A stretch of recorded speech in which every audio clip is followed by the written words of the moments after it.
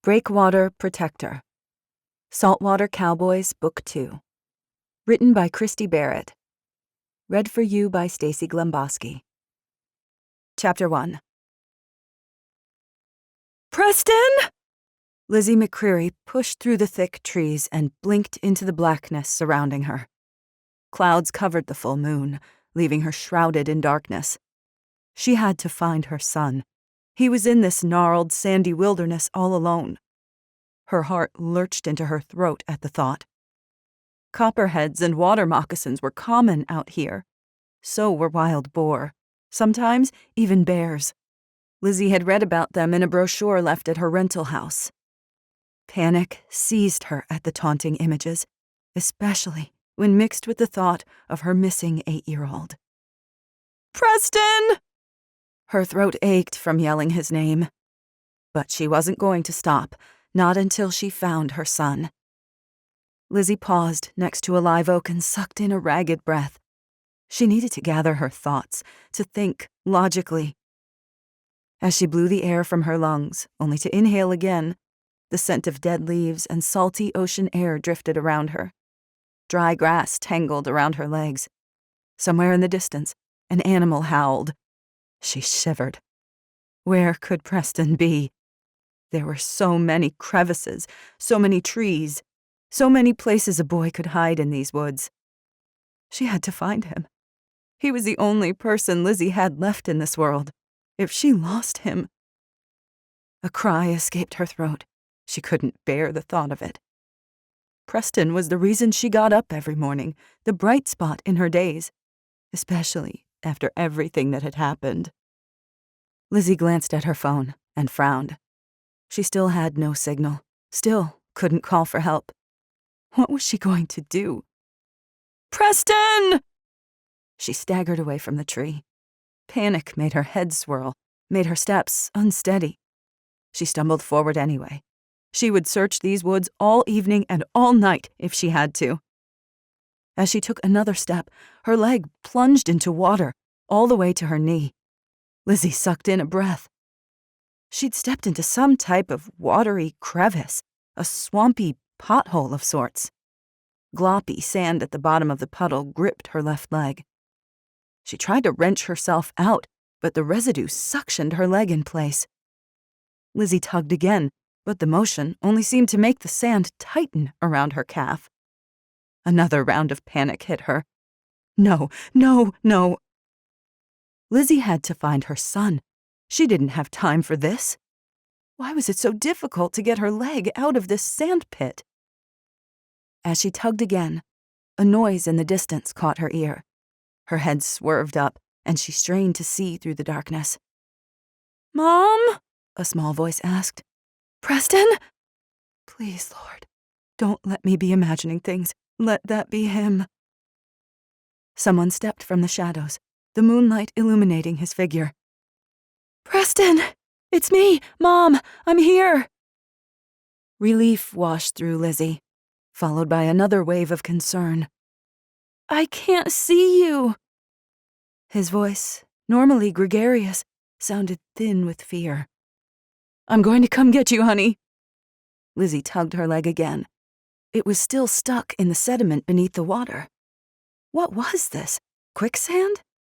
That was just a Hollywood myth, right? Or did it really exist in coastal North Carolina? Lizzie lowered herself to the ground and yanked her leg again, desperate to remove herself from the waterlogged sand. It didn't matter what she did, though. Her leg wouldn't budge. The good news was that it wasn't pulling her under, as portrayed in the movies. "Mom?" Preston's voice stretched through the darkness. She looked back at him as he stood near a tree across the opening. An empty space, probably 20 feet, stretched between them. He was so close, yet so far away. Something rustled in the brush on the other side of the open area. Lizzie sucked in a breath at the sound. What was that? Before the question could fully form in her mind, something emerged from the foliage. A boar. The creature stared at Preston, ready to charge. Dash Fulton paused on his horse as he heard a commotion in the distance. Were the wild horses fighting nearby? He supposed it could be a scuffle between mares, or that one of the foals might be injured. Whatever it was, danger crackled through the autumn air like an approaching storm. He nudged his horse, Shadrach, to go faster as they headed toward a region of the island known as Wash Woods.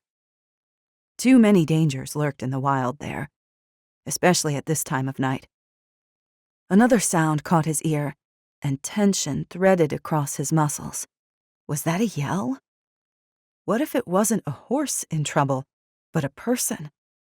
As a law enforcement officer, Dash patrolled the island tonight, on the lookout for any trouble. Normally, he remained beachside so he could monitor the wild horses and make sure no one was trying to feed or ride them. But tonight, he'd cut over the dune and wandered toward the woods on the other side of Cape Corral. The decision appeared to be serendipitous. As clear as day, he heard a woman shout, "Preston!" What was going on out here? Dash needed to find out before somebody got hurt. He prodded his horse, and Shadrach began to gallop as they headed toward the area, following the voice. But this island contained 8,000 acres, and at least 1,000 of those were Wash Woods. Finding someone in the dense, tangled forest would be difficult. Lord, guide me. Finally, Dash reached the edge of the thick brush that grew on the west side of the island. Fitting between the foliage was always a challenge. Live oaks, wax myrtles, and pines intertwined with each other, their branches forming a fortress that silently defied anyone to dare enter. The area had once been sand dunes, but Mother Nature had a change of heart. In recent decades, a forest had sprouted on the hills. Something about the area had always felt a bit enchanted and creepy. Cape Corral was generally flat, a sandbar-like island. But in Wash Woods, the atmosphere and environment made you feel as if you'd disappeared into the hollows of West Virginia. The hills weren't as big, but they were still there, along with creeks filled with black water. Unlike West Virginia, moss hung from the trees. Black, tar-like puddles pooled in low-lying areas, puddles laden with snakes and leeches and other critters most people didn't want to encounter. "Preston, stop!" Dash heard the voice again. What were people doing out here at this time of night? Had some college kids decided to camp in the area again? It happened a few times every year. The thrill-seeking teens didn't realize the danger they put themselves in. Whatever was happening, it didn't sound good. He ducked as more low branches stretched in his path. The trail was becoming narrower and narrower by the moment. Soon, the trees would be so thick that Dash would have to get off his horse and go on foot. He hoped that didn't happen. Even though Dash officially worked as a law enforcement officer for the Forestry Division, unofficially, he was known as a saltwater cowboy. He knew enough to know there are some places that no one should walk at night. These woods were one of them. He pulled a flashlight from his belt and shone it around him. That's when he caught sight of what was happening. A boy, probably 8 years old, stood against the edge of the forest. Even in the moonlight, Dash saw the child's wide, terrified eyes. Dash jerked his gaze in the other direction. A woman sprawled on the ground, clawing at the sand. Had her leg gotten caught in an animal trap? The Jezebel tree hovered above her. The gnarled live oak was legendary in the area. A grunt filled the air, and Dash swerved his flashlight toward the noise. Just across the open expanse, a wild boar snarled. Dash's heart lurched into his throat. A wild boar! Dash didn't have much time to make his move. The air cracked with danger, and the night was about to turn ugly. "Come on, let's go." He nudged Shadrach. They galloped across the opening in the woods. As they did, the boar, with its sharp tusks protruding from its snout, charged toward the boy. He couldn't let that animal get to the boy before he did. The child would never survive the collision. Dash's stomach clenched tighter as the boy cried out in fear. The child appeared frozen in place. Dash clucked his tongue. "Faster, Shad, faster!" The boy screamed, but still didn't move. "Just a few more feet," Dash told himself. A few more feet, and he could help the boy. His lungs tightened as he got closer.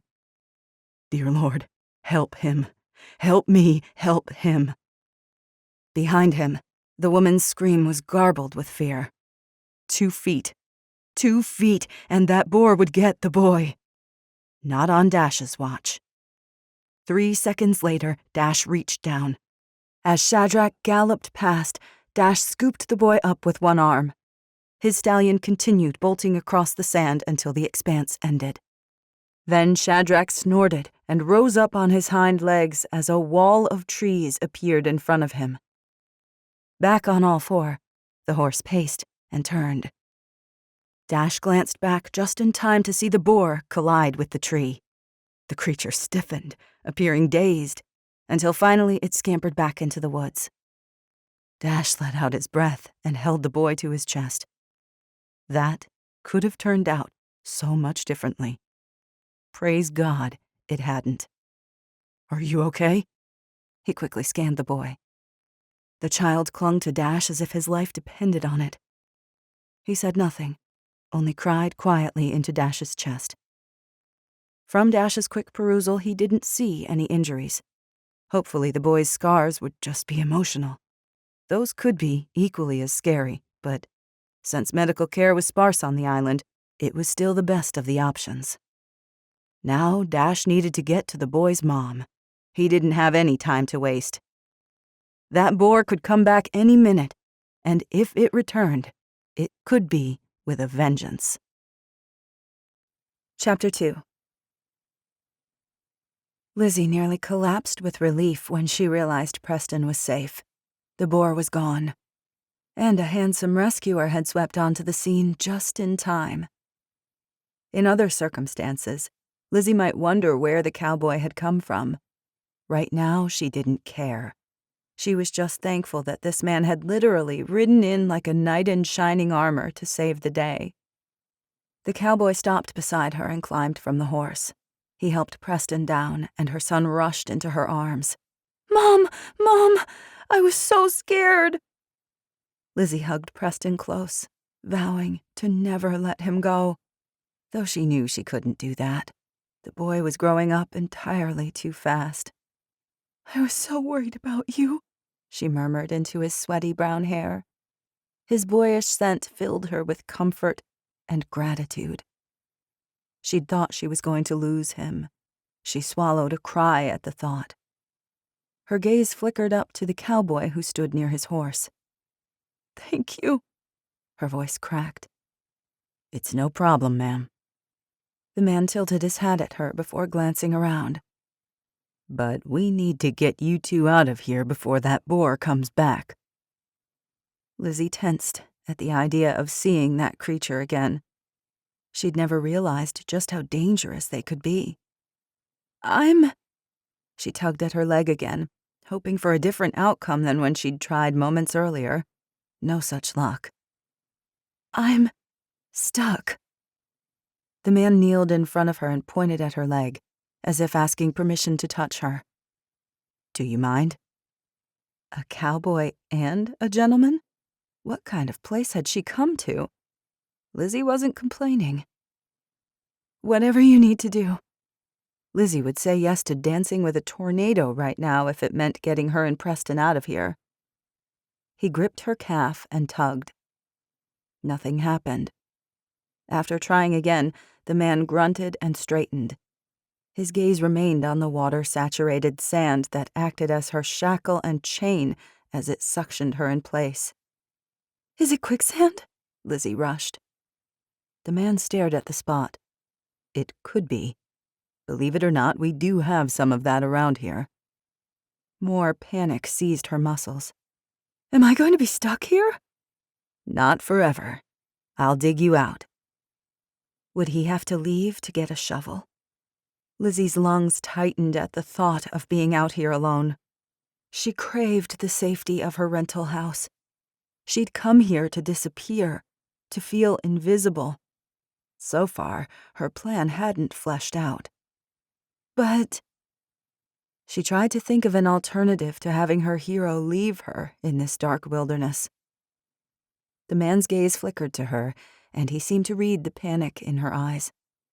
"I'll use my hands." Relief washed through Lizzie. "Oh, okay." On his knees, the man began sludging wet sand from around her leg. "As I work, see if you can pull up your leg, okay?" "Of course." Lizzie held Preston tighter. Her son still hugged her, the tightness of his embrace indicating he didn't want to let go either. As she felt some of the suction disappearing from around her leg, she pulled again, but she still couldn't get herself free. She'd never experienced anything like this before, had never been nature's prisoner. She fought the tears that wanted to rush to her eyes. Something rustled in the brush in the distance, and Lizzie's lungs froze. The cowboy seemed to hear the sound too. He glanced over his shoulder and began to dig faster. Preston released her as she squirmed, desperate to get out of these woods. "Give it another tug," the man instructed, his voice still calm and absent of any panic. Lizzie rose on one knee and pulled again. This time she flew backward. The man caught her before she toppled onto the ground. Her loafer was gone, leaving her foot bare, but her leg was free. She was free. Praise God. She shook her leg, trying to get the wet sand off as gratitude and relief filled her. She glanced at the man who'd been such a lifesaver tonight. "Thank you. Thank you so much." The cowboy glanced back as more rustling sounded in the brush. "We need to get you back to safety. Are you staying far from here?" "Not too far, over on Sand Fiddler Court." With one last glance at the rustling, the cowboy nodded. "Come on, I'll give you a ride." "You don't have to." "Yes, I do. Now come on, we don't have time to argue." Without asking any more questions, he helped Lizzie mount the horse before assisting Preston to his spot in front of her. Lizzie positioned her arms on both sides of her son as she grabbed the saddle horn and held on. The cowboy took the reins and led them through the woods. Lizzie thanked God for her guardian angel tonight, but she knew they weren't out of danger yet, so she would keep praying. Dash remained on guard as he led Shadrach through the dense forest. He'd heard the rustling in the woods. He knew the boar could appear again at any minute. The faster he could get these two out of here, the better. But as he glanced up at the woman and her son, he saw the tension on their faces. They were traumatized and afraid, as anyone in their situation would be. He was just relieved he'd gotten here when he did. "So, what are your names?" Dash needed to distract them. "Am I allowed to tell him, Mom?"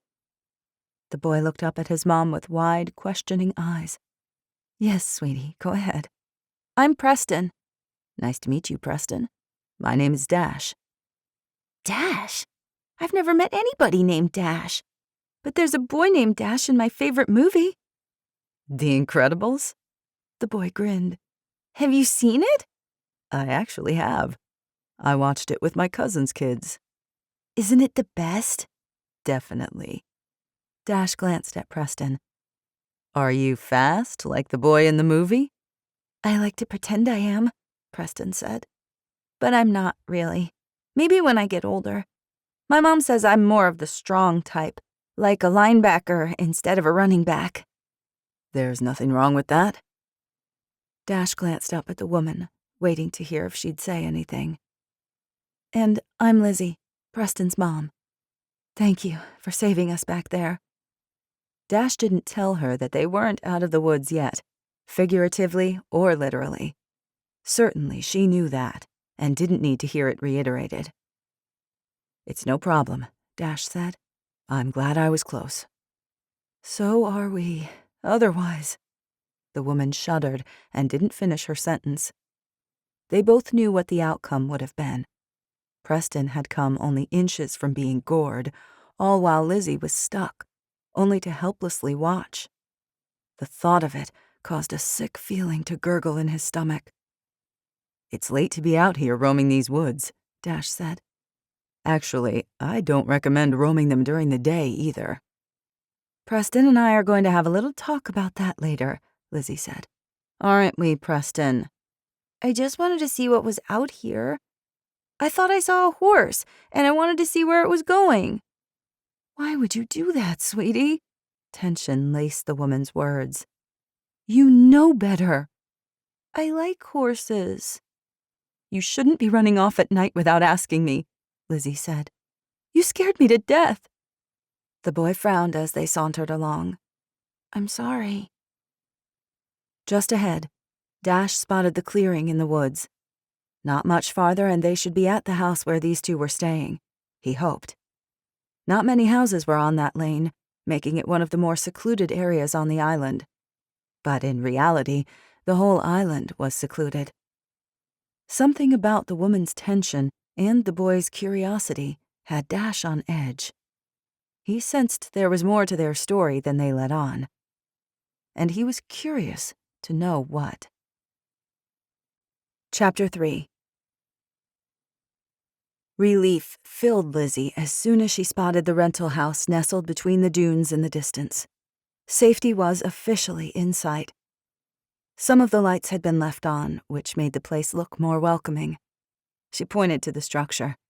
"Right there." "Roger that." Dash led the horse to the 2-story cottage and tied his reins on one of the posts beneath the house. The structure was stilted, like many in the area. Though it was Lizzie's first time on the island, she knew the buildings were constructed like this in case a storm surge swept through the island. The place made her feel like she was living in a giant tree house. "Let me help you down." Dash reached for Preston. Preston swung his leg over the side of the horse and slid into Dash's arms. After Dash deposited the boy on the sand, he reached for Lizzie. She tried to effortlessly slide down like Preston, but instead she stumbled and nearly fell into Dash. She clutched his shirt as she caught herself. Just as quickly, Lizzie realized what she'd done and stepped back, absently straightening herself and smoothing her shirt. "Sorry about that," she muttered. "It's no problem." Dash appeared to fight a smile. She pointed to the stairs in the distance that led to the front door. "We should get inside. I can't say thank you enough." "I'd feel better if I checked out your leg before I left. There are sticks and all kinds of critters in that water. Leeches, too. Would you mind?" Lizzie didn't really want to invite a man into her house, but this one had just saved her life. Her gaze wandered to his belt. In the glow of her house lights, she could barely make out the badge there. As she suspected, he was some type of law enforcement in this area. "Come on, Mom," Preston said. "I can introduce him to Gremlin." Dash's eyebrows rose. "Gremlin?" "He's my turtle. Mom let me bring him with me." "I see." Dash's voice held a hint of amusement. "I guess it couldn't hurt if you checked out my leg." The thought of having any blood-sucking critters attached to her made her feel woozy. Lizzie was many things, but not an outdoors woman. And if a leech was attached to her? She shuddered. She had no idea what she would do. She ignored the tremble that raked through her as she pulled off her remaining loafer and climbed the steps to her house. Preston walked beside her, with Dash following behind. At the top, she punched a code into the number pad before opening the front door. Her welcoming little cottage stared back at them. Dash held the screen door as Lizzie stepped inside, followed by Preston. "Why don't you sit down?" Dash nodded toward the couch. "It should only take a moment to check you out." Lizzie nodded, still feeling unreasonably nervous. But she sat on the teal-colored sofa and turned on another light beside her. As she did, Preston hurried into the kitchen and grabbed a juice box. "Only one," she called. "It's getting late." "I know, Mom." He was such a happy little boy. At least, he had been. The past few months had been hard on both of them. Lizzie prayed that coming here would be a nice change. Dash knelt in front of her and tilted his cowboy hat back farther on his head. In the light, Lizzie got a better look at him. She noted his square jaw, the slight prickle of hair across his cheeks and upper lip. When he glanced up, Lizzie caught sight of blue eyes. Dash certainly was handsome. His cowboy boots, jeans, and plaid shirt only made him more of a mystery. When she'd come to the barrier island off North Carolina's coast, she hadn't expected to feel like she'd stepped onto a Texas ranch. She'd been prepared for lifeguards and fishermen, not strapping cowboys on horseback. Dash carefully examined her mud-covered legs. A scratch stretched on her left calf, but nothing that couldn't be fixed with some Neosporin and Band-Aids. Otherwise, she appeared okay. "Are you, paramedic?" she finally asked. Dash let out a quick chuckle. "I suppose I didn't tell you what I did. Sorry about that. I'm Dash Fulton, one of the wildlife and law enforcement officers here on the island. We serve double duty. We not only look after the people, but we look after the wild horses as well." Lizzie was already fascinated. She never imagined such a thing when she came here. Then again, she hadn't given much thought to where she was going. She'd only known that she had to leave and go off-grid. "I brought you a juice." Preston appeared beside Dash with a Capri Sun in his hands. "Honey, Officer Fulton probably doesn't want any juice." Dash winked at the boy. "Actually, they're my favorite. If you set it on the table, I'll grab it in a minute." Preston's face lit with a grin, and he nodded, doing just as Dash said. "I don't see any little critters on you." Dash straightened and offered a quick nod at Lizzie. "We just need to clean up that cut, and I think you'll be good to go." Relief filled her yet again. Thank goodness there were no leeches. Even the thought of them made her skin crawl. "Thank you," she murmured. "The rest of my ailments aren't anything that a nice shower won't fix." "If you'd like, you can go get cleaned up, and I'll wait here with Preston." The idea was intriguing, especially since she didn't want to leave her son alone right now, not after everything that happened. But was it a good idea? Probably not. "You don't have to do that," she finally told Dash. "You've already done so much." "Ma'am, I'm on duty all night. I really don't mind. Besides, you're probably going to wait until he falls asleep before you shower, which means that you're going to be walking around with swamp goo on you for another couple of hours. Your boy is pretty wired. I think it would do you a world of good just to get cleaned up, but don't mind me. It's really none of my business." She'd halfway expected to hear a country twang to his voice, but she didn't. Instead, his voice sounded surprisingly cultured. And that wasn't to mention his plan, which sounded divine. Lizzie wanted to argue that it didn't. She wanted to say she didn't trust him, but neither of those things were true. Something about this man beckoned her interest. Was it his badge? His heroic rescue? She didn't know. But maybe she should consider his offer. Lizzie swept a hair behind her ear and nodded. "If you don't mind, I think I will clean up real fast. I'll only be a few minutes. If you could just keep an eye on the place?" Her unspoken words lingered in the air. But the message was clear. Lizzie needed Dash to make sure that Preston didn't wander outside again. He'd taken to exploring by himself on more than one occasion lately. Lizzie had hoped and prayed he wouldn't do it here. It had happened anyway, and when she'd been least expecting it. She'd asked Preston to get ready for bed, while she did a video conference call for work. In the middle of her discussion, she'd realized she hadn't heard anything from her son in several minutes. That's when she'd known something was wrong. She'd followed Preston's footsteps in the sand to the nearby woods, realizing what he'd done. "Absolutely," Dash said. "I'm going to sit down, enjoy my Capri Sun, and meet Gremlin."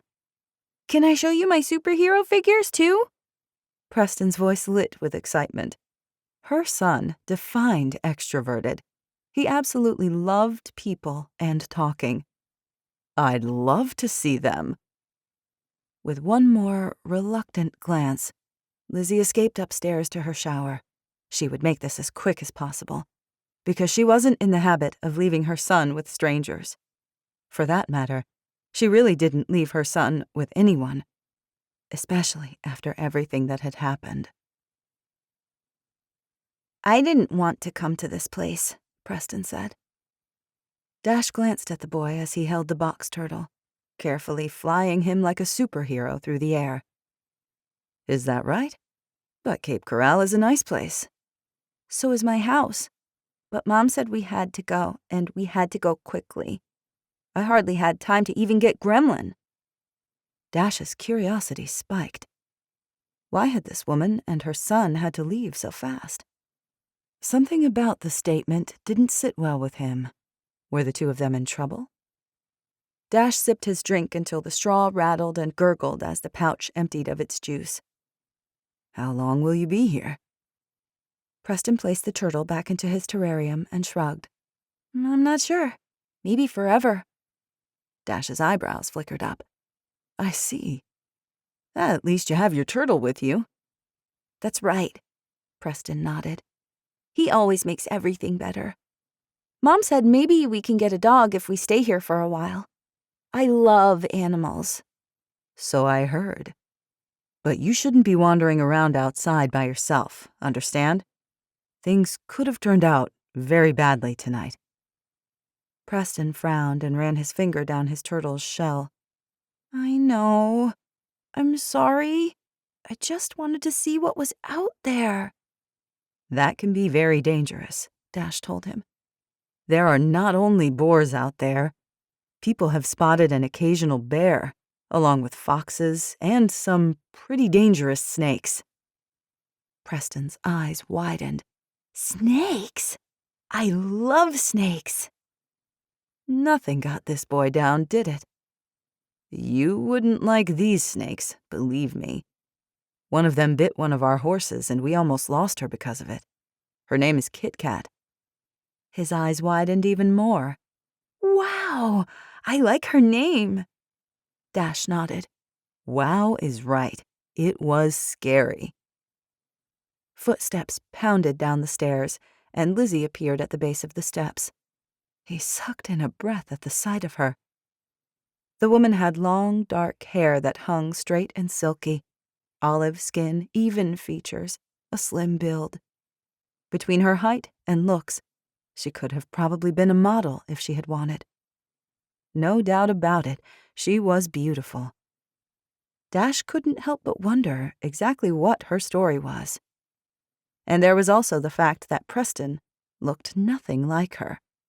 The boy had blonde hair, a stocky build, and blue eyes. That didn't mean anything. Dash knew children didn't always resemble their mom or dad.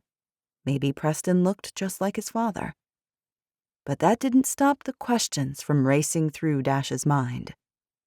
I see that you met Gremlin. Lizzie paused near them and glanced down at the turtle. As she did, Dash rose to his feet. You've got one very curious boy with a lot of personality. She smiled, pride beaming from her gaze. No truer statement has ever been spoken. Just as the words left her mouth, a noise sounded outside. In an instant, Lizzie's face went as white as a ghost. She stepped toward her son, appearing ready to either run or fight. Then her gaze met Dash's. Her voice trembled as she asked, What was that? Chapter 4. Lizzie lingered in the kitchen. Preston huddled beside her as she waited for Dash to return from checking things outside. Thank goodness the man had been here. Lizzie didn't know what that noise was, but she'd heard something. Maybe even a person.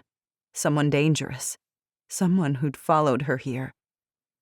Her heart beat furiously against her chest at the thought. As steps pounded up the outdoor stairs, Lizzie held her breath. A moment later, the door handle twisted. She pulled Preston tighter against her. Her gaze darted toward the kitchen counter where some knives sat in a butcher block. She should have grabbed one. Maybe she should have bought a gun before she came here. Only she hadn't had time. Everything had happened so fast. As the door opened, she could hardly breathe. Worst-case scenarios flashed through her mind. Until Dash stepped inside. She released the air from her lungs, but the tension across her chest remained. "Something spooked Shadrach," he explained. Lizzie nodded. She supposed that made sense, but it didn't necessarily make her feel any better. "Any idea what?" "Could have been a wild animal. Maybe a snake." Dash shrugged. "Hard to say." "You didn't see anything else out there?" She'd tried not to let fear capture her voice, but it hadn't worked. Her words sounded too raw, too unsteady. "I didn't see anything." Dash's cowboy boots clunked across the wood floor as he came closer. "It's not like Shadrach to get upset, but as I said, if he saw a snake, there's no way he'd just stand by calmly." "I'm glad he's okay." Dash studied Lizzie's face for one more minute, as if trying to read her reaction. Instantly, Lizzie tried to put up the walls she'd spent so much time constructing, walls that kept her private life private. But her eyes often gave her away. That's what her mom had always told her. "Me too," Dash finally said before nodding behind him. "I guess I should get going. I'll let the two of you get some rest." Lizzie halfway wished the man would stay longer, but that thought was ridiculous. Lizzie didn't even know him. Besides, he'd done his duty as a law enforcement officer. There was no reason for him to stay any longer. She cleared her throat. "I can't say thank you enough for everything you did tonight. You saved my son and me. Thank you again." Dash tipped his hat. "It's no problem. I'll leave my number in case you need anything else.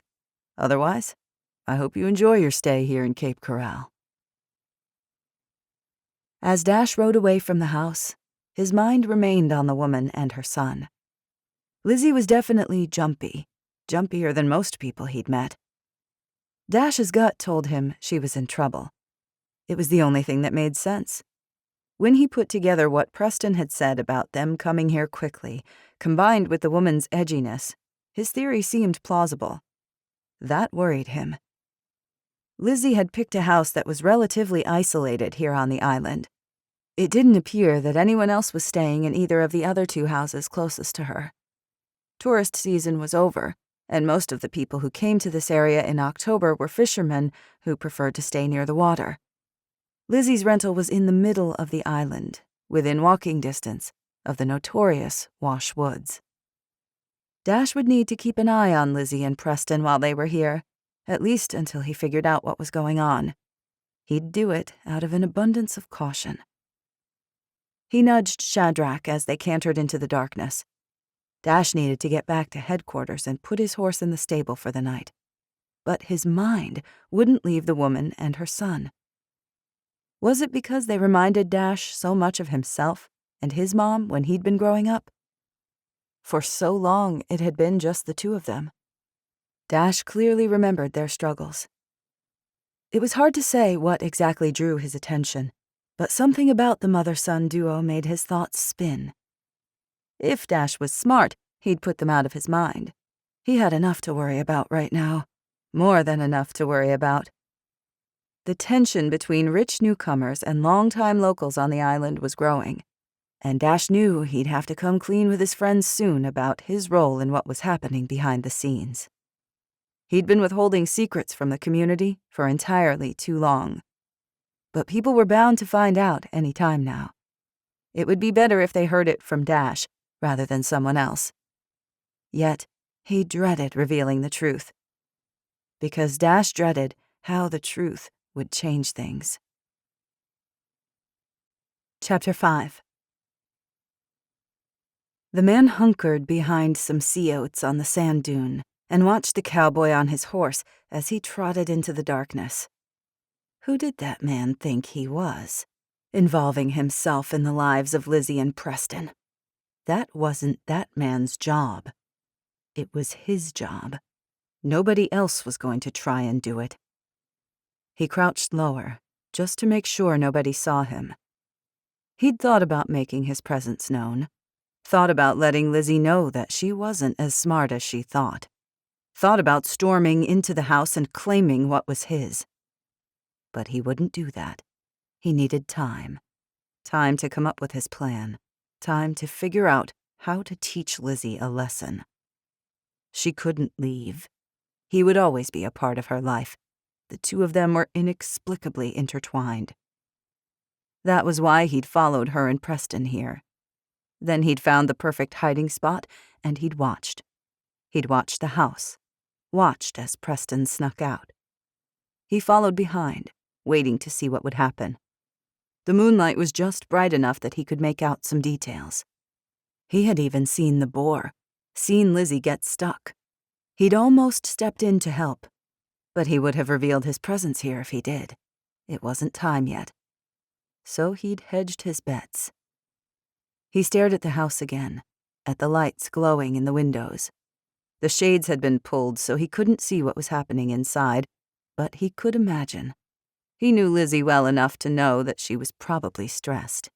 She'd probably checked her locks more than once. She was probably on edge. Good. She should be. Because she should never have fled, should never have tried to hide. How had Lizzie even known his intentions? He'd been so careful not to alarm her. He fisted his hands as anger rushed through him. Who did she think she was? Soon he'd put Lizzie in her place. It would be a lesson she'd never forget. "You think you can lose me," he whispered, "but you can't. I'm here. I'm watching." A thrill of delight sent a shiver through him as he imagined what the next few days might hold. "You can't take what's mine," he muttered. "I'll figure out a way to get exactly what I want. You can count on it, Lizzie McCreary. Mark my words." Chapter 6. The next morning, Dash sat with his two co-workers at the Screen Porch Cafe. It was the only restaurant on the island, and the name was just like it sounded. Mrs. Minnie Minnows and her husband Mark had set up an eating area at the back of their house. Every day they served homemade food until their ingredients ran out. On good days, the screens were open and the scent of the ocean floated inside, mingling with the savory aroma of fried bacon and fresh-baked bread. No matter what time of day, Old Bay still tinged the air, as well as crab meat and garlic butter. Dash, his boss, Levi Sutherland, and his co-worker, Grant Matthews, liked to meet together for breakfast once a week. Their job was to protect the people of this island, as well as the horses. "He was almost gored by a boar?" Grant repeated, his coffee cup raised in the air. "Right beside the Jezebel tree? What in tarnation's going on here in Cape Corral? It's like this island wants more ghost stories to tell." Dash shrugged and fought a smile. Grant loved antiquated expressions and words. He was the only 20-something man Dash had ever met who used phrases like flabbergasted and catawampus. That boar was angry. Dash picked up a piece of his crisp bacon. As far as he was concerned, it was the only kind of bacon. None of that limp, half-cooked stuff would work. "I've never seen anything like it." "What was the boy even doing out there at that time of night?" Levi asked. "He thought he saw a horse and decided to follow." Dash raised his eyebrows and shrugged. "It's not the craziest story we've ever heard." Grant clucked his tongue. "No, it's not." Dash leaned back and tried to relax and pretend like this was an ordinary day. But in the back of his mind, he knew it was anything but ordinary. Last night's events stayed with him. In fact, Dash had replayed the scene over and over again when he should have been sleeping. Preston had come so close to losing his life. The gleam of curiosity in the boy's eyes made Dash wonder if events like these were common. The thought didn't bring him any comfort. "Did you say the woman got caught in quicksand?" Grant asked. "That's right," Dash said. "I've never seen anything like it." "I've only ever seen one other person get caught in quicksand here," Levi said. "It was probably 10 years ago, and a man who was hunting in Wash Woods got stuck. We didn't find him for 3 days. Grant's eyebrows shot up. "Did he survive?" "He did, but I doubt he did any illegal hunting again." Grant chuckled. "I guess not. Is it really quicksand?" Levi nodded. "It is. Something about the water table here on the island makes it more susceptible to quicksand. Unlike in the movies, it won't pull you under, but it almost acts like wet cement. Once you're in, it's hard to get out." Just as Dash picked up another piece of bacon and attempted to tune back into the conversation around him, his phone rang. When he glanced at the screen, he felt his face go pale and excused himself. Stepping out of the restaurant, Dash paced far away from the open windows to make sure that nobody heard him. "Hey, Clarkson." Dash jammed his free hand into his front jean pocket. "What's going on?" "When are you going to tell people?" Clarkson's gruff voice cut to the heart of the matter. Dash had figured that's what the man was calling about, but he'd hoped that maybe there was a different reason, a less abrasive one. "I haven't figured it out yet," Dash finally said, gripping the phone a little too hard. "I got more emails today here at the office. People are mad, really mad. The situation would be cleared up if you just told people what you're doing." Dash grimaced. "I'm not ready for that. I'm not ready for how the news will change people's perceptions of me. I worry that when people do find out, they won't forgive you, especially if this goes on for much longer. You should read some of these emails. People are threatening to sue, to ruin your life, and those are the nice messages." His heart lurched. Dash knew how passionate people here on the island were. Though most of them didn't mean any harm, they also weren't afraid to fight for what they believed in. "I'll figure it out," Dash said. "Soon, I promise." "I hope so. Otherwise, I'm going to need a raise." Dash held back his chuckle. "I'll be in touch." He put his phone in his pocket and strode back inside the restaurant, trying to pretend like the conversation wasn't pressing on his mind. But as Levi and Grant glanced at him, Dash had no doubt they noticed something different about him. That was the problem with having two friends who were in law enforcement. They were trained to pick up on subtle differences. "Everything okay?" Levi stabbed another piece of his sausage as he observed Dash. "Just fine." Dash took his seat at the table, his eggs and hash browns now cold.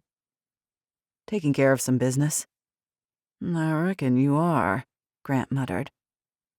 Dash quickly finished his coffee. Feeling desperate to avoid any more of this conversation, he rose. "I should run." "Where are you heading?"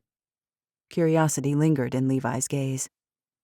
Dash placed his hat back over his head.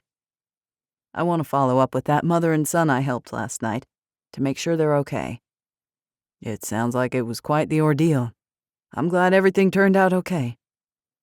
Dash grimaced as an image flashed in his mind of that boar charging toward Preston. "I can't tell you how close that boy came to not making it." "I hope everything goes well when you check on them," Levi said. Dash remembered the uneasy look in Lizzie's eyes last night, a look that made it clear she was hiding something. "Me too," Dash muttered. "Me too." Preston stared at his mom from across the table, his eyes on her instead of his schoolwork. "What are we going to do today?" he repeated. Lizzie looked up from her laptop and frowned.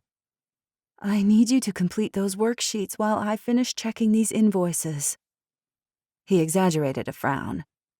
"Worksheets are boring. I want to go to the beach. I want to explore." "And we will do that soon enough, I promise." But Mom's got to get some work done first. You know I already told you that. But... Before Preston could plead his case anymore, a knock sounded at the door. Lizzie jumped to her feet. She pushed Preston behind her and stared at the front of the house. Her heart crashed into her chest. Who could be here? No one knew her in Cape Corral, nor did anyone know she was coming here. Her throat tightened as she swallowed hard. She couldn't ignore the person at the door. The truck she'd bought when she'd arrived was parked beneath the house. It would be obvious that she was home. The knock sounded again, followed by a, "Hello?" Why did that voice sound vaguely familiar? "It's Officer Fulton. Anybody home?" Lizzie let out the breath she'd held. Dash? What was he doing here again? It didn't matter. She rushed to the door and pulled it open. Dash tipped his hat to her. She sucked in a breath at the sight of him. Even though Lizzie had seen the man last night, she'd been tired and dirty. It had been late, and she'd been beside herself with worry over what had almost happened with Preston in the woods. Seeing Dash as daylight washed over him caused her to pause. The man was even more handsome than she'd remembered, especially when the sun illuminated his cowboy hat and muscular figure. "Officer." Lizzie rubbed her clammy hands on her jeans. Clammy hands? Why were her nerves acting up right now? She'd rationalize about that later. "I wasn't expecting to see you here." "Can I come in?" He nodded toward her. "Of course."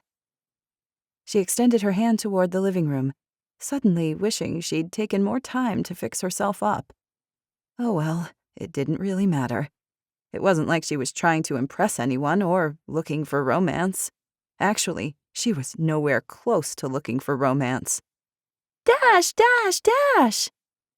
Preston ran across the room and threw his arms around Dash's waist. Lizzie started to tell him to stop. Then she realized this man was probably her son's hero. All those shows Preston saw on TV, where the good guys saved people in distress, and now a cowboy on horseback had saved him. Maybe the boy's hero complex wasn't a bad thing. Her son certainly needed something to look forward to, and someone to look up to. "Hey there, buddy." Dash patted his back. "Good to see you." "Can I get you something to drink?" Lizzie asked. "Some coffee or water?" "Unfortunately, I don't have much to offer. I need to run to the store." "No, that's okay. I don't want to overstay my welcome. I was doing my rounds this morning, and I thought I'd stop by to see how you're doing. I know last night was unnerving." Lizzie's muscles loosened even more at his thoughtfulness. "We're fine this morning. Don't get me wrong, we won't forget what happened last night in those woods for a long time. But we're okay." "I'm glad to hear that." She nodded, unsure what to do with the flutter of nerves she felt. This wasn't her usual MO. Normally, she was known as an accomplished businesswoman and champion single mother. But right now, she felt like a fish out of water, as the saying went. "Are you sure I can't get you something to drink?" she asked again. "Maybe some coffee?" "Now that you mention it, maybe I will have some coffee. It's a little brisk outside this morning." "Very well then, have a seat." Another rumble of nerves shimmied through Lizzie as she walked into the kitchen. Thankfully, the space was open so she could still see Dash and Preston as she poured his coffee. But Lizzie didn't need to make the man feel welcome here. Preston had already led him to the couch and sat beside him. Now he was talking the man's ear off. Lizzie fought a smile. Though she didn't want the boy to get too close, it was good to see him happy again. For a while, she hadn't been sure she'd ever see that again. As a mom, it had been hard to watch. She poured the coffee and carried it out to Dash. Then she lowered herself into the chair across from him. Dash started to thank her, but he could hardly get a word out as Preston kept talking about being a cowboy and telling him about the wild horses outside the house this morning. "Can I go see your horse sometime?" Preston asked. "Preston." Warning strained Lizzie's voice. Preston did not need to be inviting himself out with this man. "I would love for you to meet Shadrach again sometime. And I can tell you a little about the wild horses here on the island. I want to watch them, but we just got here yesterday and we haven't had time yet. Dash glanced at Lizzie. Is that right? Where are you from? Lizzie jumped in before her son shared something he shouldn't. We're from a small town up near Maryland. Probably nowhere you've ever heard of. Maryland is nice. It is, but Cape Corral is a good change of pace. Dash studied her a moment. Lizzie had probably answered too fast. She needed to slow her thoughts and head off her panic before she gave away something she shouldn't. You didn't have any more trouble around here last night, did you? Dash asked. No, it was quiet. Lizzie didn't bother to tell him how she'd jumped at every noise and hardly gotten any sleep. Evenings like last night weren't going to work for the long haul. She needed her rest if she was going to both work and homeschool. For so long, she'd been living in so much fear. Lizzie had to make some changes. It's usually quiet around here, Dash said. This is the quietest season of all. Why do you say that? Lizzie asked. I would assume that winter was the quietest season. In the summer, all I hear is the hum of people's AC units. And in the winter, it's the same, except I hear the hum of heating units. Besides, my windows are closed then. But in the fall, I open my windows. When I listen closely, it's quiet enough that I can hear the ocean waves crashing in the distance. Something about his description warmed Lizzie's heart and filled her imagination. But would she even be able to rest with her windows open? Even with the house being on stilts, which would make it nearly impossible to climb into from outside, she couldn't take any chances. Dash took a few more sips of coffee before setting the cup back on the table and standing. I should get going. She glanced out the window. By the way, where's your horse today? It looks like you drove your Bronco instead. I prefer patrolling the island on horseback. It's less intimidating for the wild horses. But there are times a vehicle is simply more practical. Makes sense. Dash shifted. I would love to take Preston to see the horses at our stable sometime. Lizzie rose also. Are you sure? Preston can be very excitable sometimes, and... No, I would love to, really. She couldn't think of any good excuse not to. Okay, then. That would be nice. Just let us know what time works for you. Can you meet me at the stable today? At 3? Could Lizzie be done with her work by then? She hoped so. She should be able to rearrange her schedule to make it work. There were a few perks to being her own boss. Please, Mom! Please, Mom! Please! Preston made his puppy dog eyes. They always got to her. Okay, we can do it. She glanced back at Dash. But if anything comes up, or if it's inconvenient for you in any way, let us know. Dash nodded.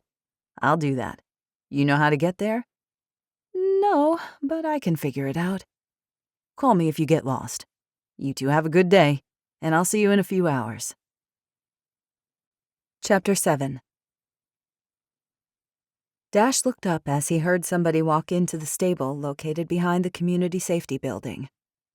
The cedar shingle-covered structure, which served as headquarters for the Saltwater Cowboys, as well as the fire and rescue squad, was located in the center of the island. Surprising pleasure filled Dash when he spotted Lizzie and Preston standing with the sunlight behind them, silhouetting their figures. He placed his clipboard back into a locked box beside him. He'd just finished checking the medications for several horses. The fresh scent of hay and dirt rose around him, mixed with the leathery aroma of the saddles and riding gear. He strode to greet his guests. You made it. Good. This is awesome!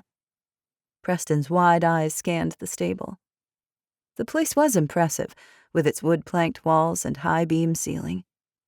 Sometimes in the morning when the sun rose, it lined perfectly with the arch atop the building, creating a movie-worthy atmosphere. Lizzie kept her hand on her son's shoulder, probably trying to stop him from running ahead of her and doing something impulsive. Thanks again for letting us come out, Preston has been so excited. I figured learning is learning, whether in the classroom or out in the real world. Couldn't agree more. Dash grinned and exchanged a look with her. I'm glad you both can be here. Lizzie's cheeks tinged a slight shade of pink before she pushed a lock of hair behind her ear. Thanks for taking time from your day. I'm sure you're tired.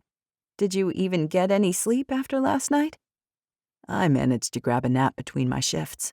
He winked. Don't you worry about me. I just hate to impose. No imposing here. Dash turned to Preston. Now, let me introduce you to some of these horses. For the next hour, Dash told Preston about the horses. 8 were kept in the stable. These weren't wild horses from the island, but domesticated horses used to patrol the area. Dash explained that it was important to keep the domesticated and wild horses apart so that disease didn't spread between them. What happens if one has to be treated? Lizzie asked. If we have to handle a wild horse, it can never be wild again. Why not? Preston asked. That seems mean. I know, it can.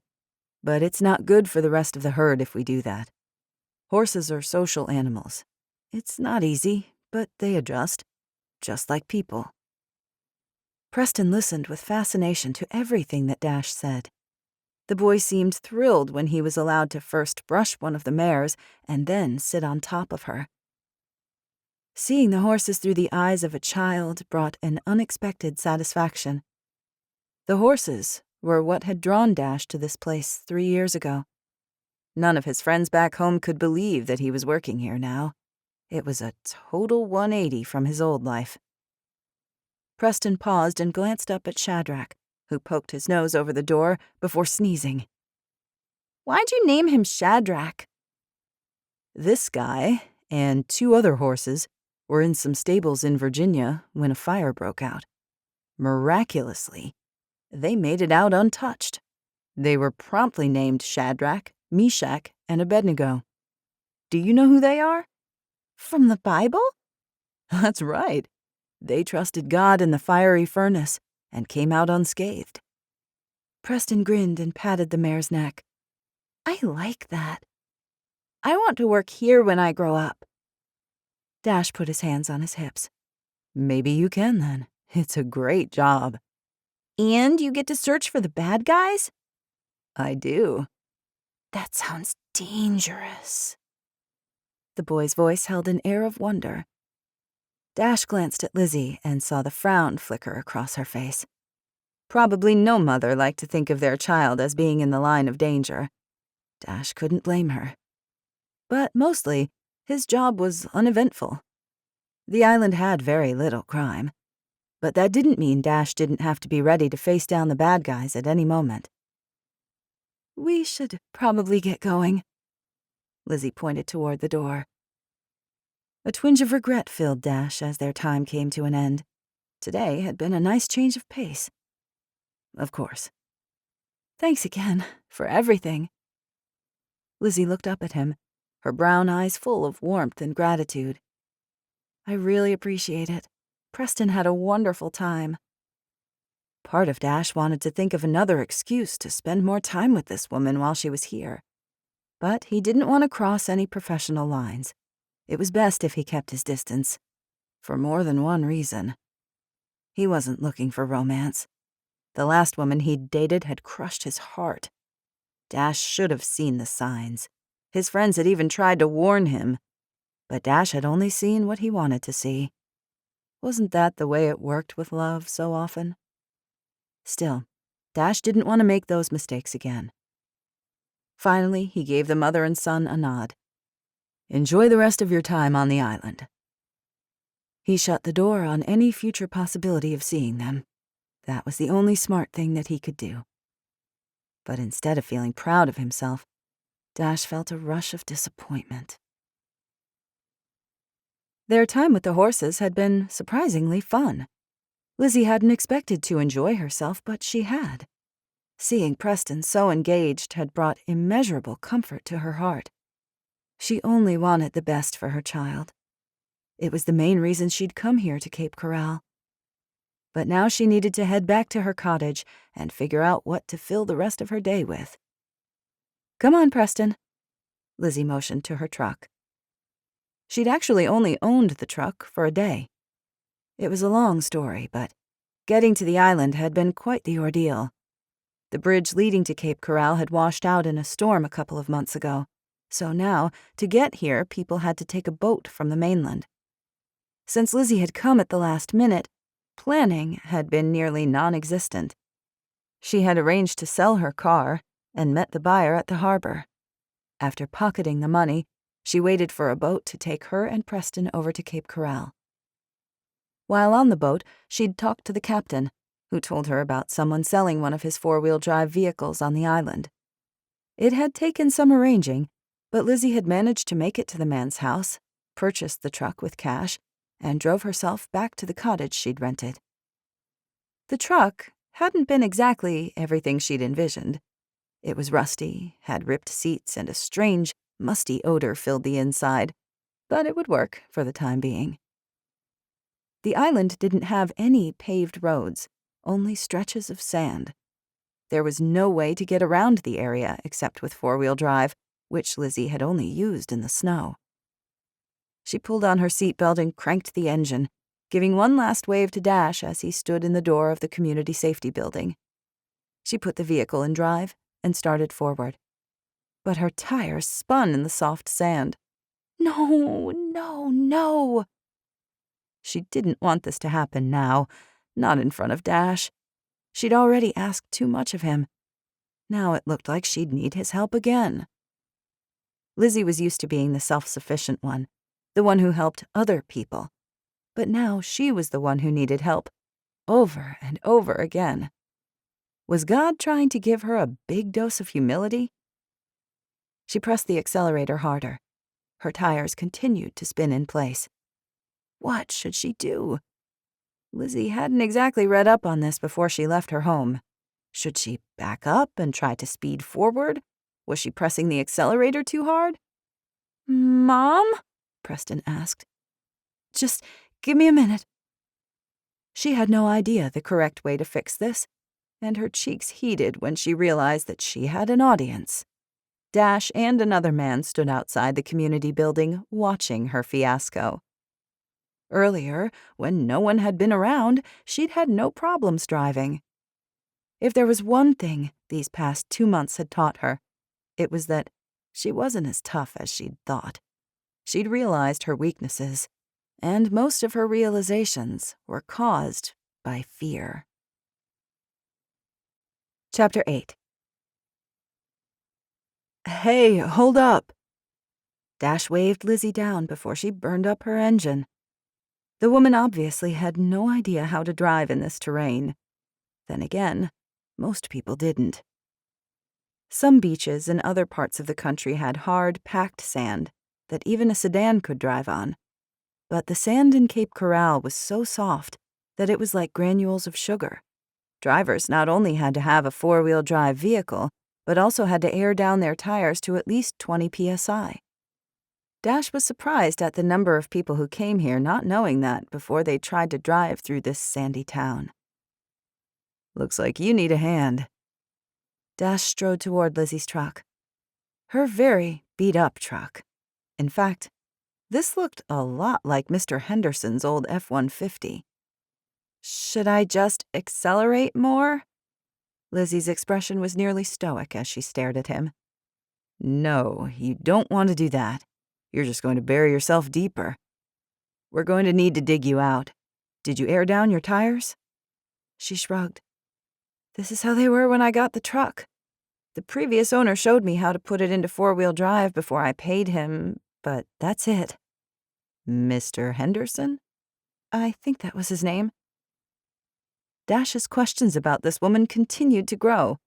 How in the world was she connected with Mr. Henderson? The man had lived on the island practically since the town had been settled. Not really, but he was as local as they came. He had the weathered skin and salty manners to prove it. The man was also a miser who liked to make money however he could. including by selling things he found in other people's trash for top dollars. He'd tried to peddle video cameras that couldn't record, rafts with holes in them, and once he'd been caught trying to sell 3-day-old muffins that had been tossed from the local market. Lizzie seemed like a smart lady, like the type who'd know better than to be in a situation like this. Then again, Dash really didn't know that much about her. "Why don't you hop out?" he said. "Let me see what I can do." 30 minutes later, Dash had gotten the truck out of the sand and given Lizzie a few lessons on how to drive on the island. But the woman still looked nervous, and Dash wasn't sure if she was comfortable driving back to her place alone. Dash spotted Levi stepping from the community safety building and yelled to him, "Hey, man, could you pick me up in about 15 minutes over at the old Dawson place?" His friend paused and nodded. "Sure thing. Everything okay? I'm just going to ride with Ms. McCreary to make sure she gets home okay." "Got it," Levi said. Dash climbed in the truck and indicated that Lizzie should keep driving. The look she gave him clearly showed she'd lost confidence in her skills. "There's nothing to be nervous about," Dash assured her. "Just take it slow and steady." She released a long breath before pressing the accelerator again. "That's right," Dash told her. "You can do this. Keep pressing the accelerator, but not too hard." Lizzie did just as he said. They rolled through the sand, tires bouncing over the ruts and ridges. They made it over the first hill. The one that Lizzie had mentioned made her nervous, and continued toward her rental. "There you go." Dash leaned back, ready to enjoy the rest of the ride. "You did it." "Don't pat me on the back too soon," Lizzie murmured. "I've got a ways farther until I get back to my place. It's a wonder I was able to get to the station this morning." "Sometimes it just depends on where you go in the sand. Or maybe you were just lucky this morning." "Lucky is not something that most people call me." She looked as if she fought a frown. Dash was tempted to ask her what that meant, but he didn't. It was better if he didn't ask too many personal questions. Distance would be his friend. He directed Lizzie to cut over to a road leading to the ocean. The sand and open area here were easier to navigate for inexperienced drivers. Preston squealed beside him, obviously enjoying the ride. Dash himself remembered going off-roading on the beach as a child. It had been one of his favorite things also. There was nothing like feeling the ocean breeze float through your windows and listening to the waves crash as you cruised over the sand. "Why are there rocks in the water?" Preston pointed to a jetty in the distance. "That's called a breakwater," Dash explained. "Some people call them jetties. They're erected to protect the island from erosion. We were losing too much shoreline for a while." "It looks out of place." Dash couldn't argue with that. "It does, but it still serves an important purpose." A lot of pieces needed to be in place to properly guard this island. Everything from the breakwater at the ocean's edge to the saltwater cowboys who made sure humans didn't impede on the horses and their habitat. Dash felt honored to be a part of it all. As the wind floated through the windows, Dash caught a whiff of Lizzie's coconut shampoo. Was that the vague scent of vanilla also? The aroma combination was surprisingly pleasing.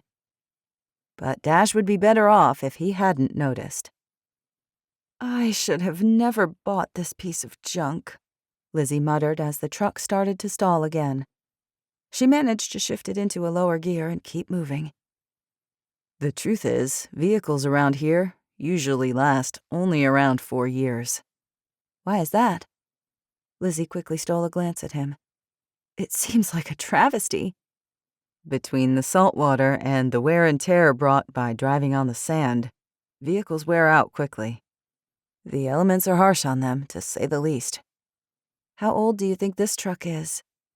Dash shrugged. "This one?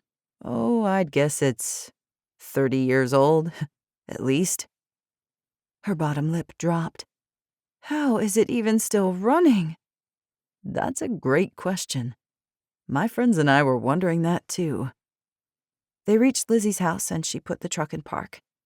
"I did it," she announced, the tautness gone from her voice. Dash saw the victory in her eyes and couldn't help but smile. "You did. Good job." Lizzie turned to him, not trying to hide her gratitude. "Thanks, again. I feel like I keep saying that, but I really do owe you." The sight of her made his breath catch. She really was a sight to behold. Her dark hair had just enough body to make styling it look effortless. Her olive skin was flawless. Her profile made a lovely silhouette. He hadn't found himself this captivated by a woman in a long time. "You don't owe me anything. I'm glad I could help." As they wrapped up their conversation, Preston hopped out and started skipping toward the house. "I'll be right there, Preston," Lizzie called, scrambling after him. She paused before crossing the sand and glanced at Dash. "Would you like to come inside for some water while you wait for your friend to pick you up?" He considered it briefly. "I guess that would beat waiting outside by myself. Why not?" Dash reminded himself to keep his distance as he followed her inside. This was just a friendly visit, and nothing else. But if that was the truth, why did he have to keep telling himself that? Lizzie shouldn't have invited Dash in, yet she couldn't leave him outside alone after he'd helped her out. Still, she reminded herself not to get too close. Doing so would be a mistake. Dash lingered behind her as she climbed the steps to the cottage. Once she punched in her code, Dash grabbed the door so she could step inside. But as soon as she did, she froze. The hairs on her arms rose. Something was different inside. Had someone been here while she was gone? She glanced around, looking for a clue, looking for a sign about what had made her senses go on alert. Everything looked the same. The pastel-hued pictures still hung on the walls, and the white wicker furniture was in place. Still, something had set off that feeling. But what? "You look like you've seen a ghost, Mom." Preston gazed up at her in curiosity. The boy had always been able to read her much better than Lizzie ever thought he should. "I'm fine." But her voice didn't sound convincing. Dash stepped up behind her and glanced around also. "You sure everything's okay? You do look a little pale, just like the P-Man said." The P-Man? Lizzie didn't even have time to ask about that now, not when danger could be close. "I know I'm going to sound crazy, but something feels off." "Would you like for me to take a look around?" Everything inside her wanted to say yes, but the less this man knew about her, the better. Lizzie attempted to pull herself together and act like this was no big deal as she waved her hand in the air. "I'm sure everything's fine. I'll take a look around anyway." Before she could object, Dash searched the kitchen. He must not have seen anything because he had no reaction. As he walked past her, he pointed to the stairs. "I'm just going to peek up here real quick. Nothing too nosy." Lizzie nodded, one part of her wanting to object, and the other part of her totally relieved. A few minutes later, Dash came back downstairs and paused in front of her. "I'm not seeing anything out of the ordinary. The only thing I noticed was a card here on the kitchen table." Everything went still around her at his words. "A card?" "A business card from the management company that oversees the house," he explained. "I didn't pick it up and read it. Sometimes their employees stop by because of a maintenance issue or something. They leave a card with a little note scribbled on the back. Why don't you take a look?" She nodded at Dash. She thought she nodded, at least, as she walked over to the kitchen table and picked up the card. On the front was a smiling picture of an agent named Mary Lou Hoskins, who was with the management company. As Lizzie flipped the card over, a handwritten note greeted her. "Tried to call, no one answered. Had to come by and check on a potential leak. Owner had high water bill. All is good. Thanks. Mary Lou." Lizzie released the breath that she held. Somebody had been inside. She wasn't going crazy. But thank goodness, it was just a routine maintenance call. When would she stop feeling so paranoid? Lizzie was afraid that the answer was never. Chapter 9. Something was definitely going on with Lizzie, Dash thought as he waved goodbye and climbed into the Jeep with Levi. People didn't go pale like that for no reason. Had the woman come to Cape Corral to escape from something? His gut indicated the answer was yes. The thing he wasn't sure about was what. Dash should leave the subject alone. Lizzie's life wasn't his business, but he couldn't stop thinking about it either. "Everything okay?" Levi asked as they pulled away. "I guess." He shrugged and glanced out the window. "That woman is skittish, though." Levi glanced back at her house. "Any idea what's going on?" "No, but she bought that truck from Mr. Henderson." "I wouldn't buy chicken eggs from Mr. Henderson. How in the world did she end up buying his truck?" Levi shoved his eyebrows together. "That's what I would like to know. Maybe I'll ask when I have the chance." "Where did she come here from?" Levi asked. "She said Maryland, but she was vague. Not to mention the fact that she quickly jumped in to answer before her son could." "Interesting. We should probably keep an eye on the situation. We don't want any more trouble coming to Cape Corral." "Not after that last fiasco, we don't." Dash frowned. They'd found a dead man buried in the sand, and a woman with amnesia who washed ashore. The good news was that Levi and the woman had ended up becoming close, and she was living here in Cape Corral now. All in all, it hadn't been a complete disaster. "Maybe you could do a little digging and find out what's going on," Levi suggested. Dash raised his eyebrows. "What do you mean?" "I mean, if you run into Lizzie again, see if she'll share anything else with you. Maybe you can put the pieces together." Interesting proposition. "I'm not sure that woman is going to say anything to me. She clams up tighter than a shellfish during low tide. I'm just saying, it can't hurt to fish for information. Not because you're nosy, but because if danger is following her, we need to know about it." Point taken. Levi hit the brakes as they approached a crowd. Several held signs, it appeared, as they paced on an empty lot of land. "What's going on up there?" Dash muttered. Levi hunched as he tried to get a better look. "Some locals are protesting the land that's being bought up." Protesting? Surprise raced through Dash. That's the first I've heard of it. "People are getting fed up with the prospect of more development here. They suspect the county doesn't have our town's best interests at heart. They decided to practice their right to peacefully protest."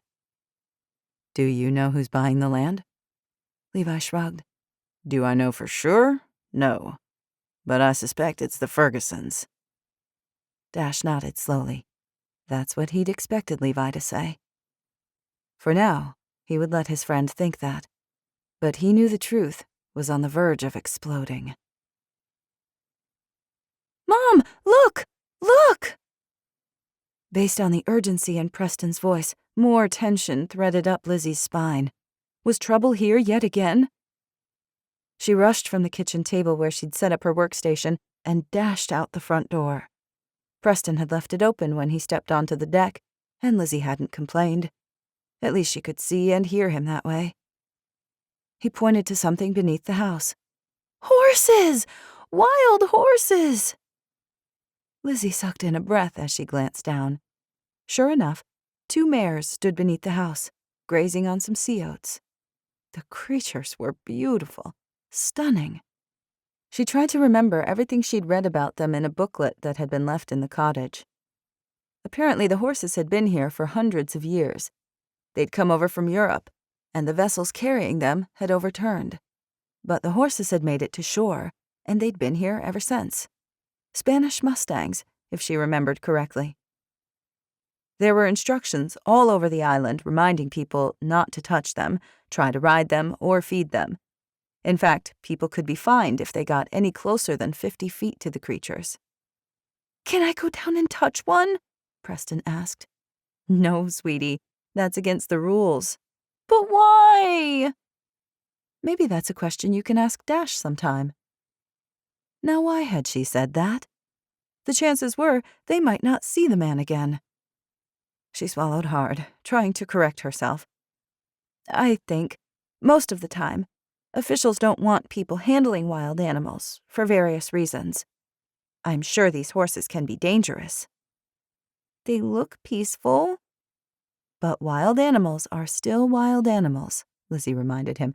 They're unpredictable. The last thing you want is for one of them to kick you. Preston frowned and continued leaning over the deck rail to look at the horses. Lizzie bent over the railing also, soaking in the magnificent creatures. As she did, she saw a set of footprints in the sand beneath her house. Her spine tightened. Where did those come from? They were to the side of the house, away from where Dash had walked when he'd brought her back here. They were too big to belong to Preston and too wide to belong to her. Lizzie was nearly certain they hadn't been there earlier. She'd walked around the entire place when she'd first arrived, checking things out to make sure it was safe. A bad feeling brewed in her gut. What if someone had been outside? What if someone had been checking out this place? Maybe Lizzie needed to take a picture of those prints. They could be evidence in case anything happened, though she prayed that wouldn't be the case. Just as Lizzie pulled out her phone to take a snapshot, one of the horses walked right over the area. No! The footprints were gone. But Lizzie wouldn't forget that they had been there. It would be unwise to do so, especially in light of everything that had happened. Chapter 10. Why had that man come to Lizzie's place again? The law officer was getting too close to her. The thought made his blood boil.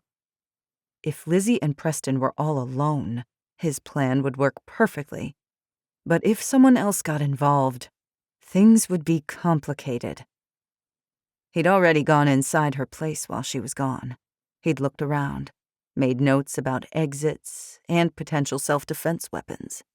He'd checked her computer, smelled her clothes, laid his head on her pillow. A smile curled his lips at the thought. And she had no idea. Part of him wanted to simply storm into the house and claim what was his. But he couldn't do that. No. He needed to be patient.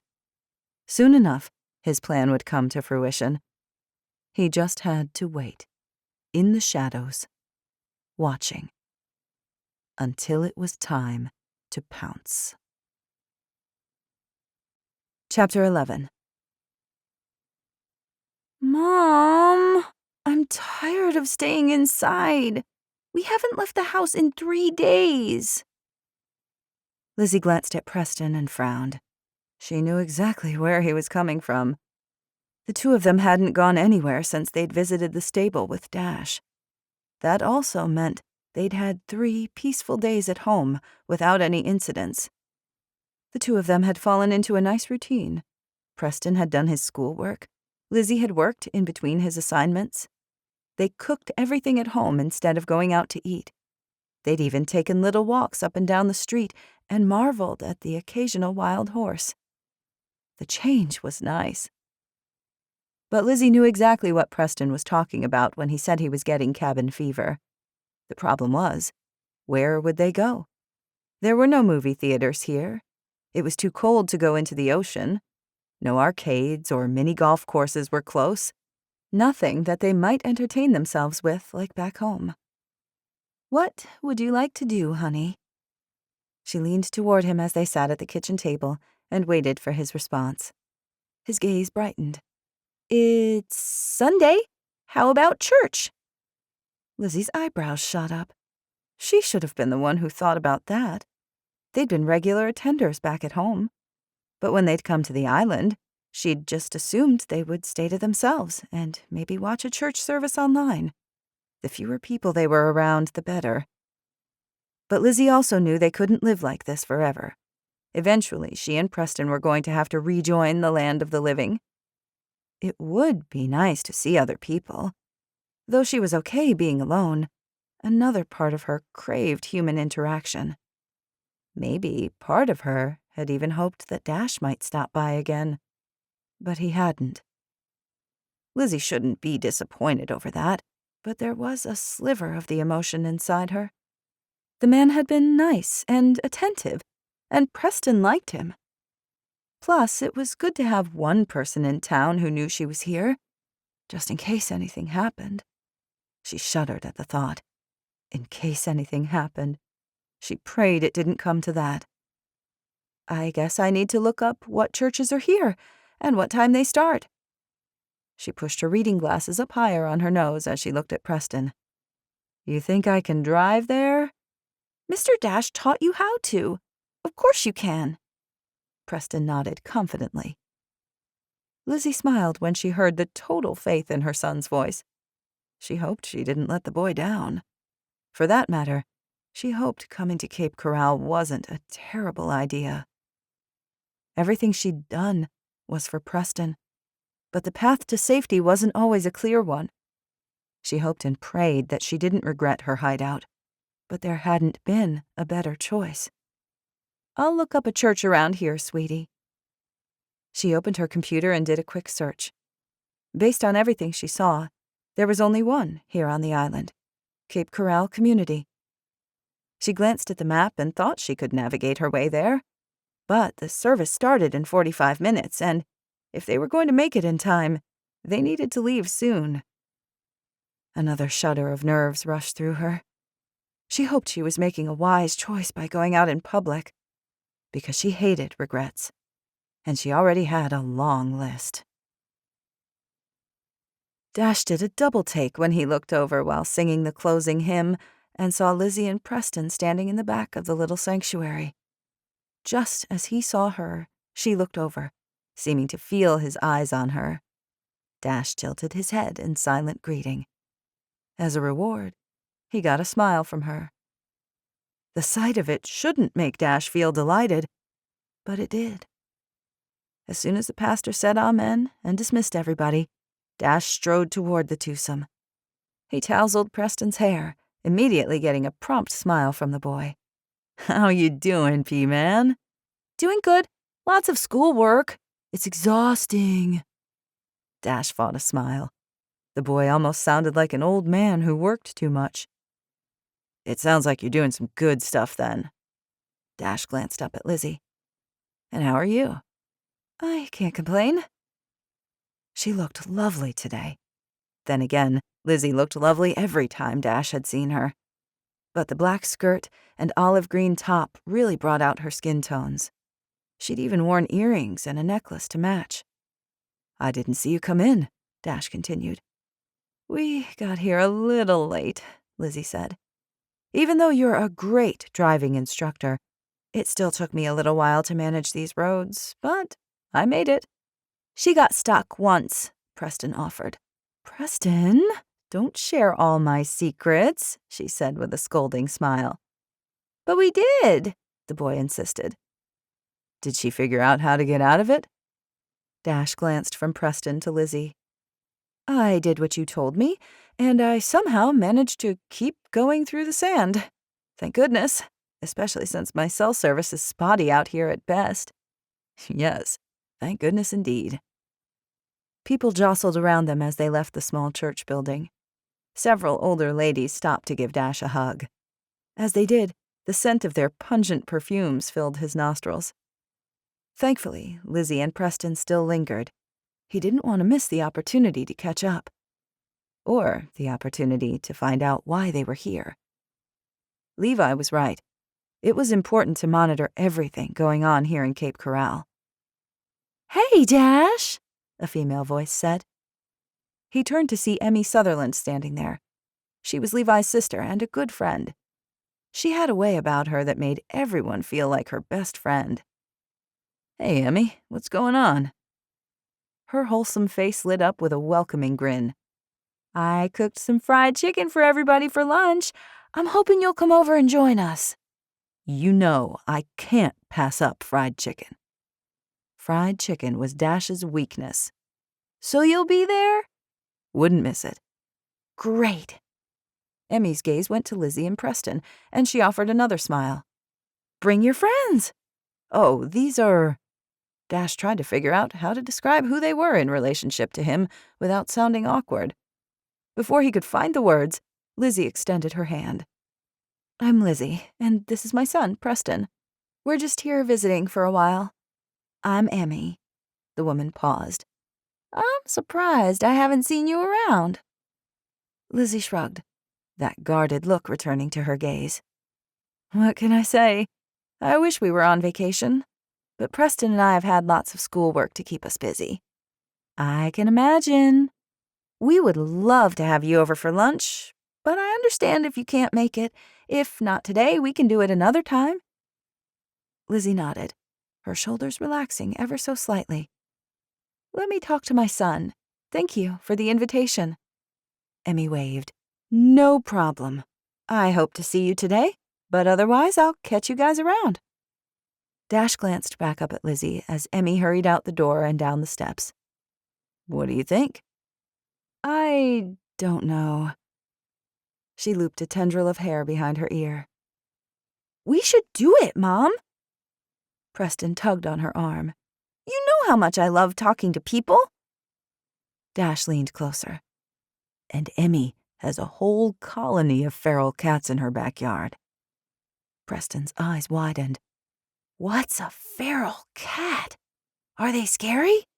Do I have to get 50 shots if one bites me?" Dash chuckled. "No, they're not scary. They're just stray cats who've made colonies for themselves in the woods. They're pretty fascinating to watch. I doubt any of them have rabies." "It's sad that they don't have a home," Preston frowned. "They love it, just like our horses around here love it. Besides, Emmy can't resist herself. She feeds them and gives them water.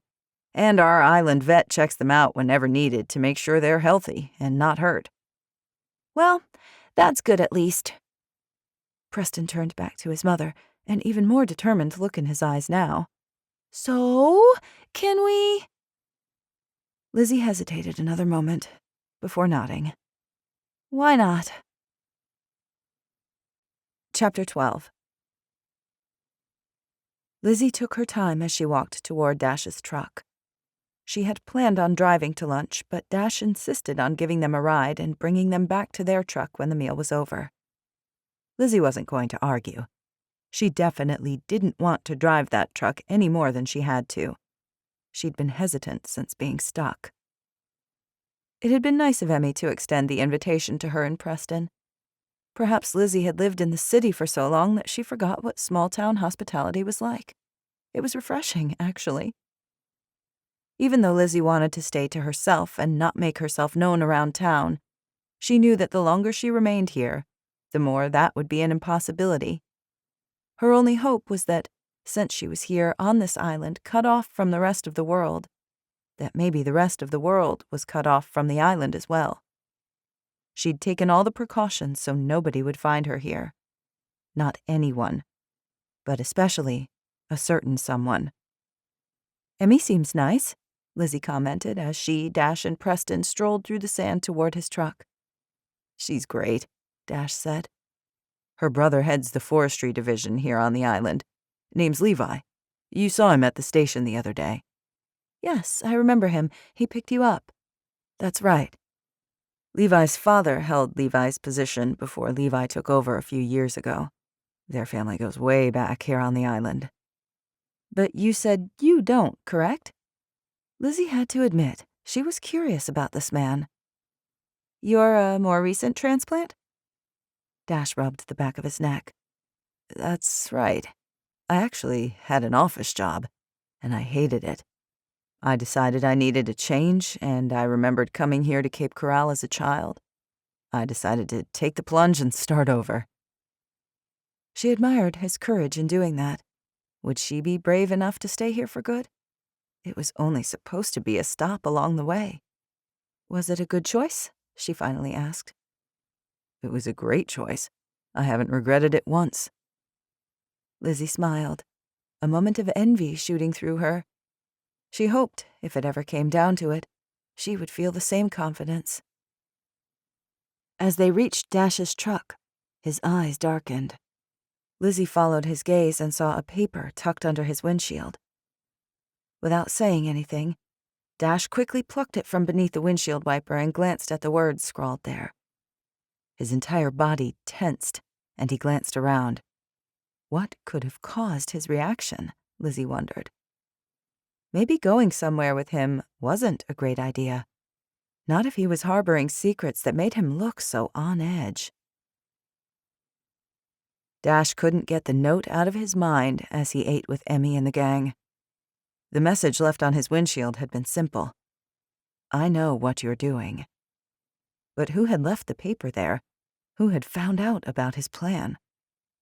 Dash had no idea, and he found it hard to keep his focus on the conversation at the dinner table around him. Any other time, this meal would have been fun. The gang from Fire and Rescue, as well as from the Forestry Division, all hung out at Emmy's place. She owned the inn in town. She was a great cook, and her fried chicken rivaled Mrs. Minnie's. Not that anybody would ever dare to say that to Mrs. Minnie. The town's restaurateur took her position very seriously. Lizzie and Preston seemed to fit right in. Preston dove into conversations and entertained everyone with his random thoughts. Lizzie, on the other hand, was more standoffish. She didn't look uncomfortable, more like she was soaking everything in. Dash still wondered exactly what was going on with her. There was obviously more to her story than she let on. What he should really do was forget about this woman and her son. That had been his goal all along, not to get too close. But these two kept showing up in his life, and part of him wanted to reach out to them with open arms. "Any updates on who's buying the properties up on the island?" Grant asked, picking up another homemade biscuit and slathering some butter on it. Dash tensed at the question. "What I guess is that the Fergusons set up some type of shell organization, and they're the ones buying it." Colby shrugged. Colby was a firefighter and Emmy's best friend. The man was mischievous and boyish, but dependable. "That family is determined to turn this place into a resort." Levi frowned and shook his head. "We don't have the infrastructure for it, and it wouldn't be good for the horses." "Who are the Fergusons?" Lizzie wiped her mouth with a napkin as she waited for a response. "There's a bit of a feud going on here on the island," Dash explained.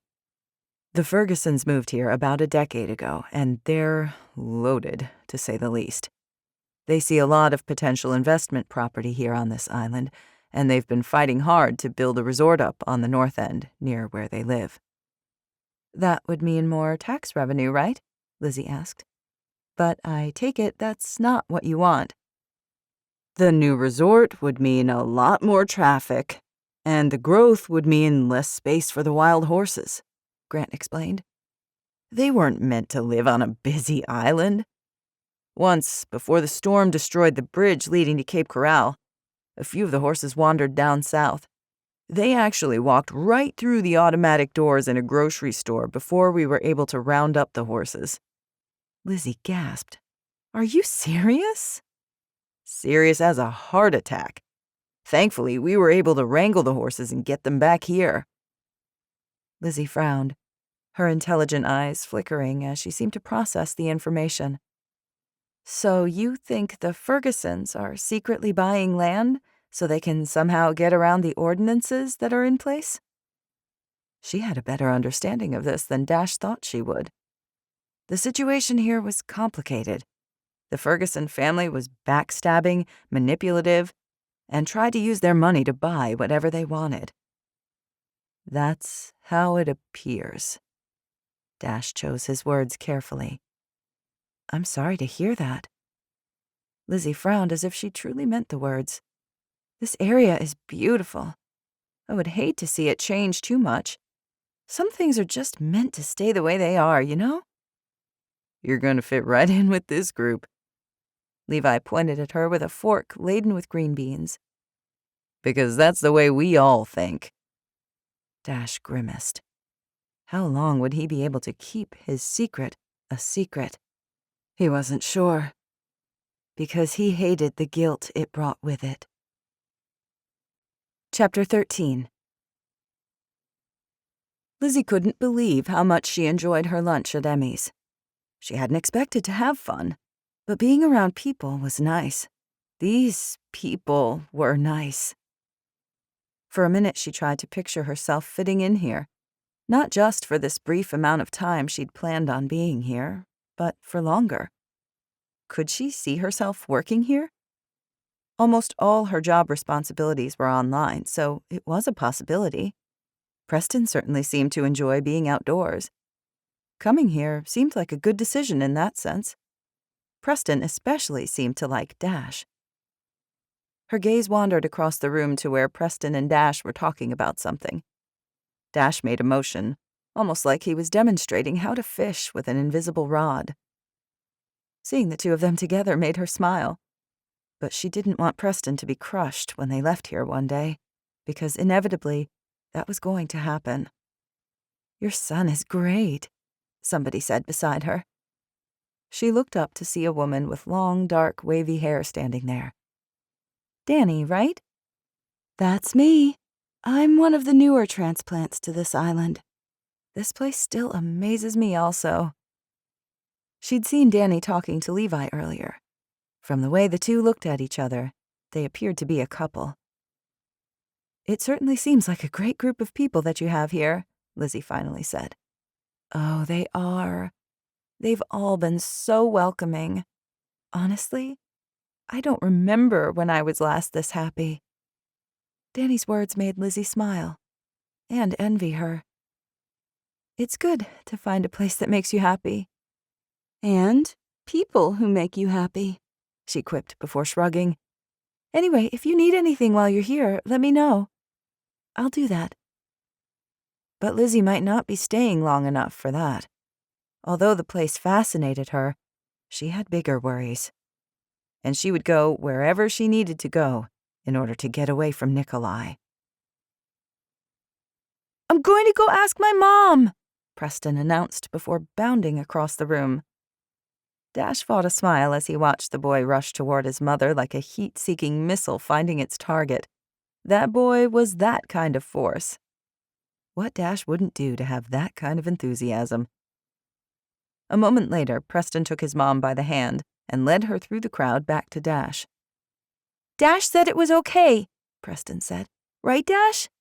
"I said it was up to your mom," Dash clarified. "But I'd be more than happy to take Preston fishing. He says he's never been." Lizzie tilted her head as she looked down at her son. "I hope you didn't invite yourself to do this or volunteer Dash." "He didn't," Dash insisted. "Fishing is one of my favorite things to do, and today just happens to be my day off. I'd be happy to take him. You can come too, if you'd like." She didn't say anything for a moment. Instead, she stood there as if contemplating her options. Dash fully expected her to make up an excuse and say no. Instead, she shrugged and slowly nodded. "You know what? That sounds fun. Why not?" Surprise and delight spread through him. "Great. Do you guys need to go back and change?" Lizzie looked down at what appeared to be her designer outfit. "Probably a good idea. I'll look like a fish out of water in this outfit." Preston rolled his eyes. "Not a mom pun. They're the worst." Dash fought a smile. "I'll take you to your truck at the church and then follow you back to your house," Dash said. "You can ride with me to my favorite fishing hole. There's no need for both of us to drive." "That sounds great. Just let me know if I need to bring anything. Otherwise, let's open this can of worms." She winced as she looked at Preston. "Sorry, it just slipped out." Preston groaned. "Apology accepted." Dash winked at Lizzie. "Just don't let it happen again. Next time, we won't let you off the hook." So you hold the rod like this, flick your wrist back, and then you release the line into the water, Dash said as he instructed Preston on how to position his fishing pole. Lizzie watched as Dash stood by Preston, one arm around him, and helped him cast his line into the water. The area where Dash had brought them was secluded, and, if she'd calculated correctly, was on the edge of the notorious Wash Woods. This section of the forest was farther away from the section near her rental. A small channel came in from the Currituck Sound, and Dash had told them the brackish water was surprisingly deep here. Maritime forest surrounded them, though the land was clear near the water. Still, prickly grass shot up and tickled their ankles. Small crabs darted in and out of the water near its edge. A heron minded its own business near some marsh grass. Peaceful, yet frightening. Such an odd combination. But that was also how Lizzie felt. Fascinated by this area, yet terrified that something would go wrong. Now what? Preston looked back as he stood holding the rod. Now you wait, Dash said. So much of fishing is just waiting and thinking. Preston frowned. I don't like thinking. But it's a good skill to learn, Dash said. Sometimes you have to embrace the quiet in order to figure out things in your life. Preston grunted and turned back to the water with a shrug. Her son would be happy for a few minutes at least. But Lizzie was interested to see how her little boy, who often bounced off the walls, did while fishing. So this is your fishing hole, huh? Lizzie asked, as Dash stepped back to stand with her. He rubbed his jaw as he stared out at the water, his cowboy hat shading his eyes. I've done some of my best fishing here. Bluefish love these waters. Besides, it reminds me a little of home. Where is home? West Virginia? She raised her eyebrows. Really? I didn't hear an accent. He shrugged. What can I say? I didn't grow up in the hollows. Hollers, as some people call them, there. I wasn't terribly far from the D.C. area, actually. Sounds nice. It was. I loved fishing whenever I had the chance. In the lakes, in the streams, wherever I could. Fishing helped me to figure out life. Lizzie glanced back at Preston as he hummed to himself while he fished. What do you do with whatever you catch? Do you throw them back? Dash chuckled. Throw them back? No, I cook them, of course. She rumpled her lips and nose. So that means you have to clean and scale them, right? Dash let out a chuckle. That's right. It all kind of goes hand in hand. You're telling me you've never done this? Lizzie shrugged. I guess you could say I'm more of a city girl. I grew up in the suburbs around Philadelphia. Your parents still there? No, they actually moved down to Florida. They didn't like the cold winters in Pennsylvania anymore. She would have escaped down to their place, but she didn't want to put them in danger. Can't blame them for not liking snow. I've never been much of a cold weather person either. Dash shifted. His gaze narrowed with both amusement and challenge as he glanced at Preston. Tell you what, if Preston catches a fish, I'll teach you how to clean it and cook it. I'm not sure if that makes me want him to catch a fish or not. He chuckled again. There's nothing that tastes quite as good as fresh fish. Lizzie's gaze went to her son, and she smiled as he hummed to himself. It's just nice to see him having fun. Dash's eyes lingered on her a moment, almost as if he wanted to ask follow-up questions about her statement, but he didn't. As she glanced back at Dash, she couldn't help but notice that he seemed somewhat familiar. But why would someone like Dash be familiar to her? The thought was ridiculous. She'd never been to Cape Corral before. She had no reason to have ever crossed paths with him. Dash must simply look like somebody she'd seen before. It was the only thing that made sense. She cleared her throat, deciding to change the subject. Your friends all seem nice. They're great, he said. It's amazing how, when you can find something in common with other people, that cause can really bond you. What is the thing you all have in common? The wild horses? Dash shrugged. Preserving this place. We all love this island. It's a good place to love. As she said the words, her gaze caught with Dash's, and something passed between them. Lizzie tried to look away, but it was like she couldn't. She just wanted to study Dash, to learn everything she could about the man. "I think I caught something!" Preston yelled, tugging on the fishing rod. The moment was broken, and it was just as well. Lizzie wasn't even sure what the unspoken things between her and Dash were. It was better if she didn't find out. Dash rushed over to help Preston reel his line in. Lizzie held her breath. Would it be a fish? Would she find herself scaling one of those creatures before too long? She still wasn't sure how she felt about doing that. But as Preston waited to see what he'd hooked, the hair on Lizzie's neck rose. She glanced at the woods surrounding them. She saw nothing. What was with this feeling? Why did she sense somebody watching her? Lizzie glanced around again, trying to find the source of her feeling. Still nothing. She needed to be on guard, because letting her guard down could have a disastrous ending. She'd be wise to never forget that. Chapter 14. "You got one," Dash announced. "Great job, P-Man." Preston grinned as he stared at the fish wiggling at the end of his line. "This is what we call a gray trout." Dash pulled the fish closer for a better look. "I can't believe I caught something! I actually caught something! My friends back home won't believe this!" Lizzie joined Dash and Preston on the banks. "That's great, sweetie. And it looks like a big one, too."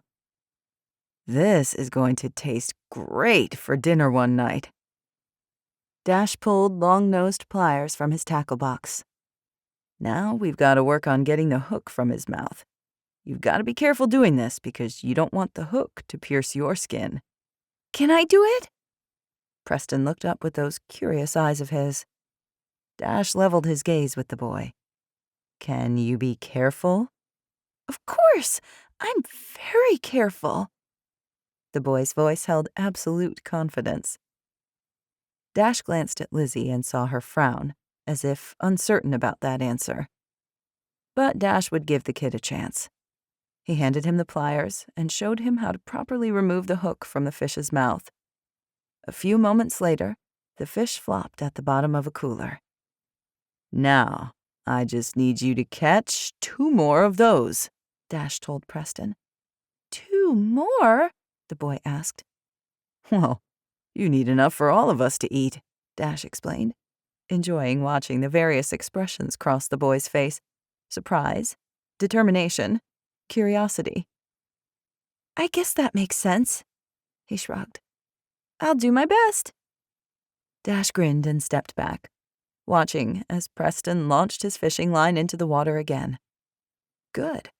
Preston had listened to Dash's instructions and done exactly as he'd been taught. As Dash glanced at Lizzie, he froze. Why was worry stretched across her pinched expression? His grin disappeared. What had brought on the sudden change? "Everything okay?" he asked. She crossed her arms over her chest and stared at the woods in the distance. "I'm fine. Just not a nature girl, I suppose. I thought I heard something in the woods, and my mind went to worst-case scenarios." She was probably thinking about that wild boar again. Dash couldn't blame her. After what she had experienced that first night he'd met her, anybody would be affected. But he couldn't help but wonder if there was more to what she said. "I'll help keep my eyes open for trouble, too." She offered a slight but grateful smile. "Thank you. It seems that once you become a mom, the worrying doesn't stop." Cape Corral is pretty safe, but every place has its dangers. "I suppose they do." She frowned again. Before they could talk about it any more, Preston yelled for them again. He'd caught another fish. Lizzie felt torn between enjoying Preston's moment of triumph and wanting to run for dear life. But she couldn't live always running away every time she heard a creak or had a bad feeling. Instead, she continued studying the woods around her, looking for a sign that someone was out there. There was no way Nikolai could have found them here, right? Lizzie had been so careful. She'd even changed her cell phone, so if there'd been any chance he could track her through the device, it would now be impossible since he didn't have her number. When she looked at the facts, Lizzie knew she should be safe. So why did her instincts tell her otherwise? Another creak sounded in the woods, and Lizzie tensed. Tension rippled through her muscles as her gaze probed the shadows between the trees. She couldn't see anything. The foliage was too thick, the crevices between trees too dark, the entire area too wild and uninviting. Anybody or anything could be hiding out there, the woods acting as an accomplice to their voyeurism. Lizzie's throat tightened at the thought of it, at the realization of how exposed they were out here. "I'm going to launch the line by myself again," Preston announced. She glanced back in time to see Dash trying to guide her son. But Preston wanted to do things his own way. That boy could jump in and think he knew exactly how to do everything. As Preston jerked his rod back, a sharp pain pierced Lizzie's right hand and she cried out. The pain turned into a tug. She glanced down and saw the hook had caught her index finger. Blood formed around the edges, and her finger started to swell. Preston gasped and dropped the rod. Before he could get to her, Dash appeared at her side. "That's why it's important to wait for me to give you instructions before you cast a line into the water," Dash said, as he took Lizzie's hand into his calloused one. "Mom, I'm so sorry. Are you okay? I didn't mean to. I promise I didn't. I'm fine." But Lizzie couldn't stop staring at the hook going through her skin. Her head felt woozy at the sight of it. Blood always made her feel this way. "We need to get this out of you. Please, do." She closed her eyes and tried not to grimace. "I'm going to try to slide this out," Dash said. She still pressed her eyes closed. "Do whatever you have to do." As Preston appeared on the other side of her and wrapped his arms around her waist, Lizzie forced her eyes open. "I'm so sorry, Mom." Tears glimmered in his eyes. "It's okay, sweetie. I know you didn't mean to." He didn't. The boy was just impulsive, just like her sister had been. Amanda had always acted and then thought. Their mom always said Amanda was the reason she'd gone gray early. Lizzie felt Dash tugging at the hook and waited for her finger to be released, for this to be over with. But all she felt was tugging and pulling, no real movement. "This hook got you pretty good," Dash muttered. "I'm going to cut the line and see if I can slide it out. Let me just grab some tools." As Dash stepped away, Lizzie squeezed Preston closer, happy to have someone to hold on to. Then her eyes flung open and she glanced across the woods again. The sound. She heard it again. Someone or something was out there. Whoever or whatever it was made her forget her temporary pain. Dash appeared again. He cut the line and tried to work the hook out. This time she didn't close her eyes. Instead, Lizzie stared across the water into the woods on the other side. At any minute, she expected danger to appear. "I'm going to need to get special pliers I have at my place," Dash said. "Why don't we all get back into my truck, and I'll take us there." As another snap sounded in the woods, Dash tensed. He'd heard it too this time. His gaze darted toward the sound. Lizzie wasn't sure if the confirmation made her feel comforted or more frightened. Part of her hoped she'd just been imagining things. "You two get into my truck," Dash said. "I'll get our stuff and be right there." Chapter 15.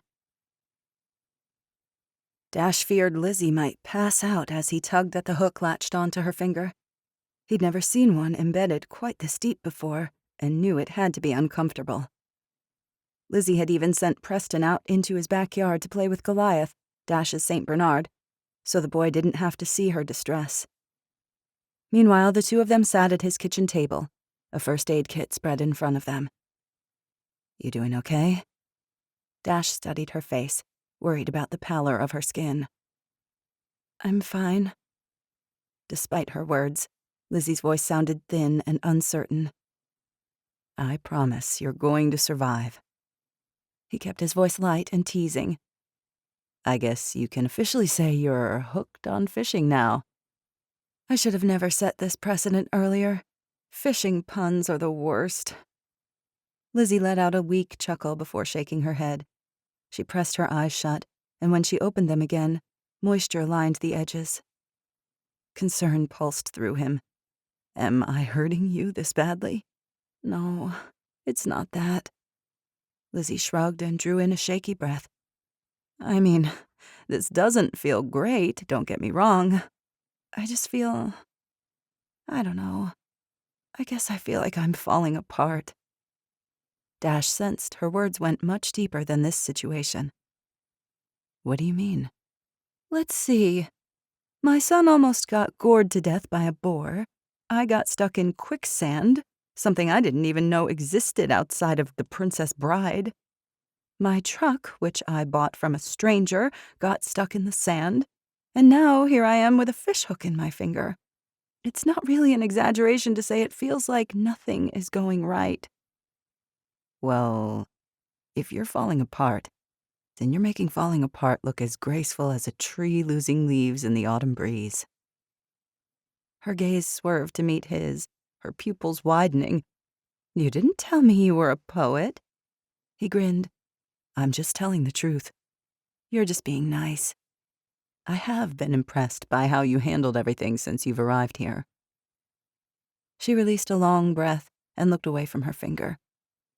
"It's just, back at home, I had everything together. As the saying goes, all of my ducks were in a row. But now I wonder how I ever did any of it. Not only are my ducks not in a row, they're running away in panic from an old man with a broom." A smile tugged at his lips at her description. "You'll figure it out again." Lizzie's gaze fluttered up to meet his. "Why do you sound so sure?" "Because I can see it in your eyes. I like to think of myself as being a pretty good judge of character." "I appreciate your confidence in me." Just as she said the words, Dash pulled the hook from her finger. She flinched before relief filled her expression. Lizzie lifted her finger as if to examine it herself. "You did it!" "Of course." Dash stood and turned on the water from the faucet. He called Lizzie over and held her hand under the stream, letting the moisture flood over her finger. "Now we just need to make sure you get it nice and clean." Having Lizzie this close felt good, even after being outside all day. Dash could still smell her coconut and vanilla scent. Her skin was soft under his touch, and her gaze was always intelligent. Why was Dash having these feelings for the woman? It wasn't like him. He'd been so guarded lately. But something about Lizzie was different. As the thought circled in his head, Dash frowned. He'd sworn off dating, but he felt so tempted right now. Too tempted. If he was smart, Dash would take Lizzie home and continue on with his life.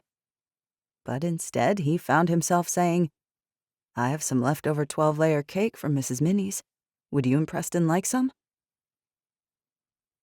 Lizzie should have said no to the cake. She should have asked Dash to take her home. But for some reason, she said yes, and stayed. Not only did she enjoy the vanilla cake with chocolate icing, but afterward they'd decided to play Monopoly. The game had lasted entirely longer than Lizzie had expected, yet shorter than she would have liked it. When the game finished, she, Dash, and Preston had sat down with some popcorn to watch a TV show Preston had told them about. The next thing they knew, Preston was snoozing on the love seat. "He's a tired boy," Lizzie said. "I guess today wore him out." "It's all that fun he had out there fishing." Lizzie smiled. "It's good to see him just being a boy, to be able to run and play and be outside. Back in..." She'd almost said New York, but stopped herself. Back in Maryland, there really wasn't much green space where we lived. Dash turned to her, a curious gleam in his gaze. Can I ask you something? A tinge of nerves fluttered through her. Asking questions could be dangerous. But Dash had done so much for her. How could she refuse? Finally, she shrugged. Maybe. It depends on the question. He chuckled. Fair enough. I know it's not my business, but is Preston's dad in his life? Lizzie could handle that question. No, he's not. Preston has never met him, for that matter. Dash said nothing, only waited. As he did, Lizzie wondered how much she should share. Part of her wanted to open up, wanted to tell him more. Yet Preston's dad was someone she hardly ever talked about. Still, it would feel good to get things out in the open, especially with this man, who'd done so much for her. Lizzie licked her lips before starting. Preston is actually my sister's child. Amanda was 17 when she got pregnant. She never mentioned who the father was, nor did he ever come forward. Unfortunately, Amanda died during a complication of childbirth.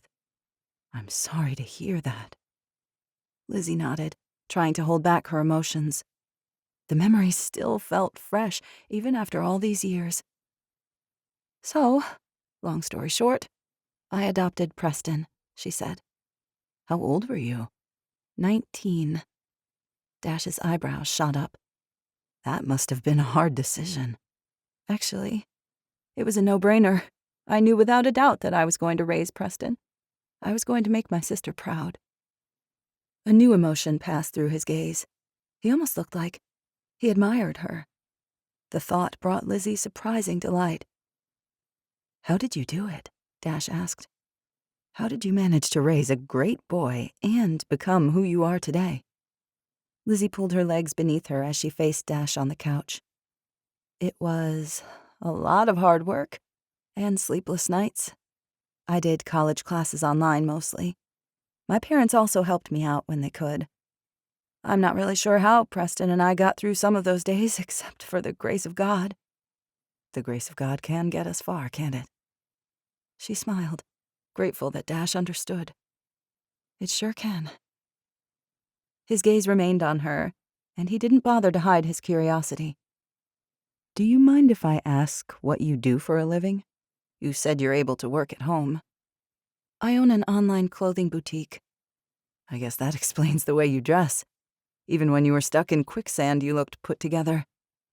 She glanced down at her shirt and shrugged. I suppose. Who would I be if I didn't wear my own clothing? That's great that you're able to do it online. But how are you even fulfilling any orders? I have assistants at home who do that for me. I handle the marketing and some design. Well, I'm glad you're here, and that our paths crossed.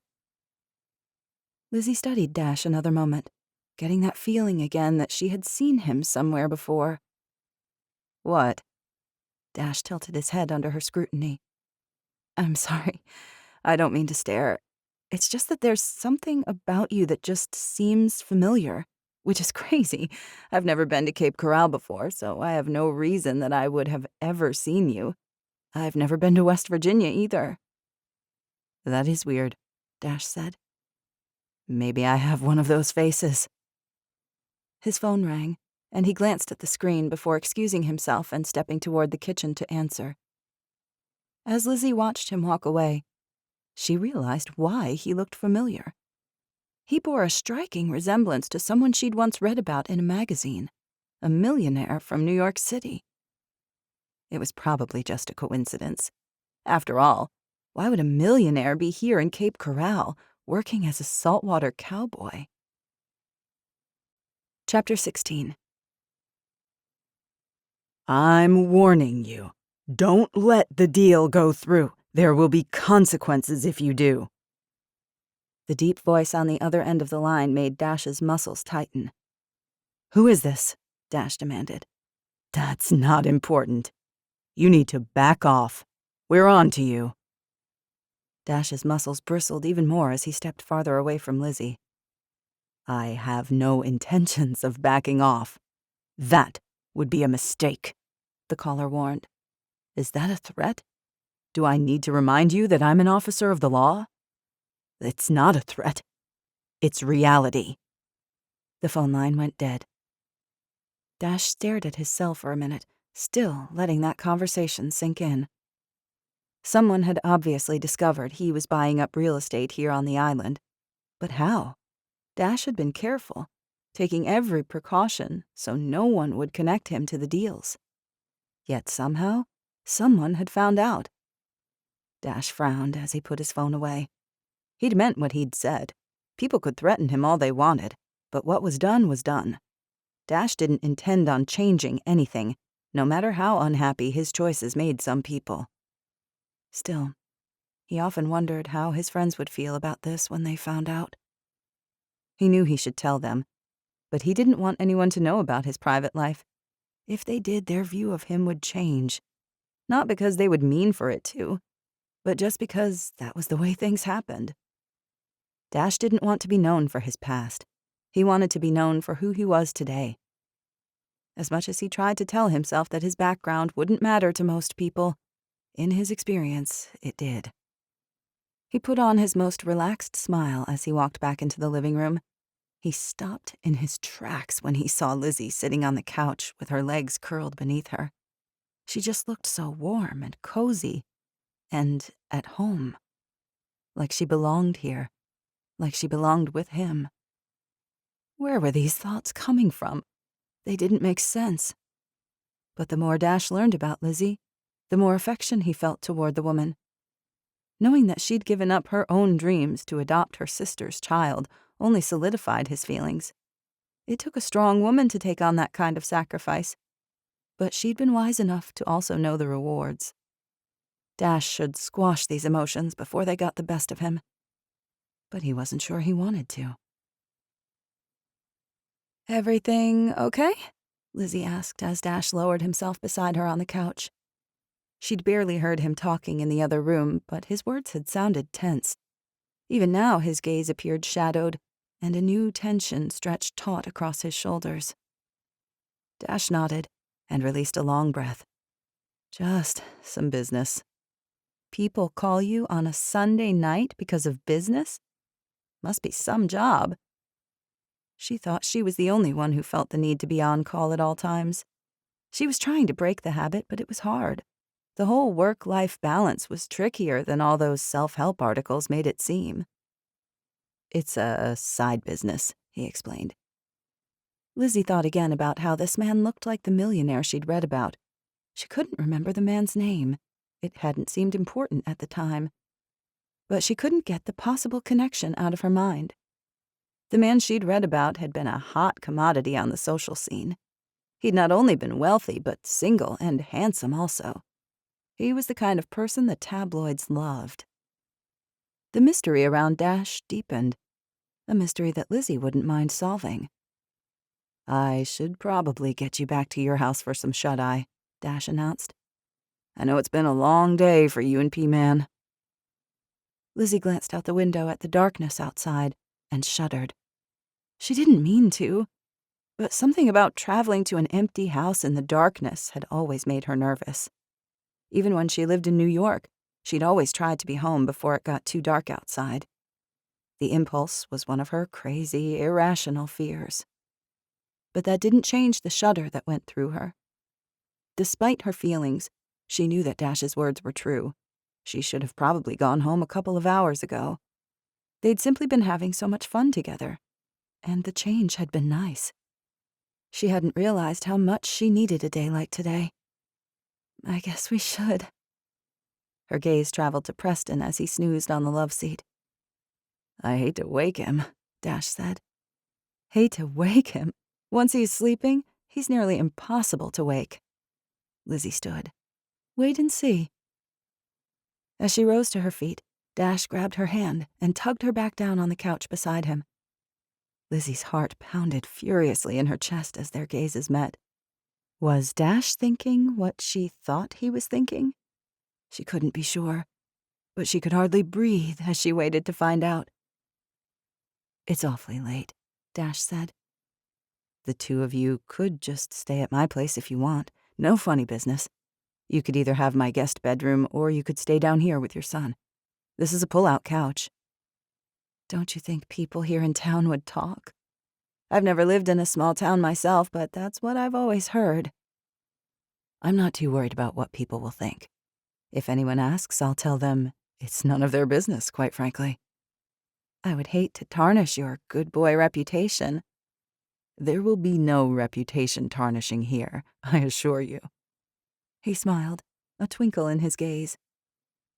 The thought of staying here, instead of returning home, had its appeal. Not because Lizzie wanted to start anything with Dash or make him look bad, but she was exhausted. And she hadn't been lying when she said Preston was a bear to wake up. He weighed in at 80 pounds now, which made it impossible to carry him anymore, especially up the stairs at the beach house where she was staying. Maybe, Lizzie finally said. Maybe? Dash raised an eyebrow. I don't like to make fast decisions. He raised his hands in surrender. I would hate to pressure you. That's good, because I hate to be pressured. His grin slowly faded.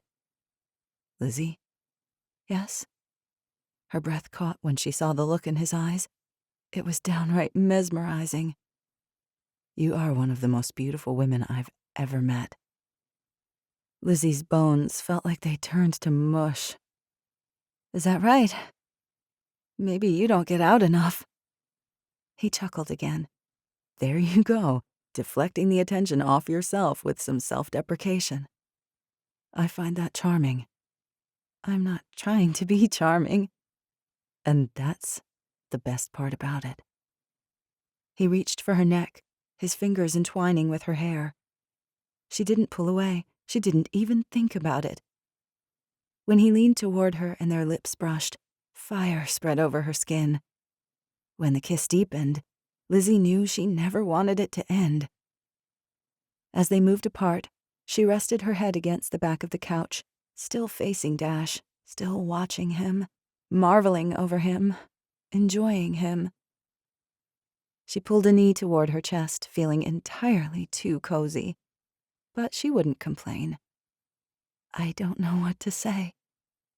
He still gazed at her, his hand resting on her leg. You don't have to say anything. I didn't come here looking for romance, you know. Neither did I. Dash leaned toward her again and pushed a stray hair behind her ear. But I know when I see something good. And you, Lizzie McCreary, are something good. Warmth rushed through her. Before she could respond, Dash leaned forward, and his lips met hers in another kiss. Chapter 17.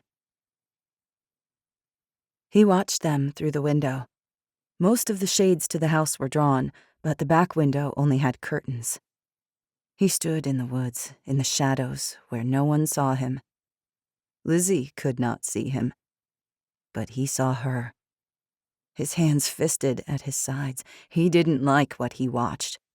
Lizzie should be his, always and forever. Watching what unfolded was like watching a bad movie. He couldn't draw his eyes away. But when he saw that man kiss Lizzie, anger boiled in his blood until he felt like he might explode. He could not let this continue. He had to think of a way to make Lizzie his, and Preston. He kept watching, his eyes fastened to the scene. Get your hands off her, he growled. Your lips, too. He stepped closer to the house. When he did, he saw the smile on Lizzie's face as she stared at the man sitting entirely too close to her. She looked happy. How could she look happy? She was only supposed to be happy with him. A plan began to form in his head. He would make sure that his message got through loud and clear. There would be no mistaking it. No more games, no more teasing. Things had just risen to the next level. Now he needed to get busy to set things into motion. Chapter 18. Dash smiled when he came downstairs the next morning and saw Lizzie sleeping peacefully on the couch. His heart warmed at the sight of her, She was so beautiful, on the inside and out. He hadn't expected that kiss last night, but he didn't regret it either. In fact, he looked forward to doing it again. His smile widened. He hoped. Dash's footsteps hadn't awoken Lizzie, so he hurried into the kitchen. Maybe he would surprise her with breakfast.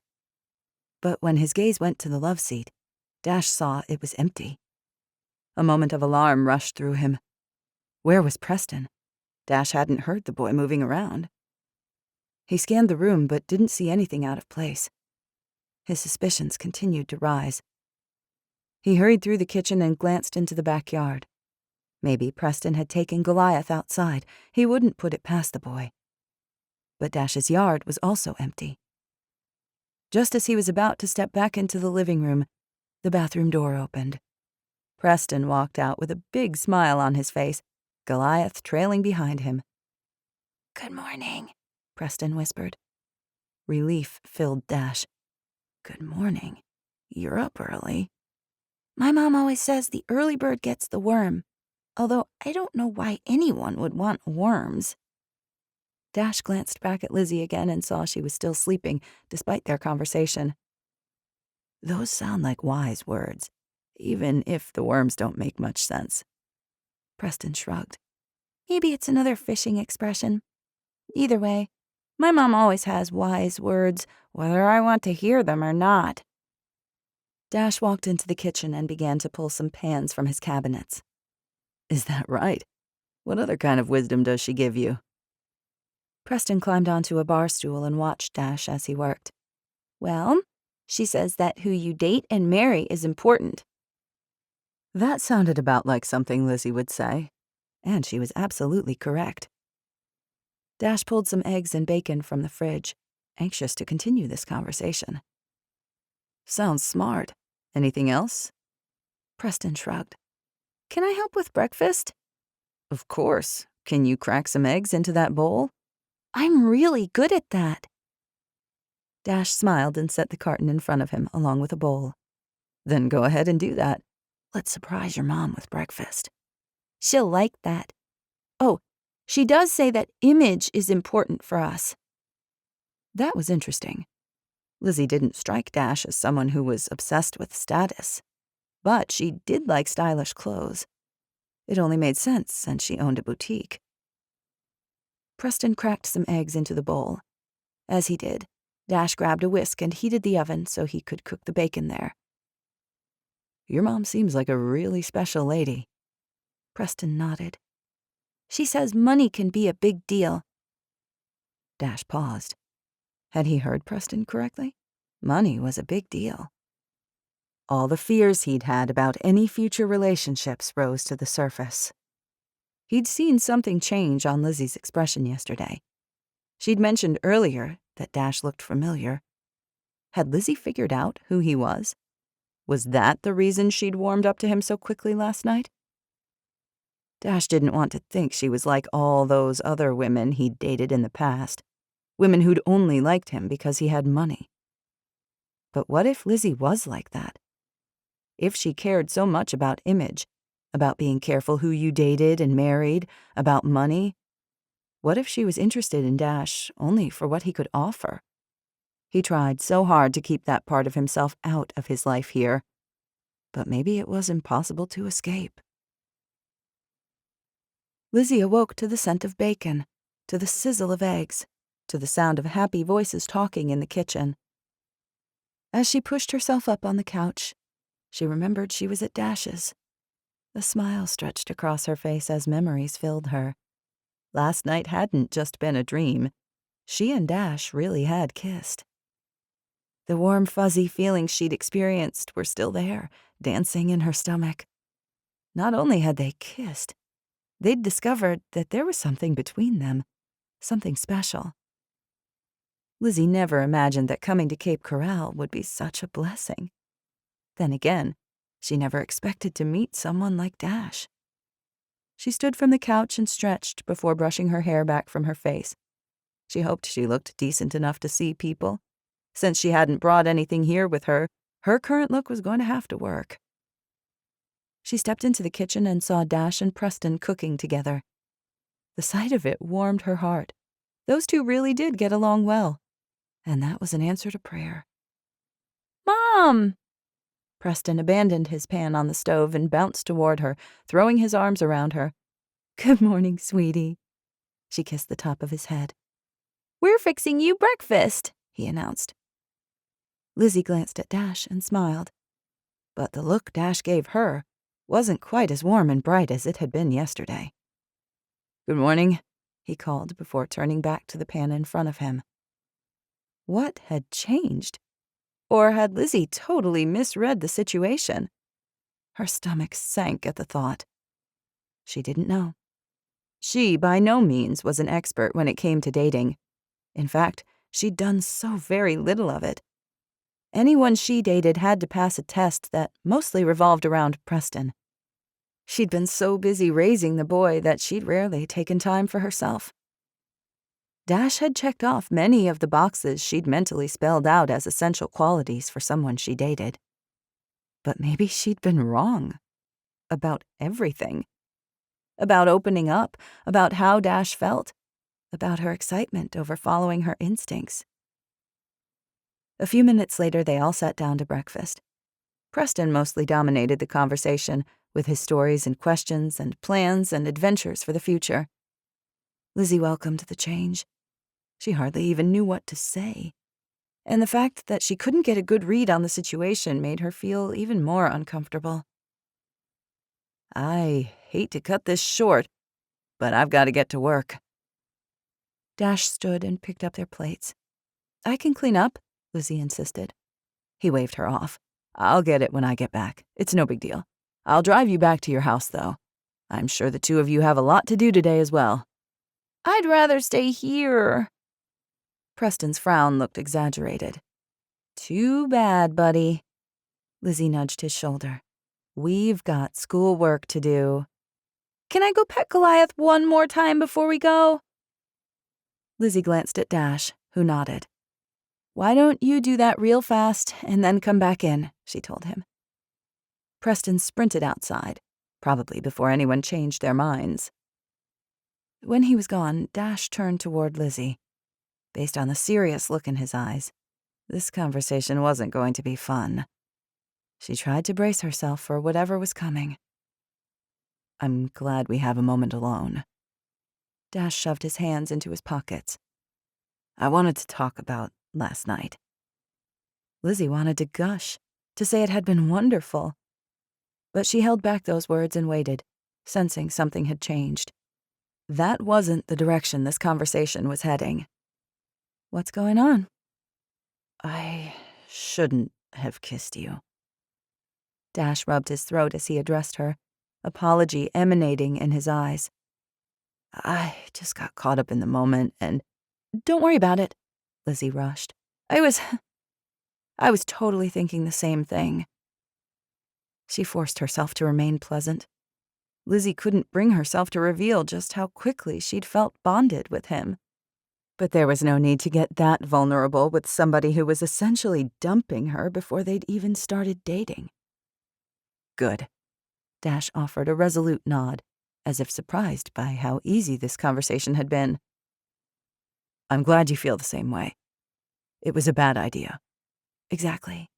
I just need to concentrate on Preston and my job right now, so let's just pretend like it never happened." "That sounds great." Dash let out a deep breath, almost as if he was relieved to have that conversation over with. "Now, let's grab Preston and get you two back home." Chapter 19. Dash felt the tension between them as he drove Lizzie and Preston back to their cottage. But he was glad he'd said what he needed to say. The best thing he could do was to nip this relationship in the bud before it went too far. But Dash would be lying if he said he wasn't disappointed. He was almost even more disappointed when Lizzie seemed to accept his 180 so easily. Maybe part of him had hoped she would fight a little bit harder to give their relationship a chance. Maybe part of him wished that she would have denied that she knew who he was. But Lizzie had seemed to accept the end of their relationship just as easily as he did. Not that Dash would have called it a relationship. But for him, What happened between him and Lizzie was the closest thing he'd had to a romantic relationship since he had come here to Cape Corral. Thank goodness Preston filled the silence between them as the truck bounced along in the sand. Dash was going to miss Preston. He hadn't known him long, but the boy had a way of worming his way into people's good graces. Dash had fun fishing with the boy yesterday, listening to his tales, seeing the excitement in his eyes. But, Dash reminded himself again, this was for the best. He glanced at Lizzie from the corner of his eye. She stared out the window, almost looking sad. Or was Dash just projecting the emotion on her? Relationships were so much easier when they were shallow, but that wasn't what Dash wanted. Besides, things hadn't felt shallow between him and Lizzie. But he'd be a fool to jump into something too quickly. Tension continued to tug across his chest. Finally, Dash pulled up in front of Lizzie and Preston's house. This was it. They would say goodbye, and Dash would return to his life as it had been for the past 3 years. Lizzie, no doubt, would return to homeschooling and working. When the time came, she'd pack her bags and leave this place. That thought made Dash much sadder than he'd thought it would. But it was better to end this now than after he became too attached. Lizzie grabbed the door handle, wishing the ache in her chest would disappear. It was way too soon to feel this heartbroken, but that didn't change the fact that she did. "Thanks again for everything," she muttered to Dash. She was anxious to get out of the truck and have some space. The ride here had felt like torture, and trying to hide how she really felt had drained her energy. "Of course." Dash opened his door. "I'll walk you up." "You don't have to." "I insist. I wouldn't be a cowboy if I didn't have some manners." Dash tilted his hat, the twinkle in his eyes quickly disappearing. Lizzie didn't want to smile, but she did anyway. Preston skipped in circles around them as they walked toward the stairs. Soon this would all be over with. Dash would tell her goodbye. Most likely, Lizzie wouldn't see him again while she was here in town unless they ran into each other at church. When she reached her door, she turned toward him, dreading this moment. What did she even say? She'd already thanked him for everything he'd done numerous times. She hated the awkwardness she felt. Lizzie finally settled on, "I hope you have a great day at work." Dash tilted his hat at her again, in that adorable way that she'd already come to love. "You too." "What about those fish I caught?" Preston asked. "When are we going to cook them? You said we could." Lizzie watched as a moment of distress washed over Dash's face. "We'll have to see if we can work that out, buddy. 2 fish aren't quite enough for all 3 of us to eat." "Then I can go fishing again and catch more." Dash offered a sad smile. "I don't want to make any promises I can't keep, but we'll see, okay?" Preston offered an exaggerated frown. "Okay." With one more look Lizzie's way, Dash started down the stairs. She turned to the door, punched in her code, and twisted the knob. But when the interior came into view, she saw that her whole house had been trashed. Chapter 20. Before pulling away from the cottage, Dash looked back at Lizzie and Preston one more time. As he did, he saw Lizzie jerk backward. He saw the alarm on Preston's face. Something was wrong. Dash threw his truck back into park, then rushed up the stairs. As he peered through the doorway, he saw that the whole house had been turned upside down. "What?" "Stay here," he ordered Lizzie. Cautiously, Dash drew his gun and stepped into the house. He suspected that whoever had done this was long gone, but he needed to know for sure. He glanced around again. Whoever had done this had almost seemed angry.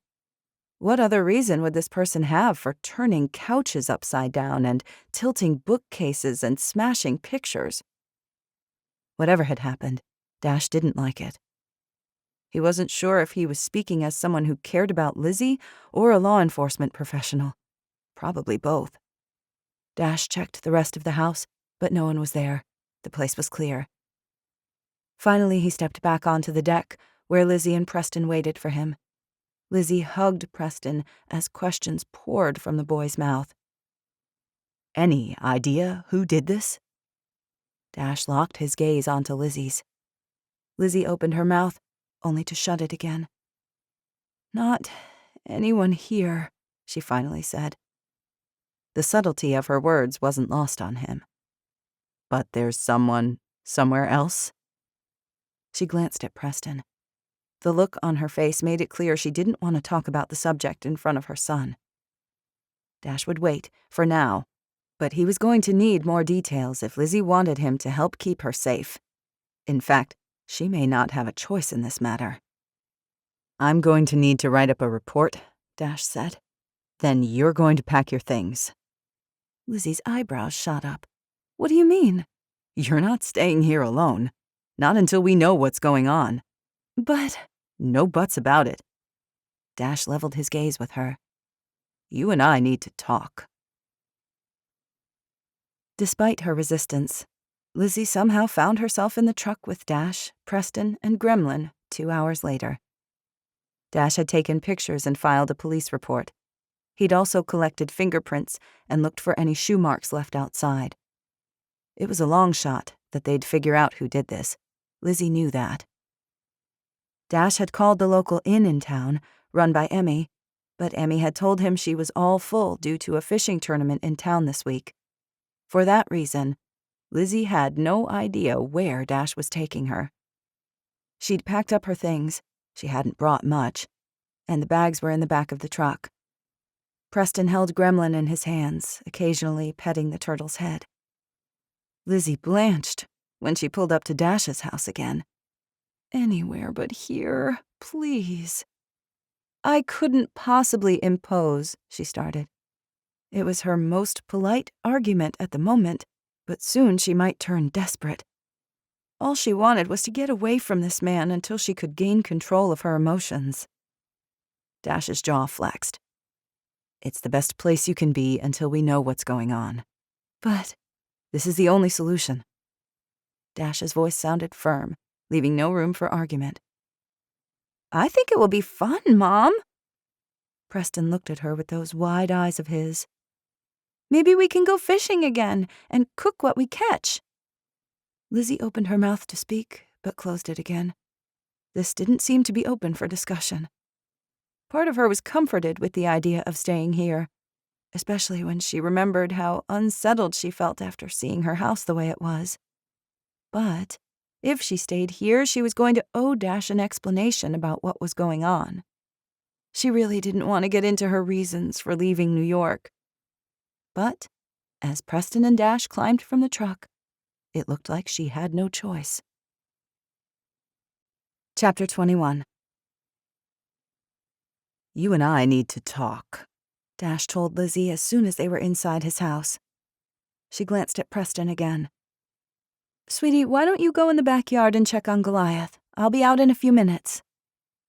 Preston shrugged and skipped toward the back door, more than happy to have an excuse to play, and probably happy that his schoolwork routine had been interrupted. When Lizzie glanced back at Dash, he saw the fire in her eyes, but Dash wasn't going to back down, no matter how angry Lizzie was with him. His hands went to his hips. "You need to tell me what's really going on." Lizzie crossed her arms. "Why should I tell you anything?" "Because you're obviously in danger." She raised her chin. "I can take care of myself." "That's not the way it appears." Her eyes narrowed even further as she lowered her voice. "I didn't ask you for your help. Nor do most people who are drowning. It's just obvious." Lizzie shook her head and let out a laugh that sounded angry, if laughs could sound that way. "Here you go, making it seem like I owe you my life story.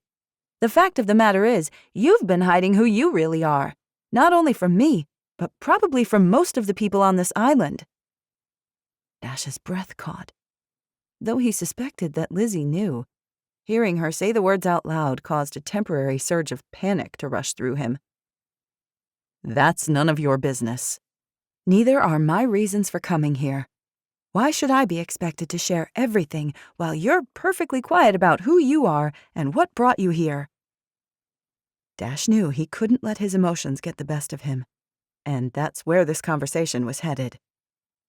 Look, we can stand here and argue and point fingers, or we can try to figure out how to keep Preston safe.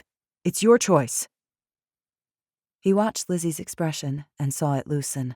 Finally, he had gotten through to her.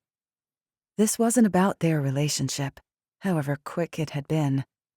This was about Preston. Lizzie looked to the side as if contemplating her thoughts. And Dash waited for whatever she was about to say. Lizzie couldn't believe Dash's nerve. Then again, she had to admit that he had a good point. As much as she wanted to be stubborn and wanted to let her hurt feelings get the best of her, that would prove nothing right now. She couldn't put her pride before Preston's safety. Do you want to sit? Lizzie's throat burned as the words left her lips. Sure. They stiffly lowered themselves across from each other on the couch. Before Lizzie started, she glanced back at Preston and saw him through the back window playing with the dog. He giggled and held a stick in the air as Goliath jumped to retrieve it. Her smile disappeared as she turned back to Dash. She rubbed her hands on her jeans, wishing she could avoid this conversation. But she no longer could. She cleared her throat. The truth is, I came here because I felt threatened. By who? A man named Nikolai Rossi. And who is this Nikolai Rossi? He's a man that I dated for a few months. He seemed nice enough at first, but the more I got to know him, the more uncomfortable I became around him. I was especially concerned because he didn't seem to like Preston. He was always snapping at him and didn't have much patience. He never wanted to do things with the three of us together, just with him and me alone. I knew it wasn't going to work, so I broke things off. What happened then? After that, I started feeling like I was being watched. Lizzie's voice trembled.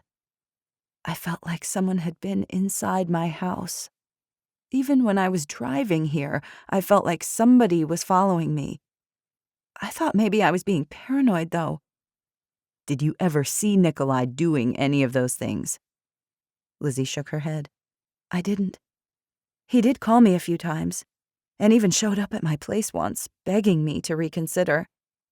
I told him he needed to stop stalking me. He denied it, of course. So what led to you coming here? Things went from bad to worse. I felt paranoid every time I left the house. I didn't want Preston going anywhere without me. It was affecting both of us.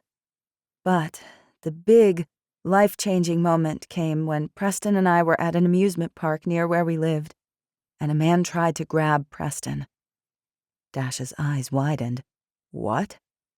Lizzie nodded, a sick feeling swirling in her gut as she remembered the events playing out. I wish it wasn't true, but it was. Preston was waiting outside while I went into the restroom. We'd stopped at a place on the edge of the park, not one of the more popular areas. As Preston sat on the bench waiting for me, someone came up and told Preston he had to go with him. What did he do? Preston refused, of course. He told the man he had to wait for his mom. But the guy insisted that Preston needed to go right then, that it was an emergency. Thankfully, I came out, and when I did, the man ran away. Did you get a good look at him? This is where it's probably going to sound a little crazy, Lizzie said. He was dressed in character, like a chipmunk, actually. We didn't get a good look at his face, but it had to be Nikolai. He was the only one who made sense. But why would Nikolai try to grab Preston? The only thing I can think of is that Nikolai wants to make things right, to make me think that he really does like Preston. I think he had some type of twisted plan of snatching him and keeping him until I realized that we could all be together. Did this guy show any signs of instability while you dated? Lizzie shrugged and released a long, drawn-out breath. Maybe. Not at first. But he was pretty intense and pretty obsessive. He's not used to not getting his way. I knew I couldn't put Preston through that for any longer. Nikolai had turned our lives upside down. I'm going to need this guy's information so I can look into him. Of course. Like you said. Whatever it takes to keep Preston safe. When Lizzie glanced at Dash again, she could not help but lower her eyes.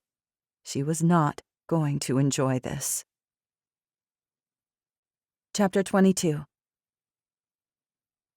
Dash had the unusual urge to open up to Lizzie. But this wasn't the time or the place. He had more important things to do right now. Things like trying to find out if this Nikolai guy was on the island or not. He didn't have any time to waste, as far as he was concerned. But Dash also knew that he didn't want to leave these two at his house alone. Not until he knew what was going on. He stood. How about if you two come with me to work? I can use my computer there to do some more searches. You'll be safe.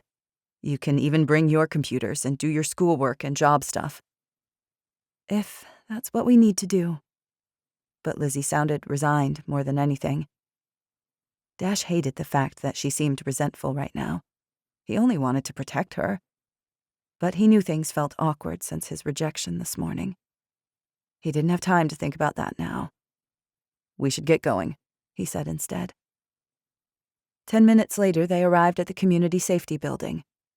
Grant took Preston back to help him feed the horses while Lizzie set up her computer in the break room. Dash felt better having her here. But he couldn't wait to dig in and find out a little bit more about this guy Nikolai. He typed his name into the computer to see if there were any police reports on the man. It looked like, when the guy was younger, he'd worked as a bouncer in a club up in New York. After that, he'd joined the military before getting out to become a consultant for a paramilitary agency. He'd had a small criminal infraction thrown out in court 10 years ago after he'd gotten into an altercation outside a club. Interesting. This man wasn't the kind of person he'd ever envisioned Lizzie with. But Nikolai did look like the kind of guy who had a lot of money, which fit Dash's earlier assumption about Lizzie. The woman valued image, status, and wealth. Dash's heart sank with that thought. It was too bad. He'd really thought they might have something special together. He needed to put in a few phone calls and see if he could figure out this man's whereabouts for the past week. Dash needed answers. For Preston's sake. He was really nice at first, you know? Lizzie leaned in the doorway and crossed her arms as she studied Dash's face. He almost seemed startled to see her there. Nikolai? Dash asked. I'm sure he was. But his words didn't sound convincing. Lizzie had seen the doubt on his face, all the assumptions that he made. A good girl wasn't supposed to go out with someone like Nikolai Rossi. But there was much more to that story. He'd supposedly turned his life around, Lizzie said. He'd been a partier, a bad boy. He'd been in the military for a while, and he had plenty of tattoos to prove it. But when I met him, he had a respectable job as a consultant. Exactly how did you meet him? At the gym, which isn't my normal place to meet people. Honestly, I don't usually meet people at all. I've been quite content to be single, and he was the first guy that I gave a chance. Dash's eyes showed he was thinking, processing, but Lizzie couldn't read exactly what was going through his mind. I'm sorry it didn't work out for you, he finally said. If it's meant to be, it's meant to be. Lizzie made sure to keep her voice firm. She believed those words. She wasn't going to compromise on what she wanted. And when she met a man who didn't like Preston or get along with him, then she obviously wasn't going to stay with him. She had been entrusted with Preston's care, and she took that role very seriously. You're correct. Dash leaned back in his office chair and stretched his arms behind his head. I made a few calls about him. No one's seen him in a week. Lizzie's heart beat harder. She'd feared that's what he would say. Maybe part of her had been hoping this was all a misunderstanding. Either way, she needed answers. I appreciate you doing this. He shrugged. It's my job. Lizzie nodded. She had gotten Dash's message loud and clear. He wasn't doing this because he cared about her. He was doing this because it was his obligation. And that was fine, because what was meant to be would be. Chapter 23. Dash put out an all-points bulletin to the other officers here on the island, as well as to the fire crew and those working for the town government. He included Nikolai's picture and a brief description of the man, making a point to say that their person of interest could be dangerous and that no one should confront him. If Nikolai was on the island, Dash intended to find him. Someone knocked at his door, and he turned to see Lizzie there. Sorry to interrupt you, but I realized that I left a couple of things at the house. It was hard to find everything I needed since the place was so strewn. Is there any way I could go back to grab these items? A couple things are for my work. He nodded. I can take you there. Great, let me go grab Preston. A few minutes later, the three of them were in his truck. As usual, it would have been a silent drive if it wasn't for Preston. The boy talked on and on about feeding the horses, and even brought up the fact that he now wanted a horse himself. The boy made Dash smile. In some ways, Preston actually reminded Dash a little bit of himself when he was younger. He'd always been driven, always had dreams, and he'd loved talking. As Dash had gotten older, he'd realized that talking less got him into less trouble. It was a skill he had to work at. Look at that! Preston exclaimed as he pointed to something in the distance. That white bird with the long legs is standing on top of the tiny horse. Dash smiled. That's one of our newer foals here on the island. We call him Skeeter.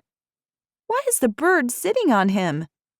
We like to call that bird a hitchhiker, Dash explained. The bird, a cattle egret, eats the bugs the horses stir up. The horses don't seem to mind. I would, Preston said. No free rides here. The birds also eat biting flies and ticks that irritate the horses, so it's a mutually beneficial relationship. That's good, I guess. Preston sounded uncertain. Dash fought a smile as he pulled up to the house where Lizzie and Preston had been staying and put his truck in park. Let me go in first, he said. Lizzie and Preston nodded and climbed out of the truck to wait in the sand as Dash climbed the steps. But just as Dash reached the deck, the door opened. He reached for his gun and braced himself for a confrontation with whoever had been in this house. As Lizzie stood outside near Dash's Bronco, she saw the door to her house opening. She pushed Preston behind her, worst-case scenarios rushing through her mind. She fully expected Nikolai to emerge from her house, a gun in his hand and a stormy expression on his face. Instead, a blonde woman with perky curls appeared.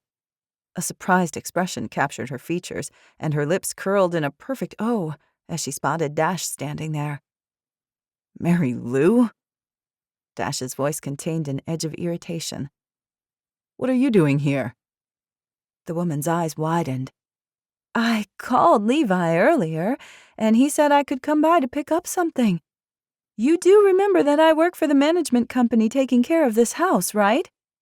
Dash shook his head as if dumbfounded by the situation, and he put his gun away. Yes, of course. I just wish I'd known you'd be here. I thought the person who did this had come back. The woman's hand went over her heart as if frightened at the thought. I'm certainly glad you didn't point your gun at me. I was just trying to do my job. Her gaze fluttered to Lizzie, and her shoulders loosened just slightly. Hi there. You must be Ms. McCreary. Sorry about all this. I'll be sure to file an insurance report for the owner. I do hope that policy will cover this, Lizzie called up to the woman. But if not, let me know. I'll make sure that this doesn't fall on the owner. They had nothing to do with this. Dash and Mary Lou started down the steps toward them. Most renters we get aren't like that, Mary Lou said. But I'll make sure the owners know that you said that. Dash was still scowling, as if unable to shake off his irritation. How is everything inside?" "It's a mess," she shrugged. "Did you think otherwise?" Dash's scowl grew deeper. "No, I didn't. But I wanted to check things out before I let Lizzie back inside." "There's no one inside, if that's what you're asking." Dash nodded at Lizzie, indicating that she and Preston could go up in a moment. Lizzie would just hurry inside, grab what she needed, and be out of there. She had no desire to spend any more time in that house than necessary. Now the place was associated with too many bad memories. Though she wasn't looking forward to staying with Dash, another part of her was grateful she didn't have to stay alone either. Lizzie was certain she wouldn't have gotten any sleep if she had. As she started toward the steps, Mary Lou's words stopped her cold. "I just need to swing by and visit our other renter on this street," Mary Lou said. "I want to make sure he hasn't had any trouble." Lizzie turned toward her. "I thought I was the only one staying on the street." Mary Lou shrugged as if this wasn't a big deal. "Someone else checked in 3 days ago. I thought you knew. I haven't seen any cars outside." Lizzie had been keeping an eye on all the other houses just to be safe. "Oh, this guy doesn't have one. He said he likes to walk places. A lot of people do in this area." Lizzie and Dash exchanged a glance. "What did this guy look like?" Dash asked. Mary Lou shrugged again. "I don't know. He was maybe 30, tall, dark hair. Seemed like a city slicker." "Did you get a name?" "I think it was Nick something." Lizzie sucked in a breath. "No." Dash's jaw hardened. "I'm going to need you to let me inside that other house, Mary Lou. And I'm going to need for you to do that right now." Lizzie knew exactly what he was getting at. What if Nikolai had rented a house on this very street so he could keep an eye on Lizzie and Preston? The very thought of it made her stomach squeeze and roil. Chapter 24. "The three of you need to wait in my truck with the doors locked." Dash's voice left no room for argument. "Mary Lou, you need to tell me how to get into that house." "Wouldn't it be easier if I showed you?" She blinked in confusion, as if this whole situation baffled her. "I'm not sure who we're dealing with right now, so we need to be safe rather than sorry. I need you to give me that code." Mary Lou's eyes widened and she looked frazzled a moment before shaking it off and grabbing her phone. She punched in something before rattling off a string of 6 numbers. Dash added them in his phone. He waited until the 3 of them were safely in his truck with the doors locked before he strode down toward the house. What if this Nikolai guy had been staying here this whole time? He wouldn't put it past someone like Nikolai. At least, that was the impression Dash had of the man after talking to Lizzie. Dash had a hunch that this guy thought he was above the law and could do whatever he wanted to get what he wanted. Dash needed to let him know that wasn't going to fly here in Cape Corral. He picked up his phone and called for some backup, just in case things turned ugly. Levi pulled up just a few minutes later. He threw his Jeep in park before meeting Dash. The 2 of them strode toward the front door together. As per protocol, they knocked first and identified themselves. When no one answered, Dash entered the code Mary Lou had given him. Since this man didn't own the house, Dash and Levi could go inside without a warrant. The interior looked like most of the other houses here in this area that had been built 40 years ago. Dark wood paneling, low ceilings, and grungy carpet greeted them. Dash glanced around, praying he didn't run into trouble here. But some answers would be really nice. They searched the living room but saw nothing, almost like no one had been here. The kitchen was the same except for some milk and bread left in the refrigerator. Someone had been here recently. The milk hadn't expired. Levi motioned to Dash as he headed toward the bedrooms. Dash nodded and followed behind, still on guard. Situations like this demanded caution. The last thing they wanted was to be ambushed. The first bedroom was empty. So was the second. But the third bedroom showed that someone had been here recently. The bed sheets were rumpled, and a few clothing items were on the dresser. Nobody was there now. Levi paused beside a desk in the corner and glanced at something left there. "You're going to want to see this," he said. Lizzie could hardly breathe as she waited for Dash and Levi to emerge from the house. Time seemed to slow as apprehension crawled through her muscles. Meanwhile, Mary Lou chattered beside her. Lizzie had thought Preston talked a lot, but Mary Lou might beat him in a competition. The woman went on and on about the great housing market in this area, the worry that many locals had over the land being bought up, and how she was about to enter a cake contest that the community was known for. Lizzie only half listened. Instead, she waited, praying that nothing happened to the two men who'd gone inside. Could it be true? Could Nikolai have been staying 2 houses down from Lizzie, all while she'd been clueless? She thought she'd been so smart, so clever when she'd come here. Not only that, she'd also thought she'd covered all her tracks. But again, the Lord had humbled her. Lizzie was beginning to realize more and more that she could not do this by herself. Finally, Dash stepped outside and motioned to Lizzie. She opened her door and climbed out. "Can you come up here for a second?" he yelled across the space between them. "What about us?" Mary Lou called. "Do I have to stay in here?" "You can get out, but stay close." With a touch of trepidation, Lizzie trudged across the sandy landscape before climbing the steps to the deck where Dash waited for her. He held something in his gloved hands. Did she really want to know what? He put some papers on a picnic table, and her eyes caught sight of the images there. Photo paper, Lizzie realized. Dash found pictures inside. She stepped closer, wanting a better look at them. But what she saw caused her to suck in a deep breath. They were photos of her and Preston, all taken while here on Cape Corral. Any of the lies Lizzie had wanted to tell herself about the person behind these incidents disappeared. She was clearly the target. Somebody, most likely Nikolai, had been watching her every move. All the feelings Lizzie had experienced, feelings that she was being watched, weren't her being crazy or overreacting. Someone really had been stalking her and Preston. Maybe even at that fishing hole when she'd been with Dash and Preston when she'd heard the sound of a stick cracking in the woods. She shivered. "You okay?" Dash's voice pulled her from her panicked thoughts. "Not really," Lizzie answered. "I can't stay here. I need to find somewhere else to go, somewhere safe." She rubbed her temples as she felt an ache beginning there. She needed to find somewhere Nikolai couldn't locate her. But if not Cape Corral, then where? Lizzie had been so certain that this was her best option. Dash gripped her arm. She tried not to flinch at his touch and the warmth it brought with it. "You should stay," he murmured, as if reading her thoughts. "But he knows I'm here.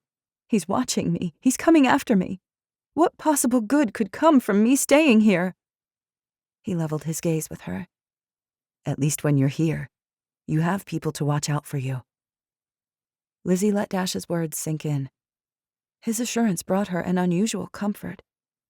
Even though the man had rejected her this morning, he obviously cared about doing his job on the island. He cared about keeping residents and visitors safe. She glanced back down at Preston as he swung himself around a pole outside. That boy was her whole world.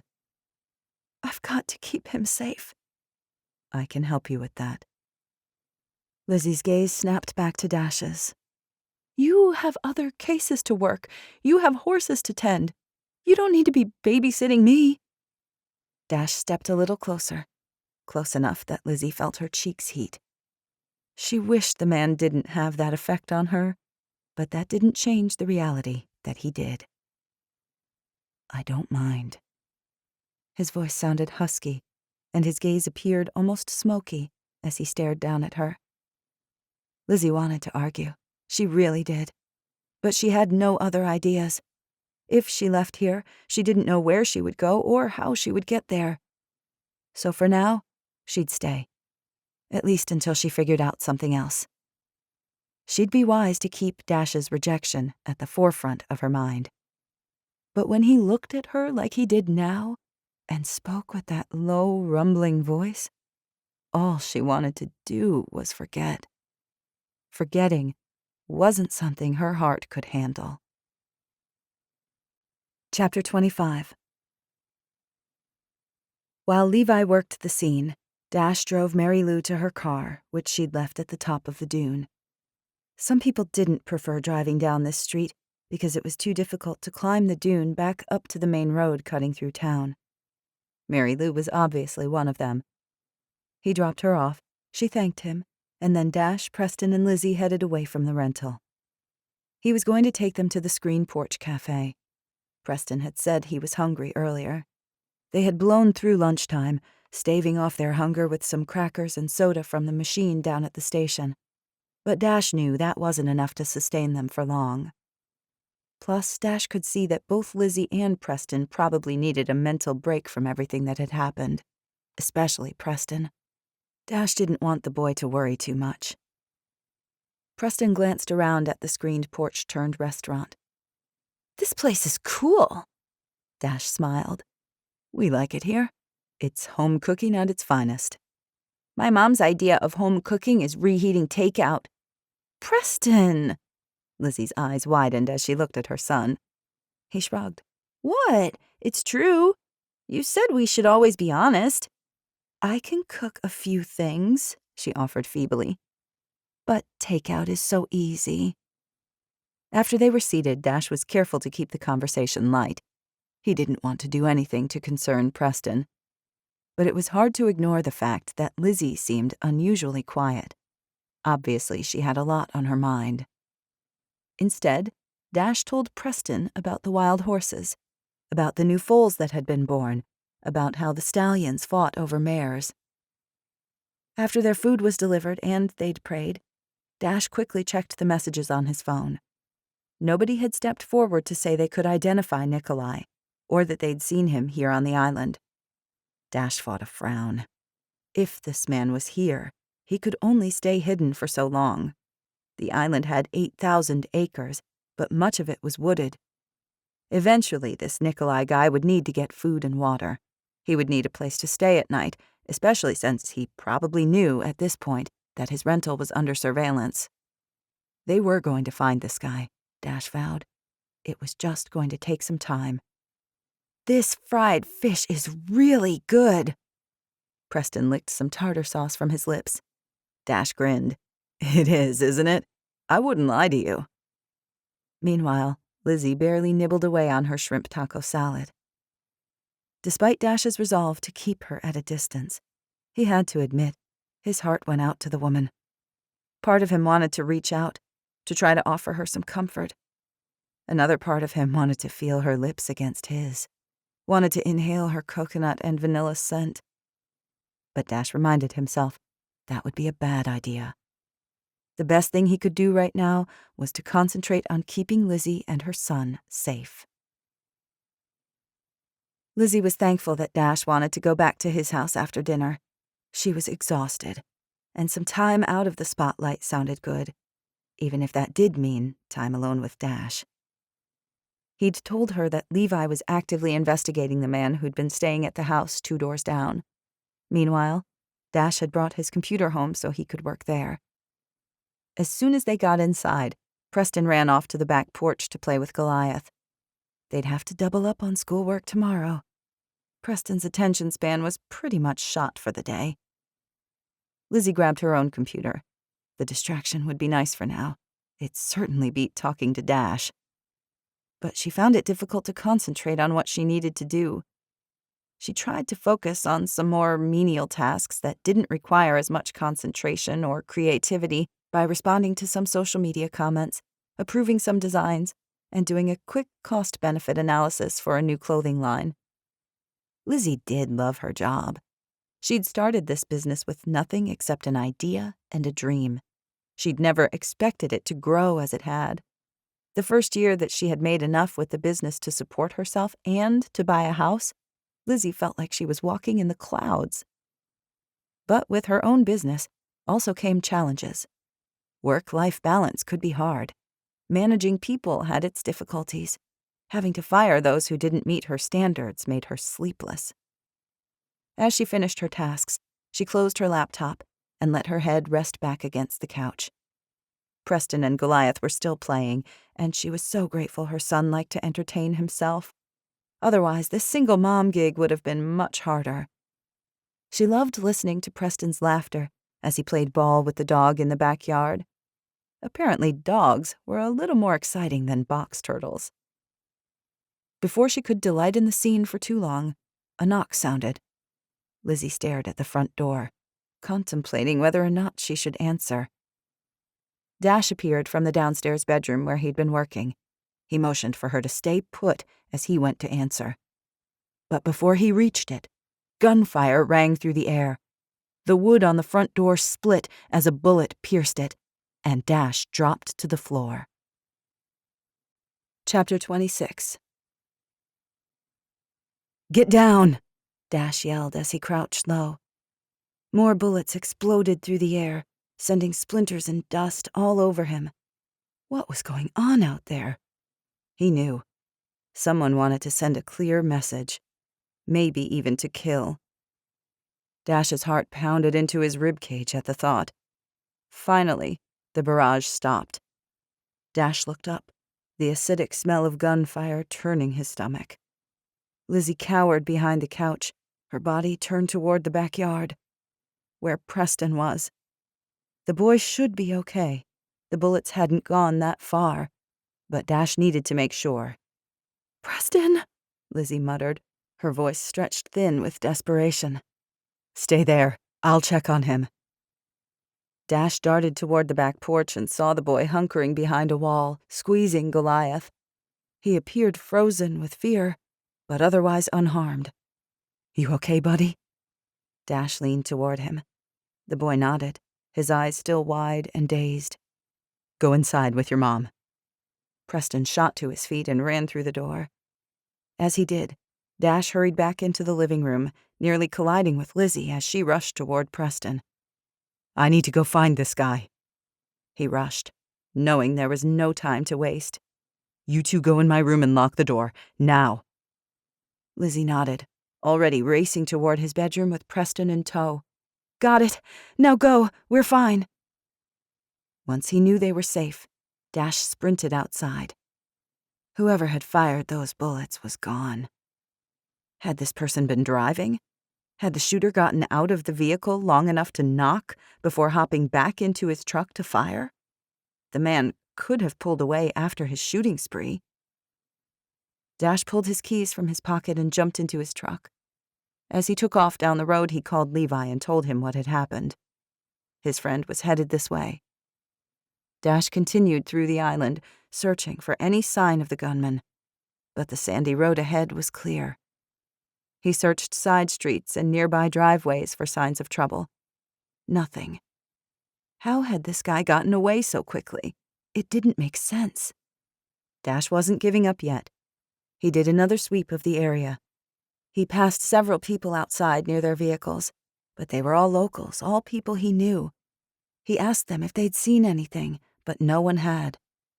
There was only one other place he could try: the beach. He turned his wheel that way.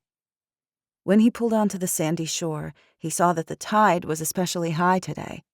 It would be nearly impossible to drive on the small shoreline right now. He hit his hand on the steering wheel, trying to control his frustration. The shooter had gotten away, but that didn't mean Dash was giving up. "It's going to be okay," Lizzie murmured. She sat on the floor, her back against the bed behind her, as Preston leaned into her arms. His thick blonde hair felt sweaty, and a sheen of perspiration scattered across his sun-kissed skin. She desperately wanted to comfort her son, but she could sense he was still upset. Who wouldn't be, after what had just happened? Lizzie could barely contain the tremble that rushed through her bones. Dash could have died back there. That was what the shooter wanted, wasn't it? He'd knocked, hoping that someone would be on the other side when he shot at the door. What if Preston had answered? Her trembles deepened. She prayed Dash would catch the person responsible. Please protect him. Protect us. Her requests felt endless. Nikolai's picture rushed through her mind. How could he do something like this? Lizzie had no idea when she met him that he'd be so awful. If so, she would have stayed far away. But the man had seemed so charming. He'd been attentive, complimentary. When she was too busy for a night on the town, he'd offered to go grocery shopping with her instead.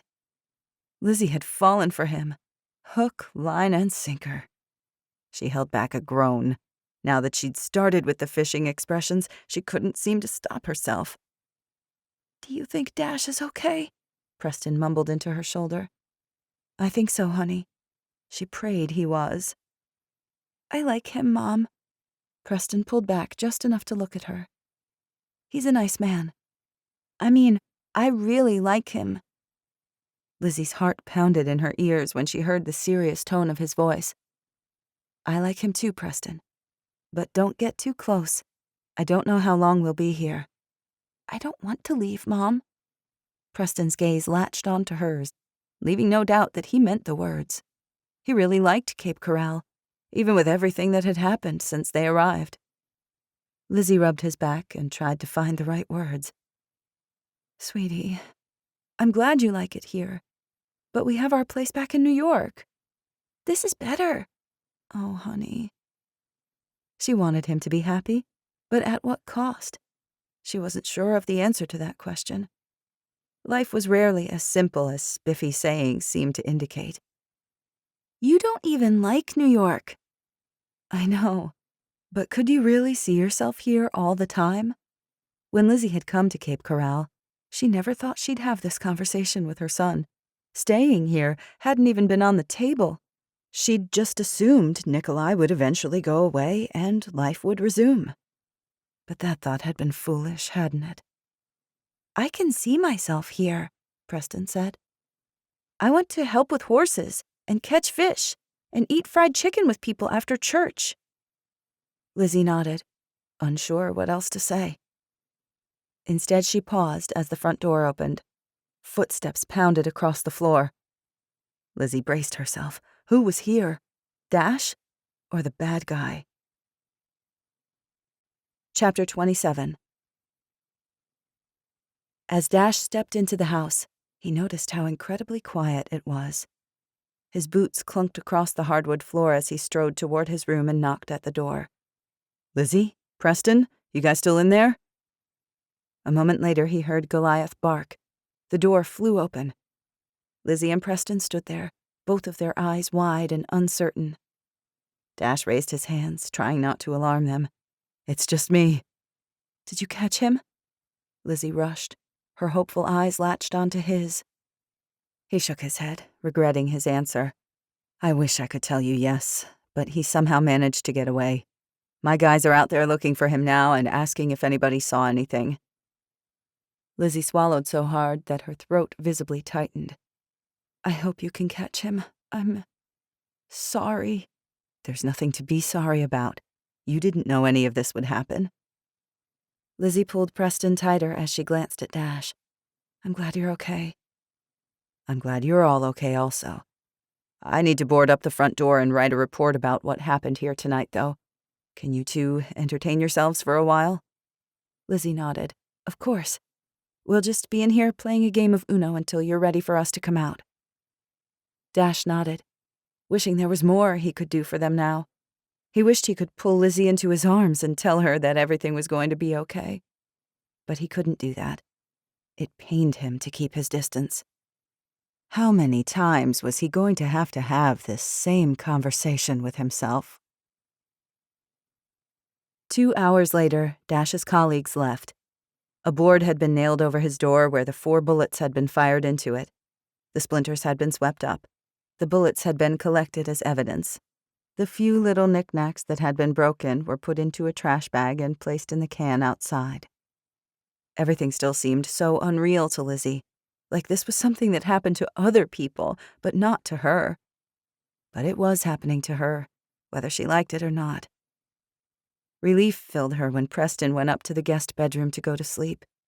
Goliath had gone with him, and Dash had given permission for the dog to sleep beside him on the bed. Preston was thrilled. But now Lizzie hoped that she and Dash would have a chance to talk. As soon as she came back downstairs from tucking Preston in, Dash turned toward her. Lizzie could see in his eyes that he wanted to talk also. But she would start first. "You could have died." Her voice cracked as she said the words. "Thankfully, everyone is okay. It could have turned out so much differently." "Lizzie." He said her name so softly that warmth rushed through her. She wasn't sure how it happened, but in the next instant she was in his arms. Not romantically. Not really. That's what Lizzie told herself, at least. But she'd been trying so hard all day to be strong for Preston. Now it was nice to have someone be strong for her. Not that Lizzie should get used to this. Dash had been a jerk earlier, kissing her one moment and telling her they had no future together the next. She had no idea what was going through his mind. But right now, Lizzie was grateful for his strong arms, for his leathery aftershave, for his soothing words. "Can we sit down for a second?" Dash asked. "Of course." He kept a hand on her arm as he led Lizzie over to the couch. They sat beside each other, a respectable distance apart. "I've been thinking about what you said earlier," he said, "about how you've opened up to me and told me about your life, but I've been pretty quiet about my own." Lizzie shook her head. She shouldn't have said that. She'd been speaking out of anger. "It's okay, Dash. I wasn't myself." "No, I want to say something. I need to say something." She shrugged, curious now about what Dash had on his mind. She waited for him to start. "I was telling you the truth when I said I grew up in West Virginia," he said. "My mom and I worked for Thomas Armstead. He owned a huge horse farm. We were basically stable workers. My dad left when I was young, and this job offered housing for my mom and me." "Explains your love of horses," Lizzie said. "My mom and Thomas eventually fell in love and married," Dash continued. "Thomas had wanted to expand his businesses by starting a perfume and beauty line. He asked my mom to head it up. She was a good businesswoman and had even done some work in fashion before I was born." Lizzie nodded and waited for him to reveal the rest of his story. "You may have heard of her, Lauren Fulton. Her perfumes are available at high-end department stores across the country." Lizzie's eyes widened. "Your mom is Lauren Fulton?" Lauren Fulton had practically become a household name over the past decade. Her perfumes were exquisite. "The one and only," Dash said. "You really didn't know?" "I thought you might seem familiar, but I had no idea." Dash nodded slowly before continuing. "After college, I moved to New York and worked for her. I came to Cape Corral to do some research for some colognes I was considering launching as a part of my own company. That's when I fell in love with this area. I actually ended up branding some of the scents as Back in the Saddle, Cowboy Up, and Campfire Cowboy. I've smelled some of those. They're great." They really were. Lizzie loved the leathery scents, and so did thousands of others. The manly aromas had been a huge hit. I never expected to have that kind of success on my own. To be truthful, it was overwhelming. The thing was, after a while, I felt like everyone wanted a piece of me. "What do you mean?" She waited for him to continue, more than curious about this part of his life. She'd had no clue. "It suddenly felt very unclear who liked me for me and who liked me for what I could do for them." He pressed his lips together, as if a war raged inside him. "Did something happen to make you feel that way?" As Dash's face darkened, Lizzie knew she'd struck a nerve. She waited to hear what he had to say. Chapter 28. Dash wiped his hands on his jeans, surprised at how nervous he was. But he hadn't shared his story with anyone since he came here. Why was he sharing these details with Lizzie now? Maybe it was because he felt she could understand. She was new here, and there was something about her, something about the look in her eyes, that made him feel they had a connection. An unusual one at that. I thought finding my own success was what I wanted, he continued, and for a while it was. I loved feeling like I'd achieved something on my own.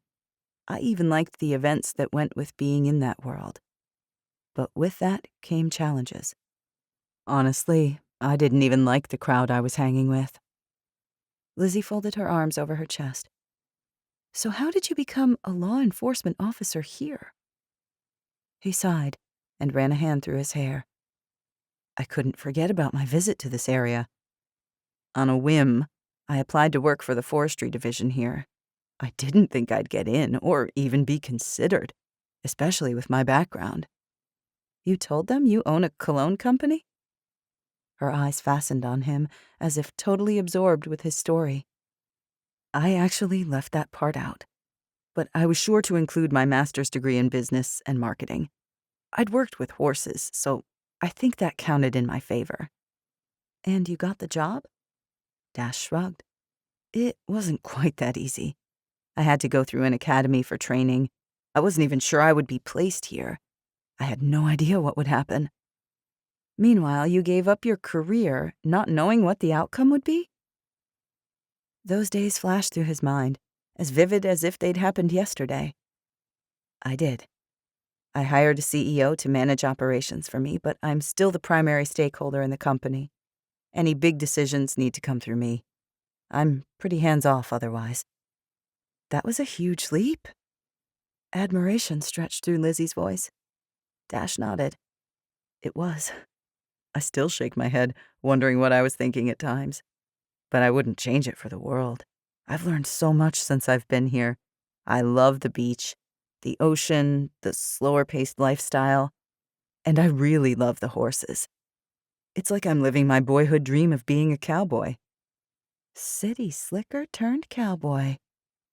Lizzie smiled and shook her head as if in slight disbelief. That's quite a story. I don't tell many people. I actually like to keep my past private.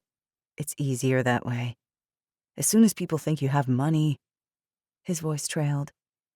It sounded like a strange burden, but in some ways it was just that. Most people didn't understand. They thought money solved all problems. It didn't. People treat you differently, Lizzie finished. She almost sounded like she understood. Exactly. I'm sure that can be difficult. It is. I never talk about this. She tilted her head, sincerity seeming to beam from her gaze. Thank you for trusting me, Dash. That means a lot. I just wanted you to know that you're not the only one dealing with problems. I've got some of my own. Lizzie glanced at the door that had been battered with bullet holes and bandaged with plywood. I'd say we both do. As Lizzie lay in the guest bedroom, sleep wouldn't find her. The room contained 2 twin beds. Preston slept in one and she lay in the other. Goliath stretched out beside her son. Meanwhile, Dash slept downstairs. Although, knowing him, Lizzie would guess he wasn't getting much sleep tonight either. Not after what had happened earlier. She shivered as she remembered those bullets piercing his front door. She couldn't stop thinking about the what-ifs. What if Preston had answered? What if it had been her, and Preston was left without anyone? What if Dash had died? If so, there would be no one to blame but Lizzie. She pulled her blankets higher.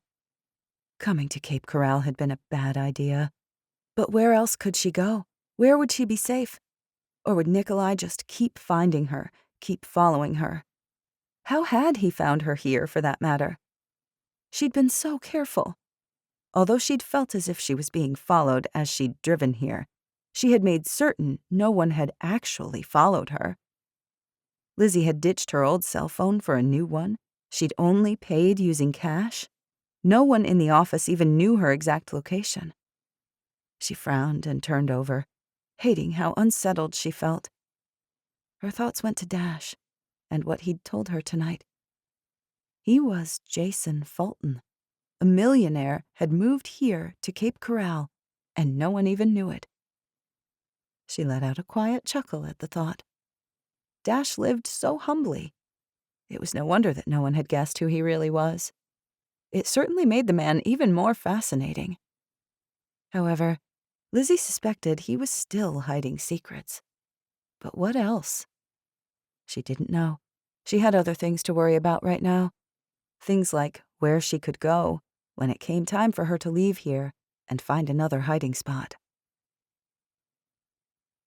Chapter 29. Dash decided to surprise Lizzie with breakfast one more time. Last time, it hadn't ended well. Preston had told Dash a little more than he'd really wanted to know about Lizzie. Dash had withdrawn. Now he wondered if that was a mistake. Because Dash's gut told him that Lizzie wasn't like the other women he'd dated. She didn't seem to care about money or social position. Why was he so gun-shy on these issues? He knew. Because of Isabel. Isabel Florence had swept into his life and stolen his heart. He'd seen forever with her. But when he'd mentioned giving everything up and coming to Cape Corral for a simpler life, she'd scoffed. Throughout the following months, it had become clear to him that Isabel only liked wealthy Dash. She didn't like simple life Dash. Which meant that their relationship was never really about a mutual attraction for each other. It had been about Dash's money. Isabel had never held a job for long. She had expensive tastes. She was never thankful for anything Dash did for her. The signs were all there. He'd just been too infatuated to see them. Dash sighed and flipped a pancake. As he did, Preston and Goliath appeared in the doorway. Preston rubbed his eyes, which still drooped with sleepiness. "Good morning," Dash called. As Goliath barked, Preston opened the door to let him outside. "Morning." "Your mom's still sleeping?" Preston nodded and climbed onto a bar stool to watch Dash cook. "She is, but she hardly ever sleeps past 7, so she should be up any time now." "I see." "Sometimes when we take vacations, she sleeps in. That's about the only time." Interesting.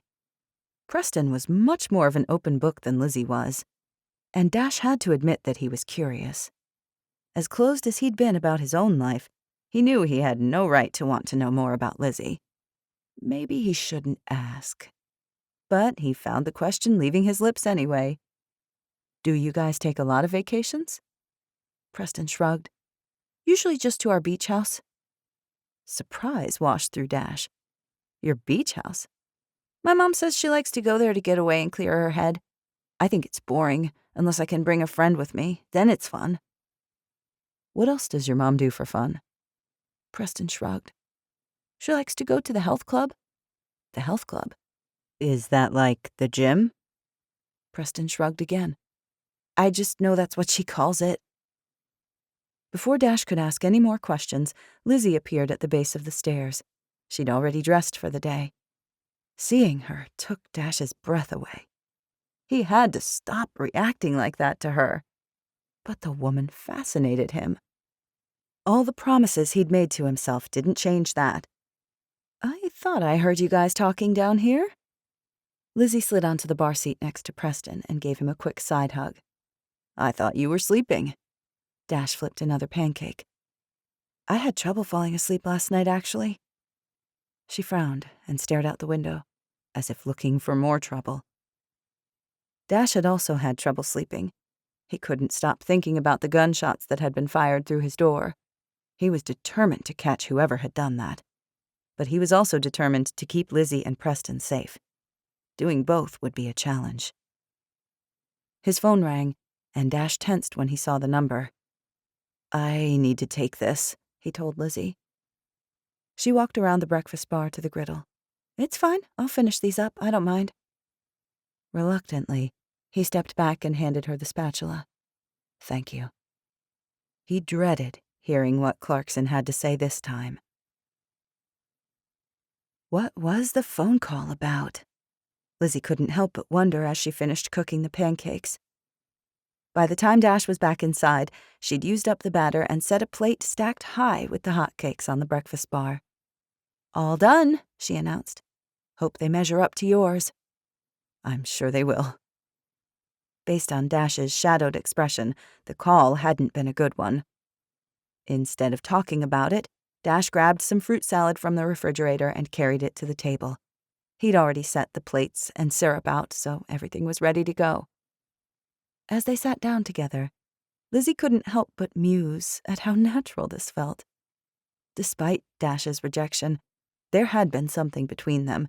She was certain Dash couldn't deny that fact either. But she couldn't get used to doing this, or to staying here. Dash had made it clear that, despite their chemistry, they had no future together. Her heart clenched as she remembered the conversation. "So, you have some schoolwork to do today, don't you?"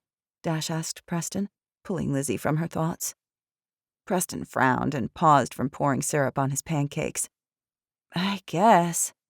"Yes, you do," Lizzie corrected. Preston shrugged and stabbed a piece of his pancake, syrup dripping from his fork as he raised it to his mouth. Lizzie glanced at Dash. "I know you have work to do, too. Don't feel like you need to keep an eye on us." Dash's expression tightened. No doubt he was thinking about that gunfire from yesterday. They all were. How could they not? "I was wondering if you guys might want to come to the station with me and work there. Someone will be there at all times, so you'll be safe." Lizzie nodded, not wanting Dash to rearrange his schedule for her. The compromise seemed reasonable. "That will be fine. Can I feed the horses again?" Preston's eyes lit with excitement. Dash smiled. "I'm sure that we can arrange something." Before they could talk more, Dash's phone rang again. This time he answered at the table. But after saying a few things into the mouthpiece, he ended the call and looked at them. "A brawl has started on the other end of the island. It's all hands on deck. Sorry to cut this breakfast short, but I need you guys to grab your things and go with me." Chapter 30. Dash gripped the steering wheel as he headed down the road. He didn't like what was happening here on the island. Not at all. That first call had been from his lawyer. Things with the property deals were escalating, and more angry emails had come into his business office. Not Dash's cologne business, but another LLC he'd set up. Dash had done so purposefully, so people couldn't connect him to this company. Some aspects of his life he liked to keep quiet. But everything was beginning to blow up. What had started as something he hadn't wanted attention for had turned into something largely misunderstood. "So where are we going?" Lizzie asked beside him. His scowl deepened as he stared out the front window. The last thing Dash wanted was for Lizzie to experience this. The island, ordinarily, was great. Things had been turned upside down over the past few months, however. The island harbored some ugly truths that Lizzie wouldn't be able to avoid. "You know that land I told you about that's being bought up on the island?" he started. "I remember." "Locals think that a family, the Fergusons, have been purchasing it. And they have been buying up some of the land. In fact, an easement is one of the only things stopping them from building on some of the property they procured. Danny owns it, and she's not selling." "Then what's the problem?" "Some of the locals aren't very happy about these changes, so they organized a protest outside the Fergusons' house. The Fergusons called the police, and a fist fight broke out between certain members of the community and the Fergusons. Levi and Grant are there now trying to control the situation. They need me out there to help." Lizzie released a soft breath. It's hard to believe that such a peaceful little island can have so many problems. His jaw tightened. "Isn't it, though?" Dash spotted a crowd standing in front of an oversized beach house in the distance and slowed. More people were here than he'd imagined. Probably 30 people had shown up for the protest. Dash threw his vehicle in park and turned to Lizzie. "I need you to stay here. If you have any trouble, lay on this horn and I'll be here in 5 seconds flat, okay?"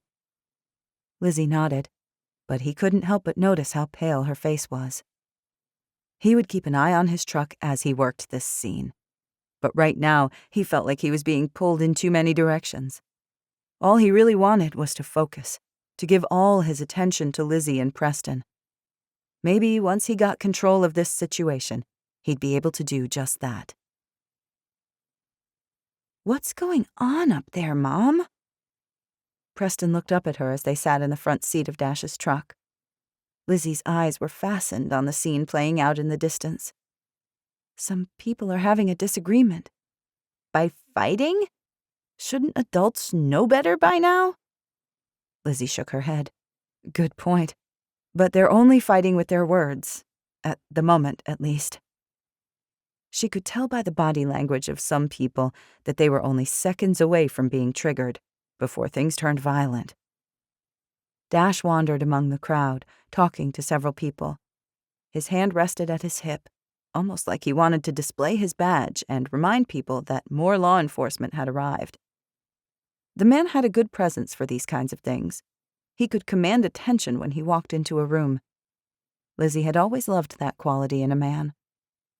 She frowned as she continued to watch. What an ugly scene. Lizzie could understand how people wanted to preserve the area, especially because it was best for these horses. But she knew that other people also valued progress. They didn't necessarily have evil intentions. Some might classify them as greedy, but that didn't mean they were. Either way, it seemed like such a shame for this to be happening here in Cape Corral. Look, there's another wild horse. Preston pointed to a chestnut-colored mare in the distance. The horse seemed to be wandering about, almost as if clueless to the tension on the island. What Lizzie wouldn't give to feel a touch of that cluelessness. Instead, her problems, and the problems of others, constantly remained at the forefront of her mind. She couldn't forget that she had some big decisions to make. She needed to set aside her own feelings, her own hopes and dreams, and do whatever was best for Preston. Right now, her first priority was keeping him alive. Pressure mounted on her shoulders. If only there was a clear-cut path to do so, but there wasn't. As Lizzie mulled over the thoughts, a sound sliced through the air. Her muscles went rigid. The crowd seemed to hear the noise at the same time. Screams emerged. People scattered, ran for their lives. That had been a gunshot, she realized. Lizzie threw herself over Preston and hunkered down in the truck. Dear Lord, what is happening? Please, keep my son safe. Chapter 31. Dash's gaze swerved to his truck when he heard the gunfire. He looked over in time to see Lizzie and Preston duck low in their seats. They were okay. For now. But the relief he felt was short-lived. Another bullet pierced the air. The crowd had dispersed, running for shelter. As they did, Dash ducked behind a jeep and drew his weapon. He surveyed the area, trying to find the gunman's location. The shooter appeared to be behind the sand dune. Dash glanced to his left and saw Levi and Grant poised for action behind other vehicles. Most of the crowd had found safety, but the situation was still dangerous. Another bullet flew toward them, penetrating the side of the jeep Dash used for cover.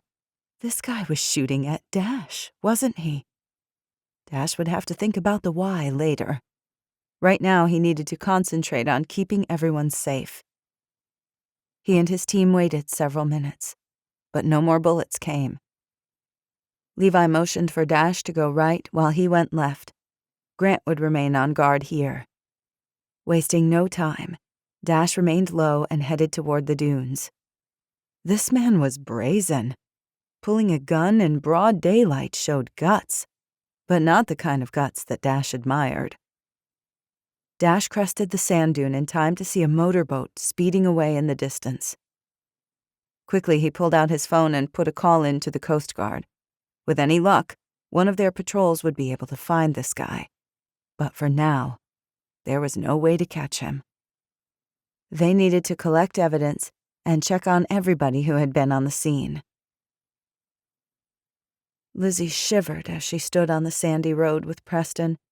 Everything that was happening still felt surreal. Had someone really just pulled out a gun and shot into the crowd? Why would they do that? What did they hope to prove? She wanted to ask Dash all those questions, but she couldn't. Not right now. He'd hurried back to check on them, but as soon as he saw they were okay, He needed to return to the crowd. Lizzie looked across the way and saw Dash interviewing various people who'd been on the scene. Grant collected bullets and took pictures. Levi was on the phone. What a nightmare. Lizzie wasn't sure if she was the only one who'd noticed, but that gunman seemed to be aiming right for Dash. Had it been Nikolai? The man obviously knew how to shoot. He'd been in the military. He'd had guns at his home. From what Lizzie understood, the shooter had escaped in a boat. Nikolai had been an avid boater back in the day. In fact, in high school he'd worked as a dockhand at a marina on Long Island. As all the facts collided in her head, her unease continued to churn. "Mom, I want to go home." Preston tugged on her arm. "Back to New York?" He shook his head. "Back to Dash's place." Lizzie frowned. "You know that's not home, right?" "I feel safe there, especially when I'm with Goliath." Lizzie slowly nodded, glad the boy had found comfort here, but she wasn't sure when they'd be able to leave this scene. They went back to sit in Dash's truck, to bide the rest of their time until they could leave the scene. When she'd been crouched over Preston during the gunfire, she saw a piece of paper on the floor.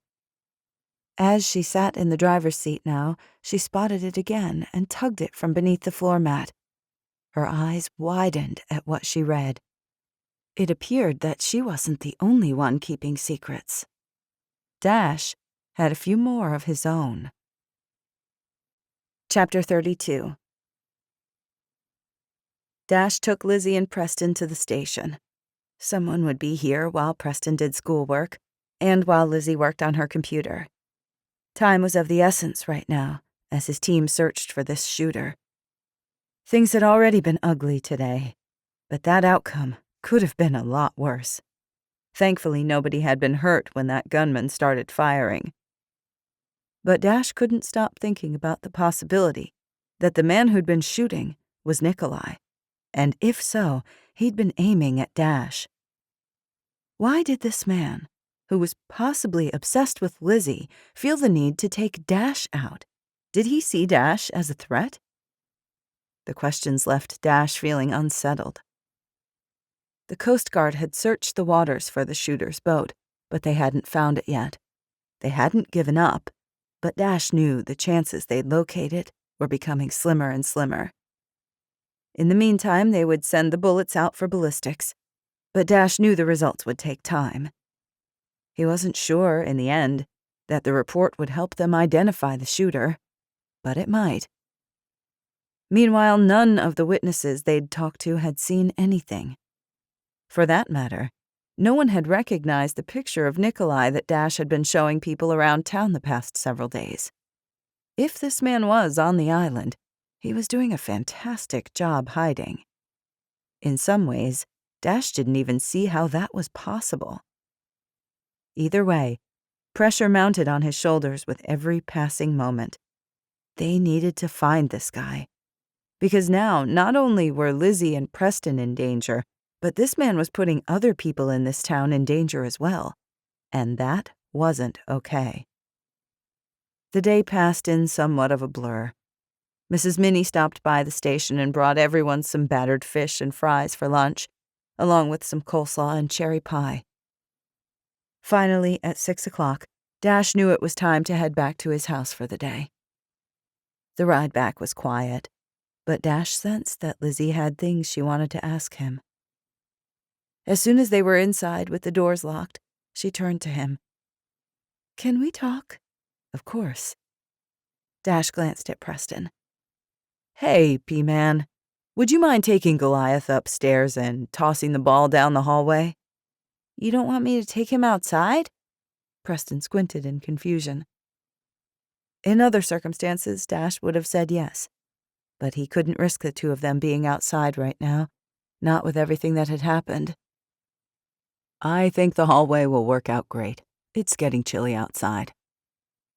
Preston shrugged and grabbed the orange ball from the floor. He called for Goliath, and the two of them trotted upstairs. Then Dash turned to Lizzie and waited for whatever it was she had to say. Lizzie licked her lips, uncertain how to start.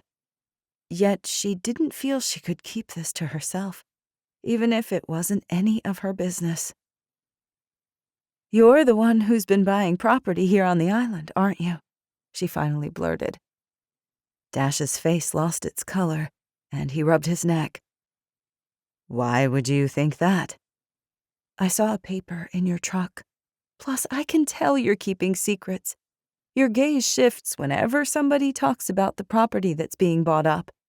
I just didn't put it together until today. Am I right?" He remained silent for a moment, and Lizzie wasn't sure he was going to answer. Maybe she'd been off base, but she didn't think so. Finally, Dash nodded. "You're right. I'm the one who's been buying up some of the land." "Why would you do that? Are you seeing this as an investment opportunity?" He shook his head, his eyes widening with alarm. "No, it's not like that at all. I'm buying the land because I want to conserve it." Realization swept through Lizzie. Had she understood him correctly? "So you don't want to build?" "No, not at all. I love this island the way it is. I'm buying that land so the Fergusons can't." Lizzie almost wanted to laugh. Here she thought she had Dash all wrong. Yet she didn't. Dash was exactly who she thought he was, a true cowboy. Despite their relationship issues, he was still a good guy. Why would you keep that a secret? That was the one thing that didn't make sense to her. Dash shrugged. "I don't want people to change their perception of me. If I start telling folks, then they're going to look at me in a different way. I don't want that. I like being an everyman here." She could admire his stance, but there were still some details that didn't make sense to her. "I understand that you want to keep your wealth a secret, but how are people going to feel when they find out about this?" "I've put all the proper barricades in place so they shouldn't be able to find out. I have an LLC set up that's hard to trace back to me. But that doesn't mean—" Lizzie waited for whatever else he was about to say. "But that doesn't mean what?" Dash looked away and rubbed his jaw. "That doesn't mean that no one will find out." "No, it doesn't." Dash's gaze locked with hers. "Somebody here knows. I've been getting calls and threats. My lawyer has been getting threats as well." What? Someone had taken things that far? She didn't like the sound of that. "Do you think it's the Fergusons?"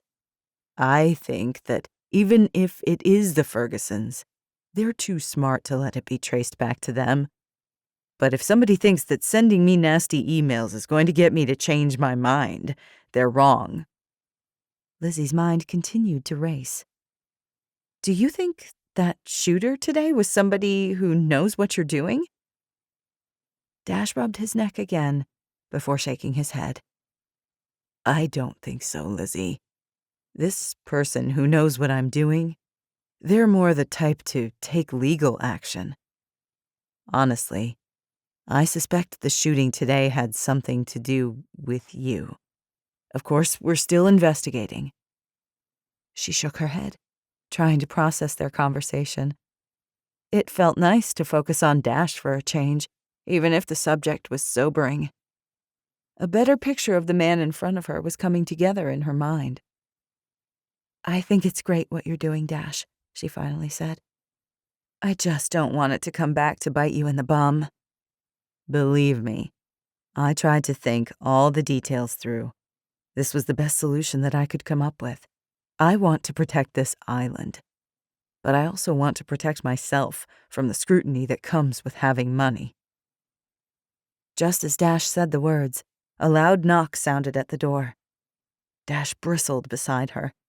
Who could be here at this time of night? Lizzie braced herself for a replay of yesterday, a replay of the bullets piercing the wood. because she knew this was far from over. Had trouble shown up again? Chapter 33.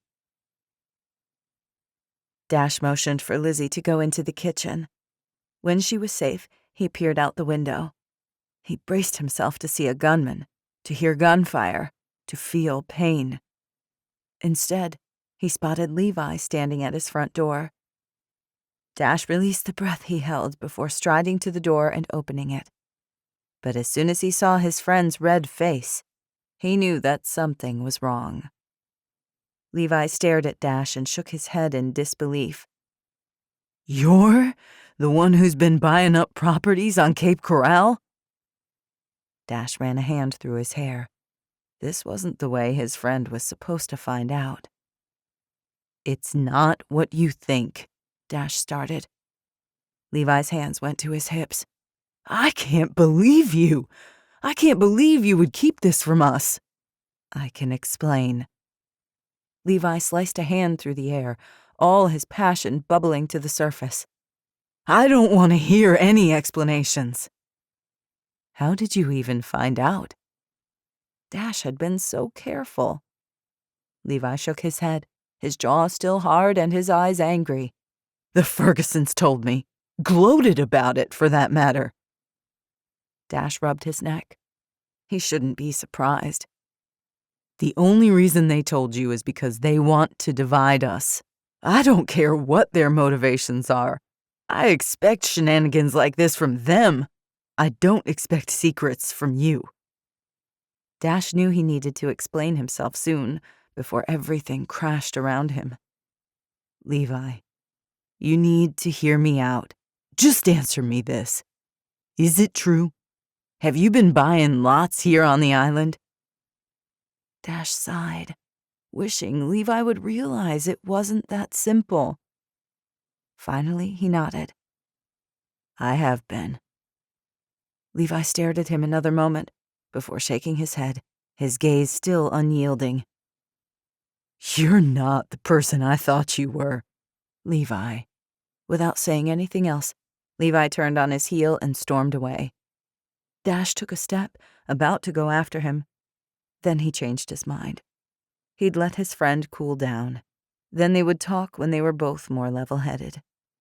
But it looked like the life that Dash had carefully constructed here in Cape Corral was quickly eroding, much like the sand dunes after a storm. He closed the door and looked back at Lizzie. She stood near the couch, an almost sympathetic look in her gaze. Dash didn't even know what to say. Besides, he didn't owe Lizzie any more explanations. She'd probably be leaving this island before too long. He'd told himself from the start that he shouldn't get too close. His initial thoughts had been correct. He should have listened to his gut instinct instead of his heart. Right now, there was nothing else to talk about. Everything was on the line, and failure wasn't an option.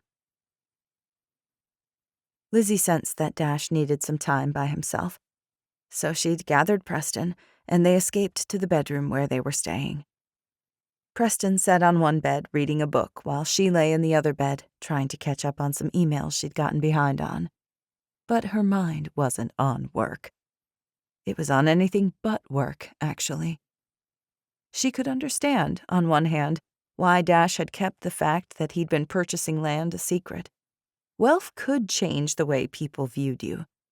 Money made some people want to be your friend, and it caused others to judge you. Still, Dash probably should have trusted his friends enough to tell them what he'd been doing.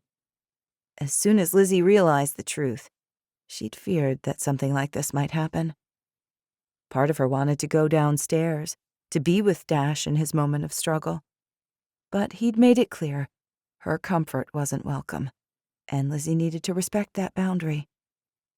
Despite that resolve, something about Dash was still so very tempting. She'd never met anybody like him. When he smiled, everything felt right in the world. When she saw him with Preston, Lizzie could easily envision a future with this man. But those dreams were dangerous. She needed to stay away from thoughts like that. They'd only end in heartache. Someone lightly knocked on her door. She assumed Dash had brought Goliath. He'd promised he'd bring the dog up before he went to bed. Lizzie put her computer down and rushed to answer. When she saw Dash's face as he stood on the other side of the door, she knew something was wrong. She stepped into the hallway so she wouldn't alarm Preston. "What's going on?" she asked. "I put out a search for Nikolai after you told me about him," Dash started, his voice low. "I just heard back about it." Her throat tightened with anticipation. And the police found his body last week up in New York. He's dead. Chapter 34. Dash watched the emotions roll over Lizzie's face. She glanced back at Preston through the crack in the door. "I'll be right back, honey. Okay?" "Okay, Mom." The boy slumped down farther in bed, his eyes drooping. He would be asleep soon. Once Lizzie closed the door, she turned to Dash. Questions filled her eyes. "Are you sure Nikolai is dead?" Dash nodded, halfway wishing he had different news for her. At least with Nikolai, they had a suspect. Now they had no one. Officials have positively identified this man as Nikolai. Her hand covered her mouth as she stared up at Dash. That's the last thing I expected to hear. How did he die? Dash softened his voice, knowing not everyone was used to receiving news like this. He needed to be sensitive, yet make the urgency of the situation clear. Apparently, he was shot and left in a ditch. Lizzie gasped. As Dash saw the emotions washing over her, he reached for Lizzie. Despite his reservations, he sensed she needed someone to lean on right now. He wrapped his arms around her. "I'm sorry, Lizzie." She shook her head, still stiff, as if in shock. "I just can't believe this. I can't believe Nikolai is dead. It's not that I cared for him, but I didn't wish harm on him either." "I understand." "And if he's dead, then who's behind these things that have been happening here?" Fear stretched through her voice. That thought had been echoing in his mind also. That's a great question. You don't have any other ideas? There aren't any other people who were giving you a hard time? Lizzie stepped back, and her eyes raced back and forth with thought as she seemed to consider this question. "Not really. I mean, no one obvious." "Maybe we need to consider people who aren't obvious then." She ran a hand through her hair, a far-off look still in her gaze. She didn't say anything for a moment until finally, "I'm going to think about it. I don't really know. I don't know what to think right now." She was obviously dealing with a lot right now, and Dash wouldn't push her. "I know this is a lot for you to comprehend. Even though Nikolai is dead, someone is still out there. We have to figure out who it is." Lizzie nodded slowly, something close to resignation fluttering through her gaze. "I guess this explains why nobody on the island has seen Nikolai." That makes sense now. He'd thought the same thing. "I guess so." Her gaze fluttered up to meet his. "Thank you for letting me know." Dash nodded and reluctantly let go of her. Instantly, he missed Lizzie's warmth, her scent. Her. He just missed her. But this was for the best, he reminded himself. For more than one reason. Why weren't his emotions getting that memo? Could Nikolai really be dead? As Lizzie lay in bed, the question continued to turn over in her mind. That didn't even seem like a possibility. If Nikolai wasn't behind the events happening here, then who was? Who would have this much hatred toward her? Lizzie searched her thoughts, trying to come up with someone. Could someone be angry because of her company? She had fired an employee about a month ago for stealing several clothing items. The woman's husband had been upset, of course, but would he take things this far? One of Lizzie's neighbors had also gotten angry a few months ago when Lizzie had refused to cut down a tree. The leaves from it had been falling in his yard, and he didn't want to rake them. She'd apologized but refused to cut down the 200-year-old oak. Could Mr. Billings really be so upset with her that he'd followed her here and gone through all this trouble? Lizzie seriously doubted either of those people were behind this. Those little tiffs shouldn't have set off a firestorm. Her thoughts continued to turn over. Maybe, if Lizzie could find the man she'd paid to bring her to the island by boat, he would have some information. Maybe someone had come to him and asked him questions about her. That could have led to someone finding Lizzie here.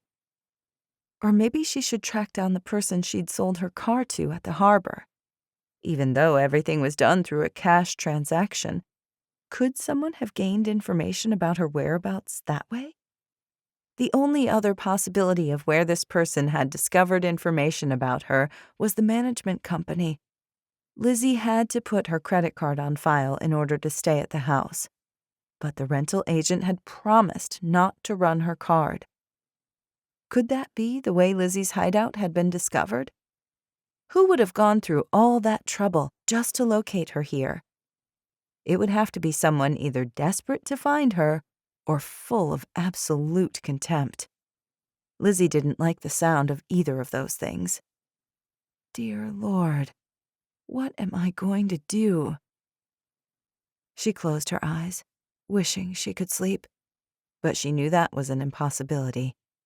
She had to figure out who was behind these dangerous incidents, not only for her sake, but for Preston's, and for this town's. Chapter 35. As the sun rose across the Atlantic, he stood at the edge of the woods and watched Lizzie, Preston, and Dash inside the house. They looked like a family, though they weren't. None of them had taken his hints yet. What did he have to do to scare them out into the open? Every time he looked, Lizzie was within arm's reach of her son. That would never work. He needed a way to separate them, and he was becoming desperate. Today, he would follow them again. His window of opportunity to make a move was becoming narrower. He didn't have all the time in the world to do this, not by any stretch of the imagination. Why didn't anyone realize this? He'd never expected it to be this hard. But he wasn't one to give up either. He'd find the opportunity he was looking for. He glanced beside him in the woods as he saw something move. A smile curled his lips. A snake. As he watched the creature slithering away, an idea formed in his head. He just might have a plan after all. But all the pieces had to fall into place. The timing had to be right. If he correctly predicted what was going to happen next, then he would win. But there were still several things that needed to happen. His smile widened. Maybe today would be his day, because time was running out, in more ways than one. Chapter 36. Dash felt the tension in the air as he walked into the community safety building the next day, Lizzie and Preston at his side. Though he hoped to smooth things over, it didn't look like that would be happening. As soon as he'd arrived, Levi had left to do patrol. Grant wasn't scheduled to come in, but would take his shift tonight. Dylan and Colby were both busy checking equipment and were effectively avoiding him. No doubt they'd already heard the news. It looked like Dash would have to wait until later to explain himself. "Do you guys want to help feed the horses?" Dash asked. Or if you need to get right to work, I understand. Yes! Can we, Mom? Can we? Preston stared up at his mom. Of course. He led them into the stable and pulled out some hay. As he taught Preston how to feed the horses, the boy was full of questions. Where did Shadrach live before, when the fire broke out? In the mountains of Virginia. Is he happy since he came here? Dash nodded. I think so. It took some adjustment. He was a bit of a fish out of water at first, but now he's one of the finest horses we have here on the island. Do you think I could ride him sometime? Dash glanced at Lizzie, who mostly stood in the back and watched them work. If it's okay with your mom, then it's okay with me. Can I, Mom? Preston turned to her. I don't see why not, as long as Dash is okay with it. At least Dash had given the boy something to look forward to during these otherwise grim times. Dash still had no leads on who might be behind these threats toward Lizzie, or the gunfire that had happened yesterday. If Nikolai was dead, then they were back at square one. Dash also had no idea how he was going to make things better between him and his co-workers. He understood why they didn't want to talk to him right now. They were still processing and wrestling with their assumptions. Dash only wished they'd assumed the best of him. But he could see where the situation was sticky. He just needed to give them some space, and then he could clear things up. He hoped. As soon as he went back into his office, he planned on looking into a few people Lizzie had given him names for. Dash just needed a break in this case. Just one. Just something that would give them a clue as to where to look next. Because Dash knew, in his gut, that this guy wasn't going to stop. He shuddered to think what that meant. He was a bit of a fish out of water at first, but now he's one of the finest horses we have on the island. Dash's words stayed with Lizzie. She never thought she'd relate to a horse. Yet she felt at the moment like she and Shadrach had something in common. They'd both come to the island, having faced tragedy. Would Lizzie be like Shadrach? Would she rise to the challenges around her? Or was she meant to return to the life she'd left behind? She wasn't sure. Lizzie looked up from her desk when she realized that Preston had been gone longer than he said he'd be. He'd run down the hallway to get a snack from the vending machine. It wasn't the food choice of champions, but they were in a bind, so it would work for now. She stood and stretched, her eyes blurry from working on the computer. She could use a break to stretch anyway. Too much desk work exhausted her. As she stepped into the hallway, she saw it was empty. No Preston. Not only did she not see him, she didn't hear him either. Strange. Lizzie paced toward the back of the building where the vending machines were located, fully expecting to see Preston still mulling over his choices. Peanut butter crackers or cheese puffs. The decision was always hard, especially for an 8-year-old. When Lizzie reached the machines, no one was there. The first surge of apprehension shot up her spine. Where was Preston? She let out a little laugh as a realization hit her. Most likely, her boy had tracked Dash down and was talking his ear off. Lizzie just needed to find Dash, and then she'd find her son. Preston had put the man on a pedestal and seemed to constantly seek him out. Lizzie continued down the hallway, glancing through each doorway as she passed, just to be certain she hadn't missed Preston. When she reached Dash's office, she saw the cowboy sitting there, looking at some papers. Alone. Another trickle of worry went down her spine. "Hey, Dash," she started. "Have you seen Preston?" He looked up and shook his head. "I thought he was with you." "He was, but he went to get a snack. He's been gone for a while, so I decided to check on him. He's not at the vending machines." Dash rose from his desk. "I'll help you look for him." Lizzie's muscles tightened as they walked down the hall together. There was probably a logical explanation for this. But the last time she'd assumed that, Lizzie had found Preston in Wash Woods, staring down a wild boar. I searched every room in the building, but Preston was nowhere to be found. Lizzie's throat clogged at the words. Dash slightly touched her arm, zapping her back to reality and away from her worst-case thoughts. "We're going to find him," he murmured. But as quickly as her worry slipped away, the emotion returned with a vengeance, hurtling closer to panic with every passing minute. What if this man who'd been taunting them had somehow slipped into the building? What if he'd grabbed Preston? "I don't know where he could be." She rubbed her throat, hardly able to get the words out. Suddenly, light filled Dash's gaze. "I bet Preston is with the horses." Dash was probably right, but Lizzie wasn't sure that thought comforted her. Preston had no business going outside by himself, not with everything that had been going on.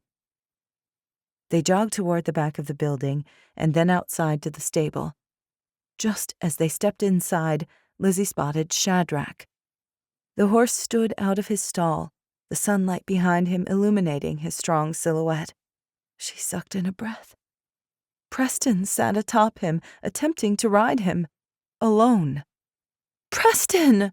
Lizzie yelled. What was he thinking? Her son glanced back at her, a triumphant expression on his face. "Look what I did, Mom! All by myself!" But the triumphant look didn't last long. Just then, a snake slithered toward them. Shadrach rose up on his back legs and let out a startled neigh. His nostrils flared as panic lifted his legs again. As he did, Preston went flying into the wall behind him. Chapter 37. "Preston!" Lizzie rushed toward her son, praying he was okay. "Please don't let him be hurt. Please, Lord." As she darted across the stable, Dash ran toward Shadrach. He had to get the animal under control before he trampled the boy. Tears rushed to Lizzie's eyes as she nearly collapsed on the ground in front of her son. He groaned and opened his eyes, his gaze not fully focused on her. "Mom?" he asked in a small voice. She ran her hand across his cheek to wipe away the tears.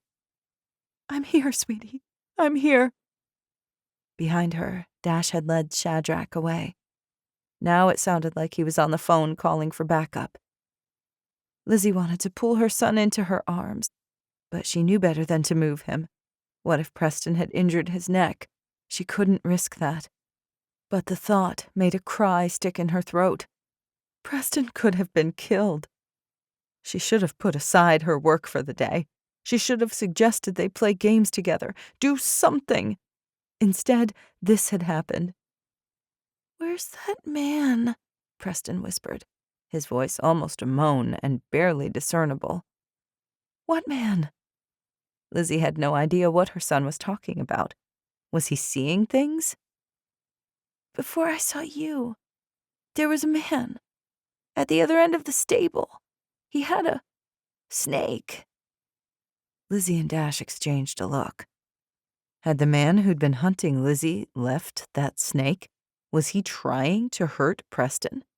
Or was her son seeing things? Her head pounded harder. Dash peered outside before quickly returning to her and Preston. "I don't see anyone. Do you think he's delirious?" Lizzie sucked on her bottom lip before shaking her head. "No, I don't think so." Just then Levi rushed into the stable, along with Colby and Dylan, both of whom were firefighters, and brought their medical equipment. They surrounded Preston to examine him. As they did, Dash tugged Lizzie back to give them space to work. She folded her arms across her chest, wishing she'd been the one hurt and not her son. A cry shook her body. As it did, Dash slipped his arm around her, and Lizzie buried her face in his chest. What if her son wasn't okay? She could hardly bear to ask that question. Dash squeezed Lizzie's knee as they sat at the island clinic, waiting for word from the doctor. They'd stepped out of Preston's room while Dr. Knightley examined the boy. The rooms were small, and the doctor and nurse indicated they needed space. Lizzie hated to leave her son, but Dash assured her that Preston was in good hands. The woman looked beside herself after what had happened. Dash couldn't blame her. What happened in the stable had been scary, but the outcome could have been much worse.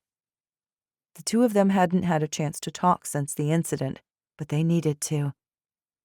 Dash cleared his throat, knowing this might be too soon, but he also knew that time was of the essence in situations like this. He had told Levi what Preston had said, and he knew his colleague was searching the area around the stable for footprints or any other clues to prove someone had been out there. But Dash needed to get Lizzie's take on the whole thing. "Do you really think Preston saw someone?" Dash quietly asked. She shrugged and wiped her red-rimmed eyes again. Preston looked pretty convinced. He did. Dash couldn't argue with that. But the only reason someone would have done that was... She pressed her lips together, almost as if she couldn't finish the sentence. "If they wanted to put you in this situation," Dash finished. "Someone could have known how much horses don't like snakes and tried to spook Shadrach." Lizzie turned toward him, her gaze full of questions. But how did someone even know Preston would be out there? "Maybe someone lured him out," Dash suggested. "Or, more likely, someone was watching and waiting for the right opportunity. It's hard to say." Why would anyone want to hurt a sweet little boy? Lizzie's voice broke, and she looked away, as if facing reality was too big a burden to bear. Dash rested his hand on her back, his heart panging with empathy. "I don't know. I wish I could tell you. I wish I could take this whole experience away, but I can't." Lizzie wiped beneath her eyes again. "I know you can't. I just feel so lost right now." Dash opened his mouth, then shut it again. There was no right thing to say, but there was only one thing he wanted to say. But was this a good time? He licked his lips. "Don't go, Lizzie. Stay here. Let us help you." She stared at him a moment, something brewing in her gaze, something intense. "Why would you want me to stay here, Dash?" He swallowed hard, considering what to say. Part of him wanted to declare his feelings, but another part remained cautious. Lizzie let out a sigh and shook her head. "You know what? Never mind. Just please, don't be so sweet to me, only to push me away. It's like you're trying to break my heart or something." She'd totally misinterpreted Dash's silence. "Lizzie, I would never." Before he could finish his statement, Dr. Knightley appeared in the doorway. Lizzie stood, her full attention on the doctor. "How's Preston?" Dash held his breath as he waited to hear an update. Chapter 38. Dash couldn't stop thinking about what Lizzie had said. Her words made sense. With one hand, Dash pulled her closer, and with the other, he pushed her away. It wasn't fair to her. Lizzie wasn't like all the past women that he had dated. No matter what kind of hints Preston had given about her, that didn't mean the words were true, or that they hadn't been misinterpreted. Judging people's motives was a tricky venture. Asking somebody if she just wanted to be together because of his money wasn't exactly couth. Usually, people's intentions were proven through the test of time, proven by watching someone's actions and reactions. And so far, Lizzie had shown no ill intentions.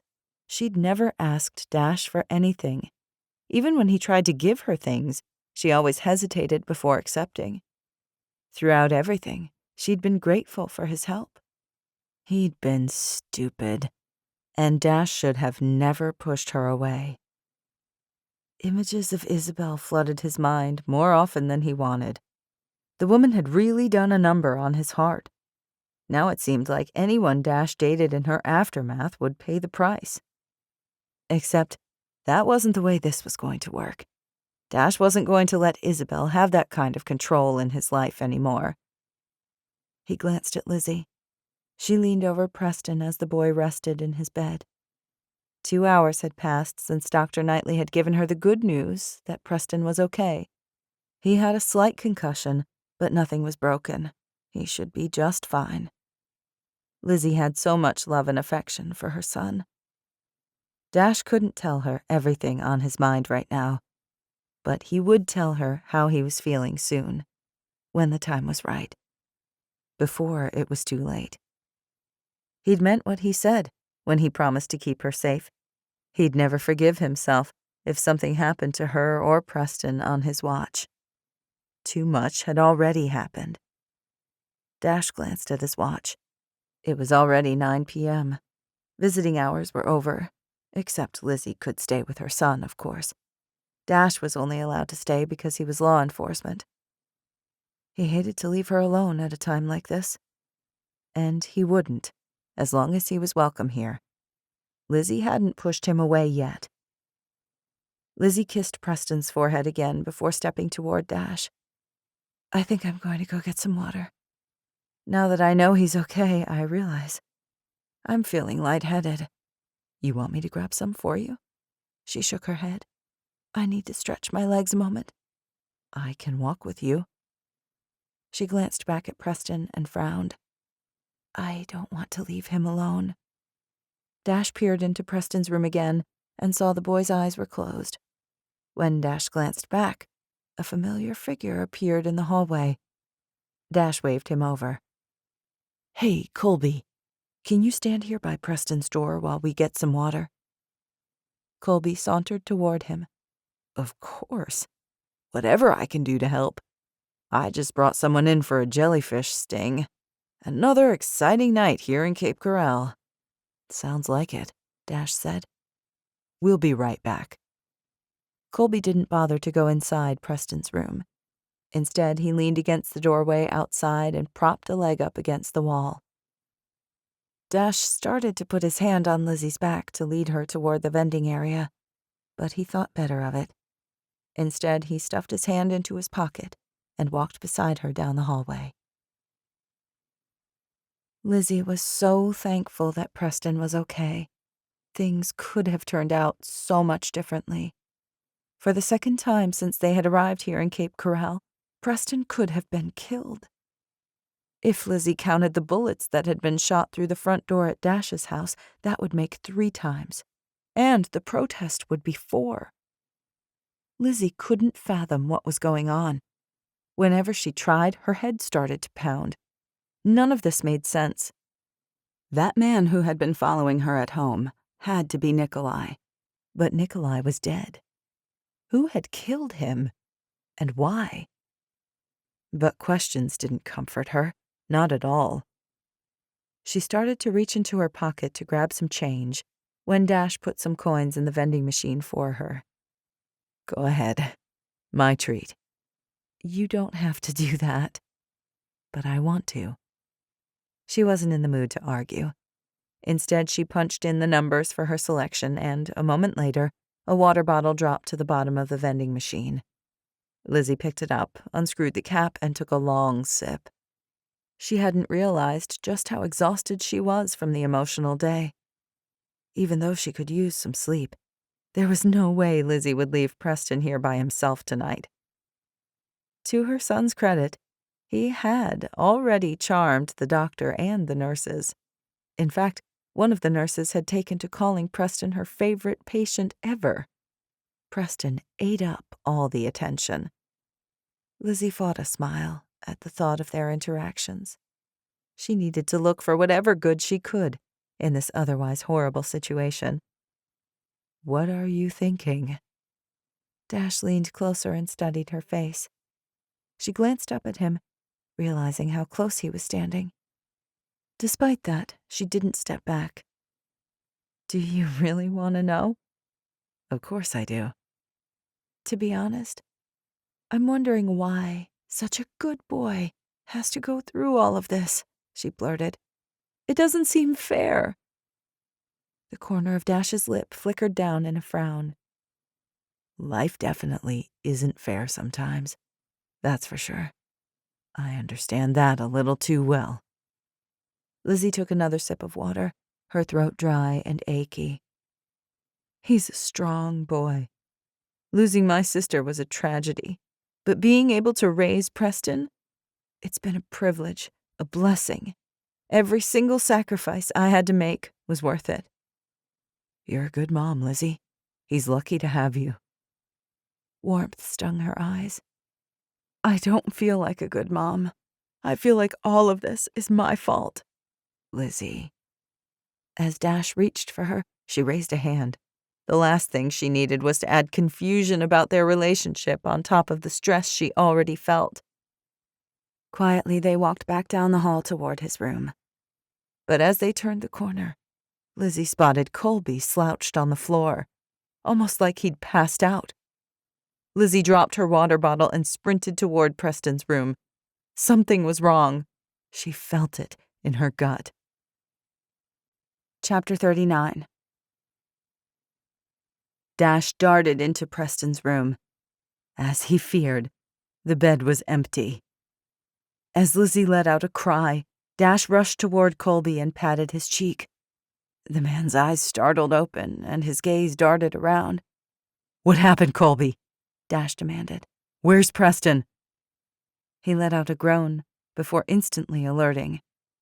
1 minute, I was standing here, and the next minute, something came down on my head. Then everything went black. Did you see anything?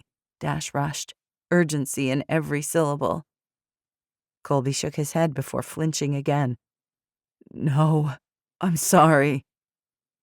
Dash and Lizzie exchanged a glance before sprinting down the hallway. They had to find Preston. Wherever he'd gone, it couldn't be far away. Dash barely paused as he reached the front desk. Have you seen Preston? The nurse's eyes widened. I did. His father checked him out. He had the paperwork and everything. He said his wife was coming in a moment after she gathered their son's things. Dash felt the tension between his shoulders pull tighter. His father. This person they were dealing with had thought everything through, hadn't he? Where did they go? He asked. The nurse pointed to the front door. They just left. Probably not even 3 minutes ago. 3 minutes could seem like forever in a situation like this. Dash told the nurse she needed to check on Colby. Then he and Lizzie took off toward his Bronco. As they climbed inside, he handed Lizzie his phone. Call Levi, Dash ordered as he cranked the engine. You need to tell him what's going on. We need to have everybody out here looking for Preston. Dash. Lizzie's voice wavered. Despite his promise to himself that he wouldn't touch Lizzie anymore, Dash reached over and squeezed her hand.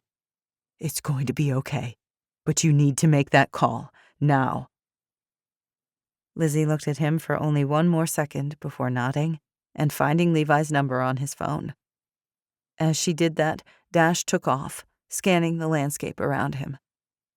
No one could get off this island without a boat. It was that fact, and that fact alone, that gave Dash any hope. With every second that passed, Lizzie's anxiety grew. Who was this man who'd taken Preston? Where could they have gone? Though she knew the police were searching all over the island, that knowledge hardly brought her any comfort. They'd even organized search teams of volunteers to look for her son, but her gut told her they would do no good. An hour had passed, and Preston was nowhere to be found. It was like he'd disappeared from the face of the earth. Lizzie's head spun, her lungs tightened. Worry electrified her thoughts. This couldn't be happening. But it was.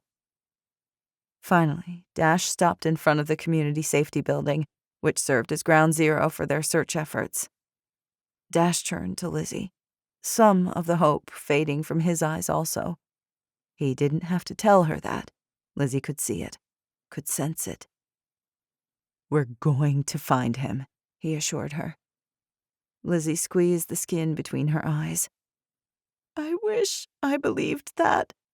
"That man can't get off this island," Dash said. "We have the Coast Guard as well as the Marine Police looking for any boats in the water. We've alerted authorities on the mainland, too, and they're standing guard at the harbors and docks there. We're utilizing every resource possible to find Preston." She forced herself to nod, though the motion felt robotic. "I know. I appreciate everything you're doing. I really do. But I should have never left Preston's side." Dash squeezed her shoulder. "I'm sorry this happened. The truth is, even if you had been there, there's a good chance this person would have knocked you out, too." "He's my responsibility. This is my fault." Tears burst from Lizzie's eyes. Dash slipped his arm around her and pulled her closer. She started to pull away again, but didn't. She craved human touch right now, craved comfort, reassurance. "I'm sorry, Lizzie," he murmured. "We have to find him," she muttered into his chest. "Maybe it would be better if you stayed here." She swung her head back and forth, a new surge of energy bursting through her. "There's no way I'm going to sit still. I want to be out there looking for Preston. I have to find him." "Okay," Dash said. "We'll keep looking. Let me just head inside real quick and see if there are any updates. But I'll look with you as long as you want me to, okay?" She pulled away from him, her red-rimmed eyes lined with appreciation. "Thank you. Thank you." Chapter 40. 3 hours later, they still had no answers. Where could that man have taken Preston? Dash wondered. It made no sense. This island wasn't that big. Though it would be an exaggeration to say they'd searched every inch of it, that was how it felt.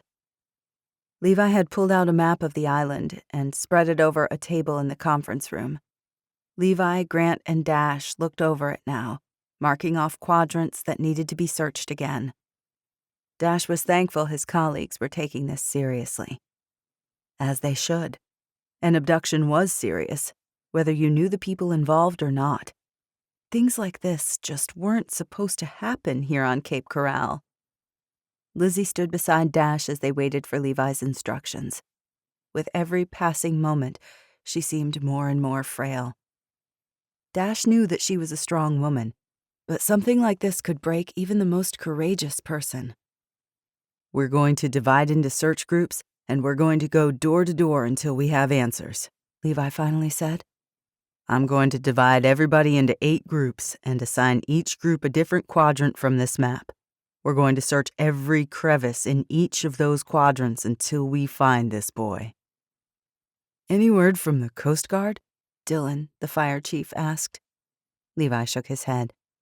"Not yet. They're still patrolling the waters.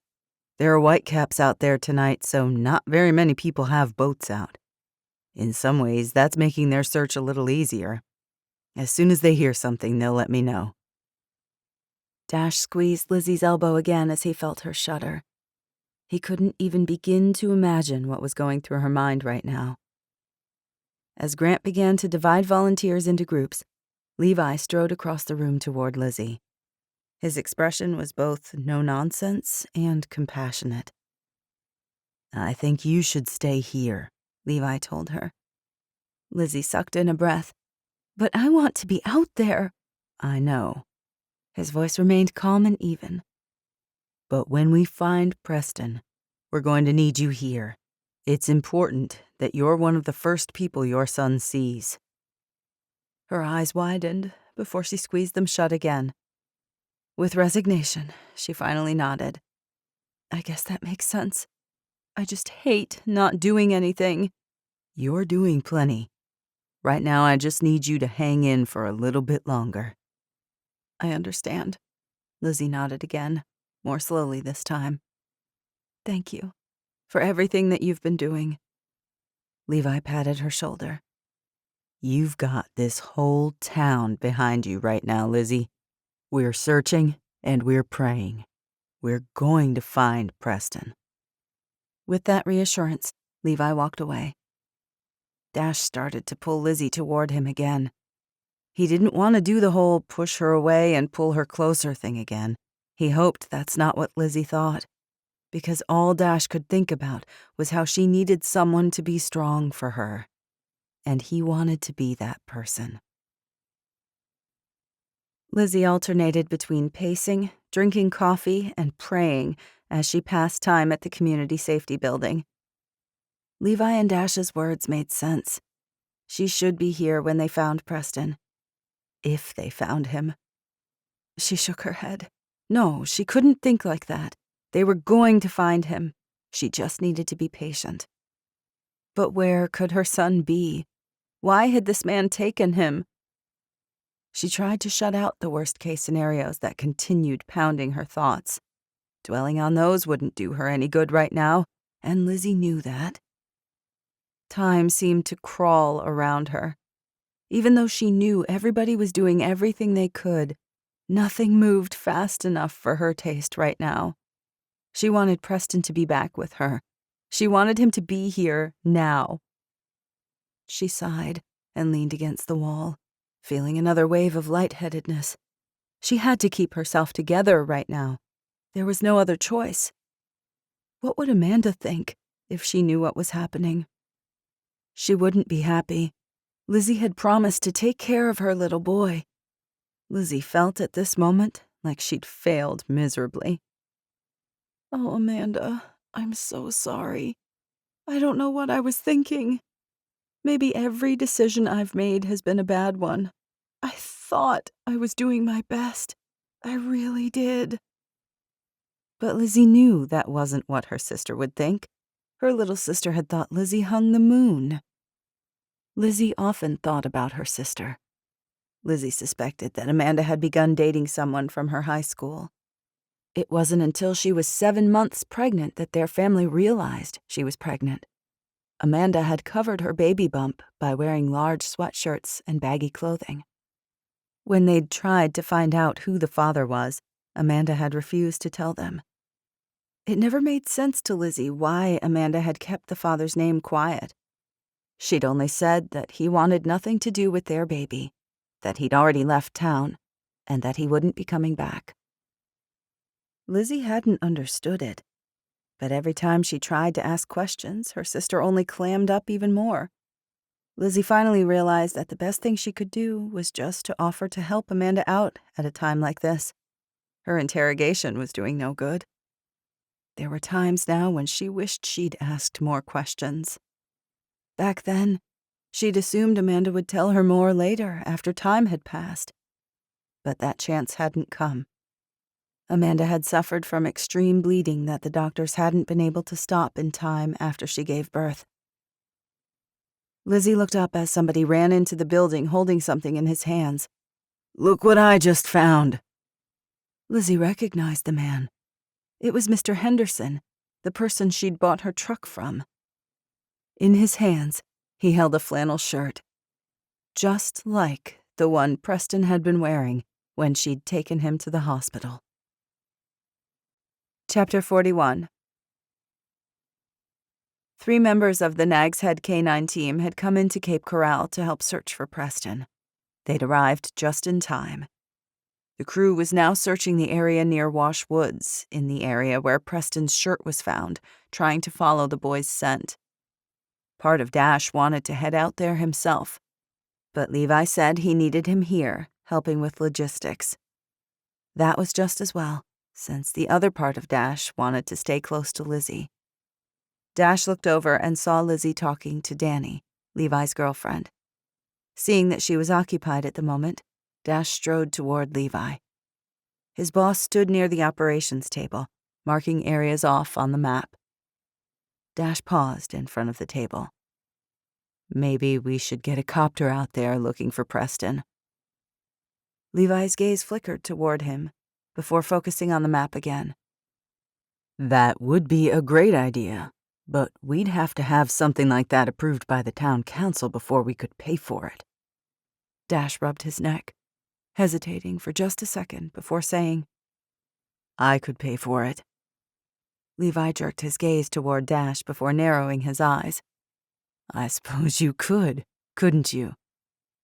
Dash let out a long breath and rubbed his neck as he contemplated his next words.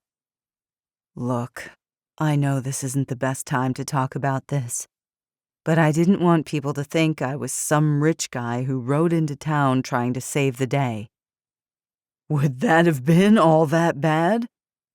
A healthy dose of skepticism stained Levi's voice. When you're constantly judged for how much money you have, then yes, it can be. Levi shook his head and marked off another area on the map. But we're all your friends, Dash. It should be different with us. I didn't think it would matter who was buying up the land, as long as the land was being preserved. That seemed like the important thing. Besides, how am I supposed to bring up a subject like that? Was I supposed to say, hey guys, guess what? I bought 500 acres here on Cape Corral. Just thought you'd want to know. It would have seemed pompous. Levi glanced at him again, and his shoulders softened some. Maybe you're right. I'm still the same Dash you hired 3 years ago. I still love this island, and I only want the best for it. Levi offered a slow nod. I'm thankful that it's someone like you who's buying up this land instead of the Fergusons, especially if you're not planning on building. Of course I don't want to build. Dash lowered his voice. I don't know how, but the Fergusons somehow found out it was me, and they're not happy. Levi's eyes narrowed. Any idea how they found out? Dash had been trying to figure that out. I don't know, but I have a feeling they're the ones who've been trying to buy me out. When that didn't work, they sent some pretty ominous messages. Threats? Levi raised an eyebrow. Dash remembered the messages he'd received and frowned.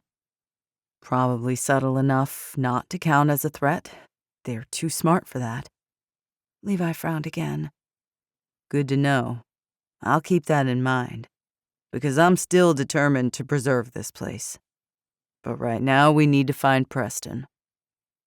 Dash stepped back and nodded, happy that he'd been able to get this out in the open. He didn't want the tension between them to somehow hurt their search efforts. They needed to be able to trust each other. There were still talks that needed to be had, but this would do for now. How about I call about that copter? Dash said. Levi nodded. That would be great. When do you think we'll hear something? Lizzie paced over to the operations table where Levi and Dash stood. How much longer could she wait? It felt like hours had passed, even though it was mostly minutes. Still. This was the worst kind of torture she'd ever felt in her entire life. Not knowing where her son was made her feel crazy. Not being able to protect her son when he needed her made her want to die inside. Levi frowned and released a long breath. Unfortunately, the dogs lost the scent. They're trying to pick it up again. We just need to give them some time. Lizzie's shoulders drooped. That wasn't what she wanted to hear. The good news is that we're going to bring a copter out. Levi glanced at Dash, the two exchanging some kind of silent message. We're going to search the island from the air.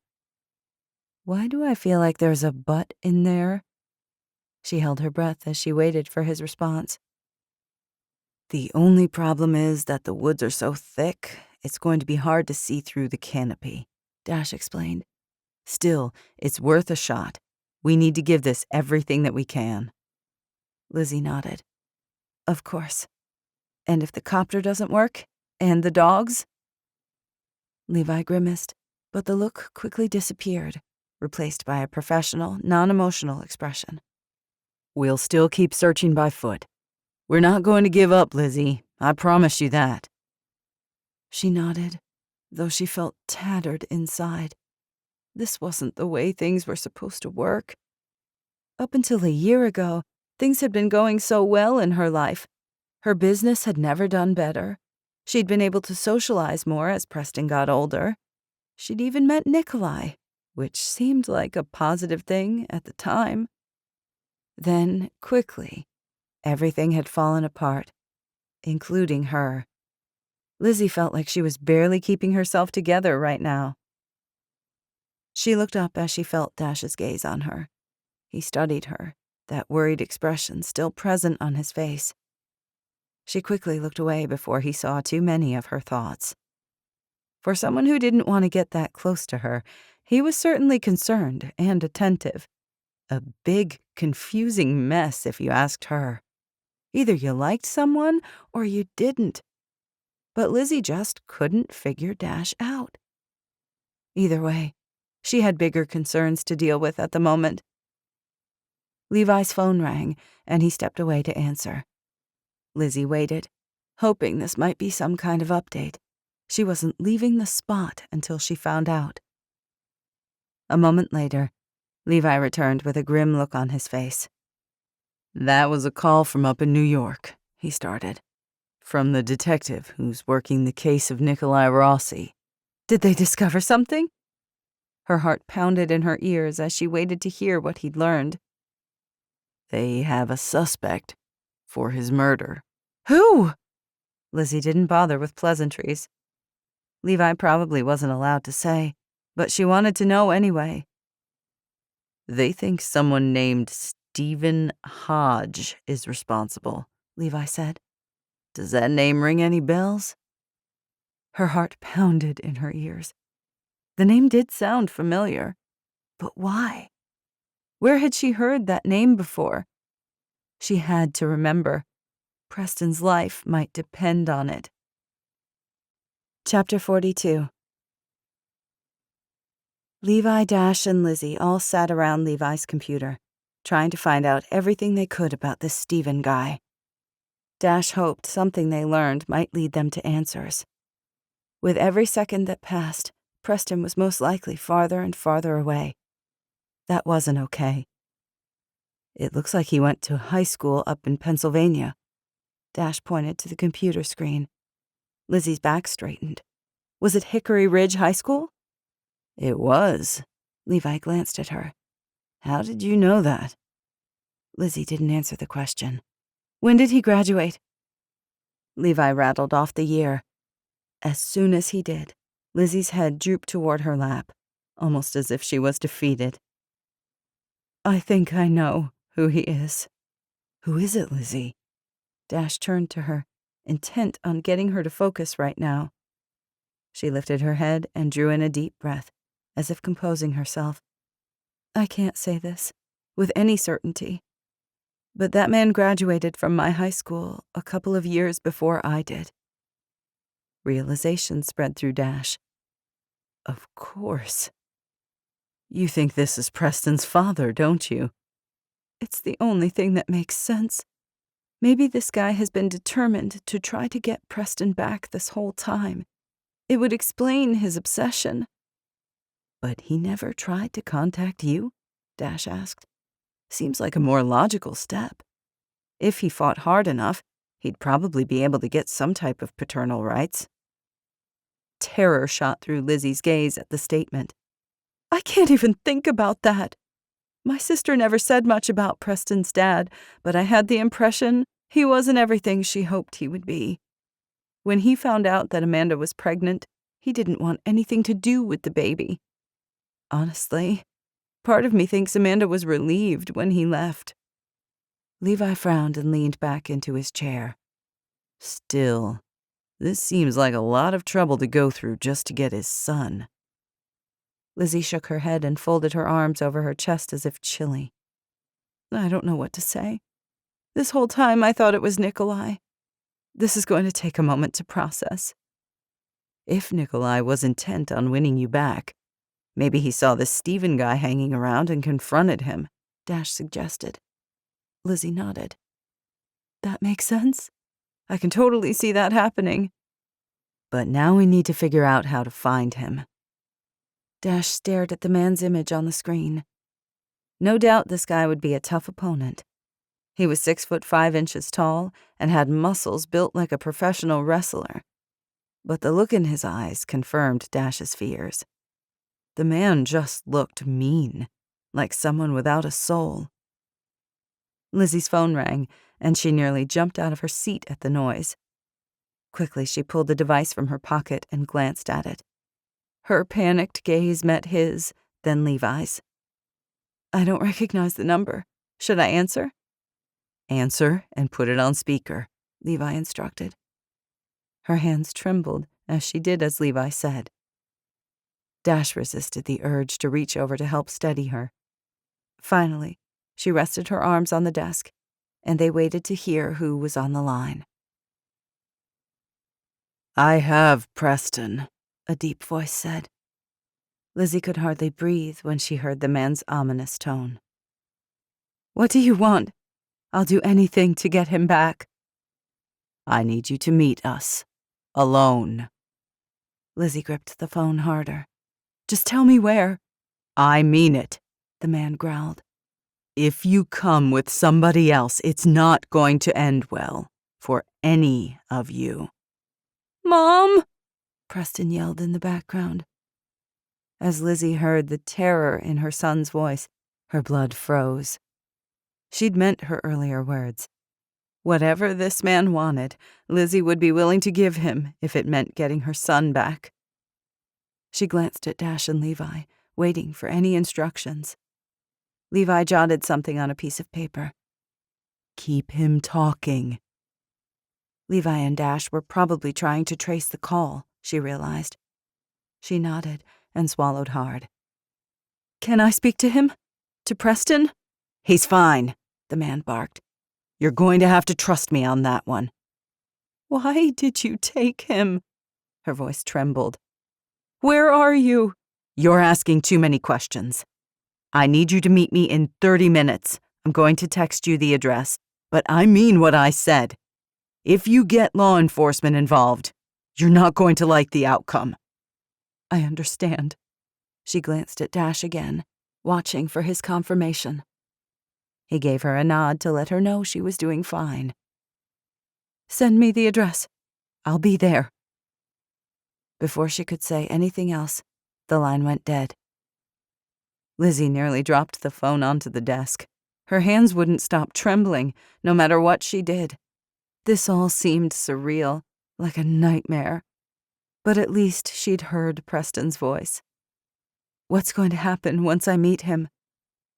Her gaze flickered up to Levi and Dash. I doubt this man is going to just hand Preston over. She had no idea what this man's end goal was. We need to figure out a plan, Levi said. The man wasn't on the phone long enough for us to trace him and get a head start. That's what she'd figured. Her gaze locked on Dash's. All I know is that I want my son back. I'll do whatever it takes to get him. Chapter 43. Lizzie fidgeted in her truck again. The address had been texted to her, just as he'd said. In a whirlwind, she'd donned a bulletproof vest beneath her shirt, been wired, been instructed. Then she'd taken off. She only had 20 minutes left to get there, after all. She didn't want to take any chances. Then she'd driven toward the GPS location the man had sent her.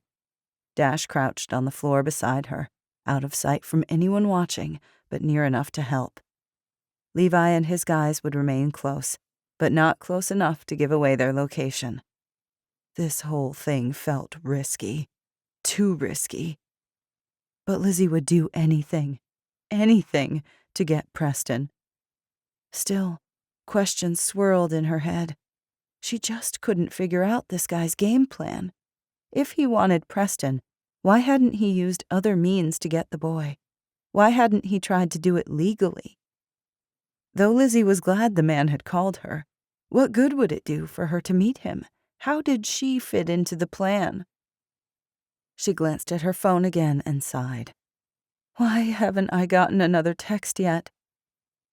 It was 15 minutes past the time they were supposed to meet. Where was this guy? Did he know Dash was here? Had he changed his mind? Give him time, Dash whispered. He wants to make sure you know that he's in control of this and not you. Maybe that made sense, but it didn't make her feel any better. Moments of silence passed until finally Lizzie cleared her throat. The timing couldn't be worse, but in some ways that made this easier to talk about. Her wire wasn't on yet, so no one else could hear her. Why did you push me away? She asked quietly. She slouched in the seat so no one would see her lips moving. Dash nearly did a double take at her, almost as if he hadn't understood her question. That? Oh, Lizzie, I want to know. He let out a breath. Mostly, it goes back to someone I dated. Her name is Isabel. I thought we were in love and that we would get married. But then I discovered that she was only with me because of my money. She never cared about me at all. That realization was really hard to stomach. Had Lizzie just heard him correctly? So you thought that I was a gold digger? He shrugged in the darkness. Not at first. But then Preston told me about how important image is to you, and that you thought money was a big deal, and... Lizzie couldn't listen to this anymore. She let out a harsh, cynical laugh. I can't believe this. I'm in fashion. I have to care about image. Dash let out a sigh and ran a hand over his face. Honestly, this whole thing is a struggle that I deal with. Not knowing if people like me for me or if they like me for my money. But that night, before we kissed, I thought I saw something in your eyes change. I thought you might have recognized me. Dash. Lizzie released the breath she held. I don't want your money. Honestly, my gut has been telling me that all along. But once bitten, twice shy, as the saying goes. She shook her head. No, you don't understand. I don't want your money or need your money. I'm doing well on my own. Dash paused for a moment before shrugging. What do you mean? She leaned her head back and let out another long breath. Dash, I run my own online clothing boutique. It's called Lizzie Ray. It's grown beyond anything I could have ever imagined, and I can take care of myself. You own Lizzie Ray? Recognition stretched through his voice. Surprise washed through her as she glanced at him. You've heard of it? My cousin loves that clothing line. She's always on the app, buying new things. That app was one of the more innovative things I was able to do, Lizzie said. I figured out how to make technology really work for the business. There's so little overhead because of this. I don't have to pay for storefronts or an overabundance of employees. Everything is done online. Dash stared at her, his eyes narrowing. That means you also run the blog, Busy Lizzie. She nodded. So Dash had heard of that, too? Wasn't he full of surprises? I decided I wanted to share what I've learned about being a business owner and entrepreneur with other people who were just getting started, she said. So I began that blog in hopes of helping people. Again, just as with the boutique, I never expected it to become as popular as it did. You were named one of the top 100 businesswomen in the U.S. by Newsweek magazine. Dash shook his head. I didn't recognize you from the article, but I remember reading about your business. That's right, I was. Dash let out a harsh chuckle and shook his head. I can't believe this. I know what it's like for people to like you because they want something from you. It's not fun. But it's not fun being unfairly judged either. Oh, Lizzie, I'm so sorry. Just then, her phone buzzed. It was a message from the man who'd taken Preston. Walk north through the woods 300 feet. I'll be in touch. The last thing Dash wanted was to send Lizzie out into Wash Woods alone. But if he went with her, the man who'd grabbed Preston was sure to notice. The perp might harm her or Preston. He knew they couldn't risk that. Still, someone had to protect Lizzie. She glanced down at him as he crouched on the floor.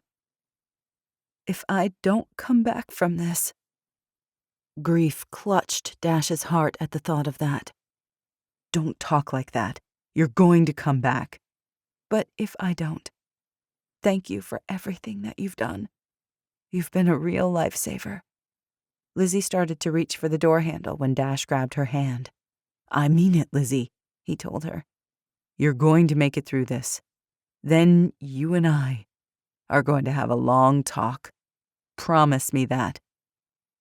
She pressed her lips together, as if holding back the emotions glimmering in her eyes.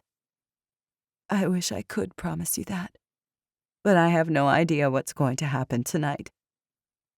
At her words, Dash knew what he had to do. He'd already donned an all-black outfit.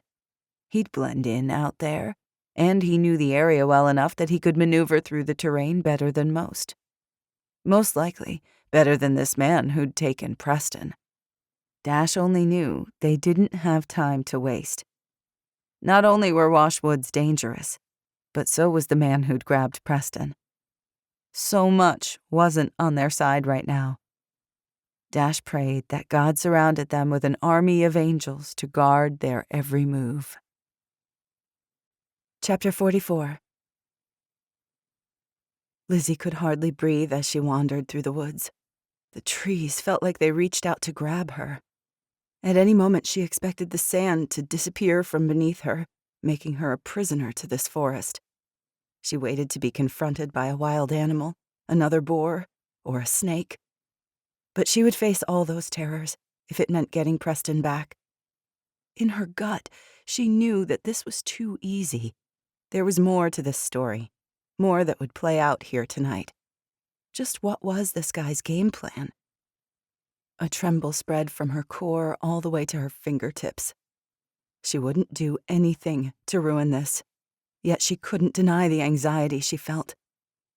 Dear Lord, please help me. Watch over me. Protect Preston above all.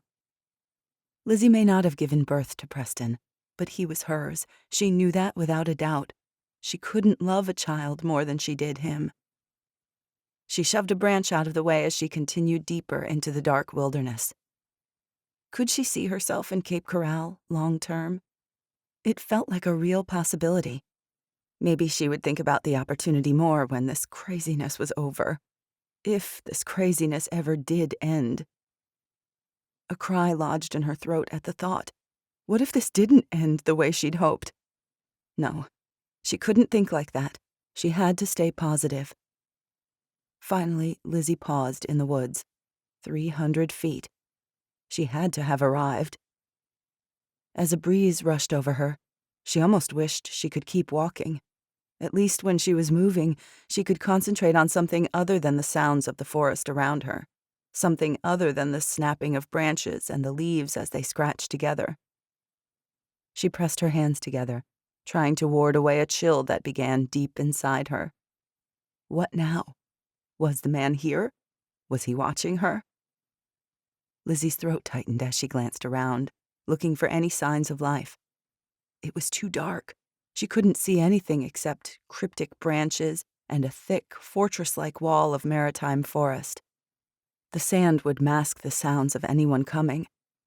She liked this less and less all the time. As her phone buzzed, she nearly jumped out of her skin. At least Lizzie still had service out here.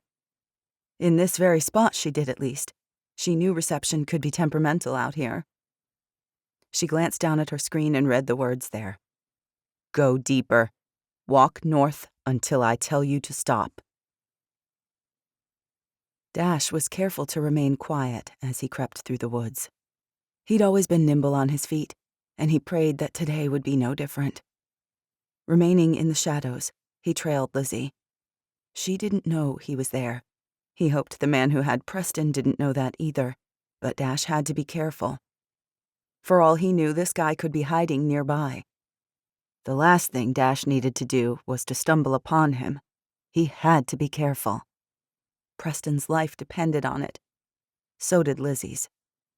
The bad feeling in Dash's gut grew with every step he took. He had no idea how this would turn out.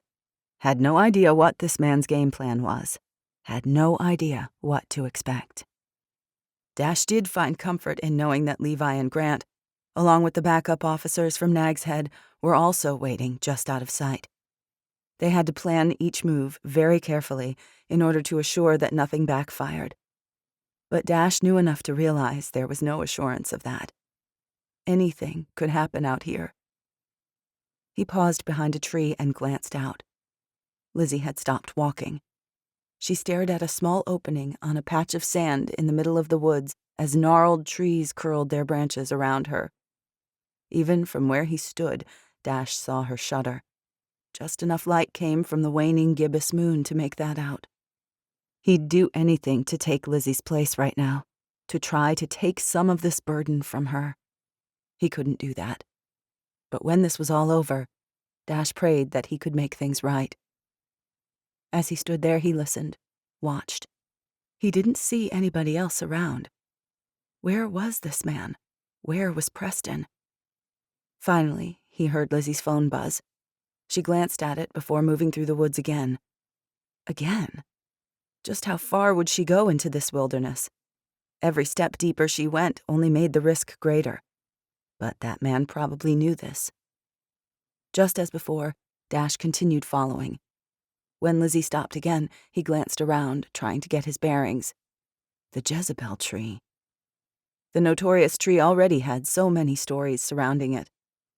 Mostly they were about a seductress who'd been found hanging from its branches more than a century ago. As the folklore went, no one knew if someone had killed her or if she'd taken her own life. Those who were superstitious liked to say she still haunted this area. Dash clearly spotted the tree in the distance. This was where everything had begun, the place where Dash had saved Preston from that wild boar, and where he had met Lizzie for the first time. What would tonight hold for them? As Dash stood there, he saw a man step out from the other side of the woods, Preston in tow. He sucked in a breath and braced himself for whatever would happen next. Chapter 45. Preston! Lizzie's heart leapt into her throat as she reached toward the boy. Oh, no, the man grumbled, tugging the boy back. Don't even think about coming any closer. Lizzie's gaze fell on the gun the man held. The weapon wasn't pointed at Preston, but it was clearly there, clearly a threat. Lizzie froze, her gaze swerving from the weapon back to Preston. Her son appeared okay. No signs of injury were visible. His gaze remained defiant. She fought a smile at the sight of it.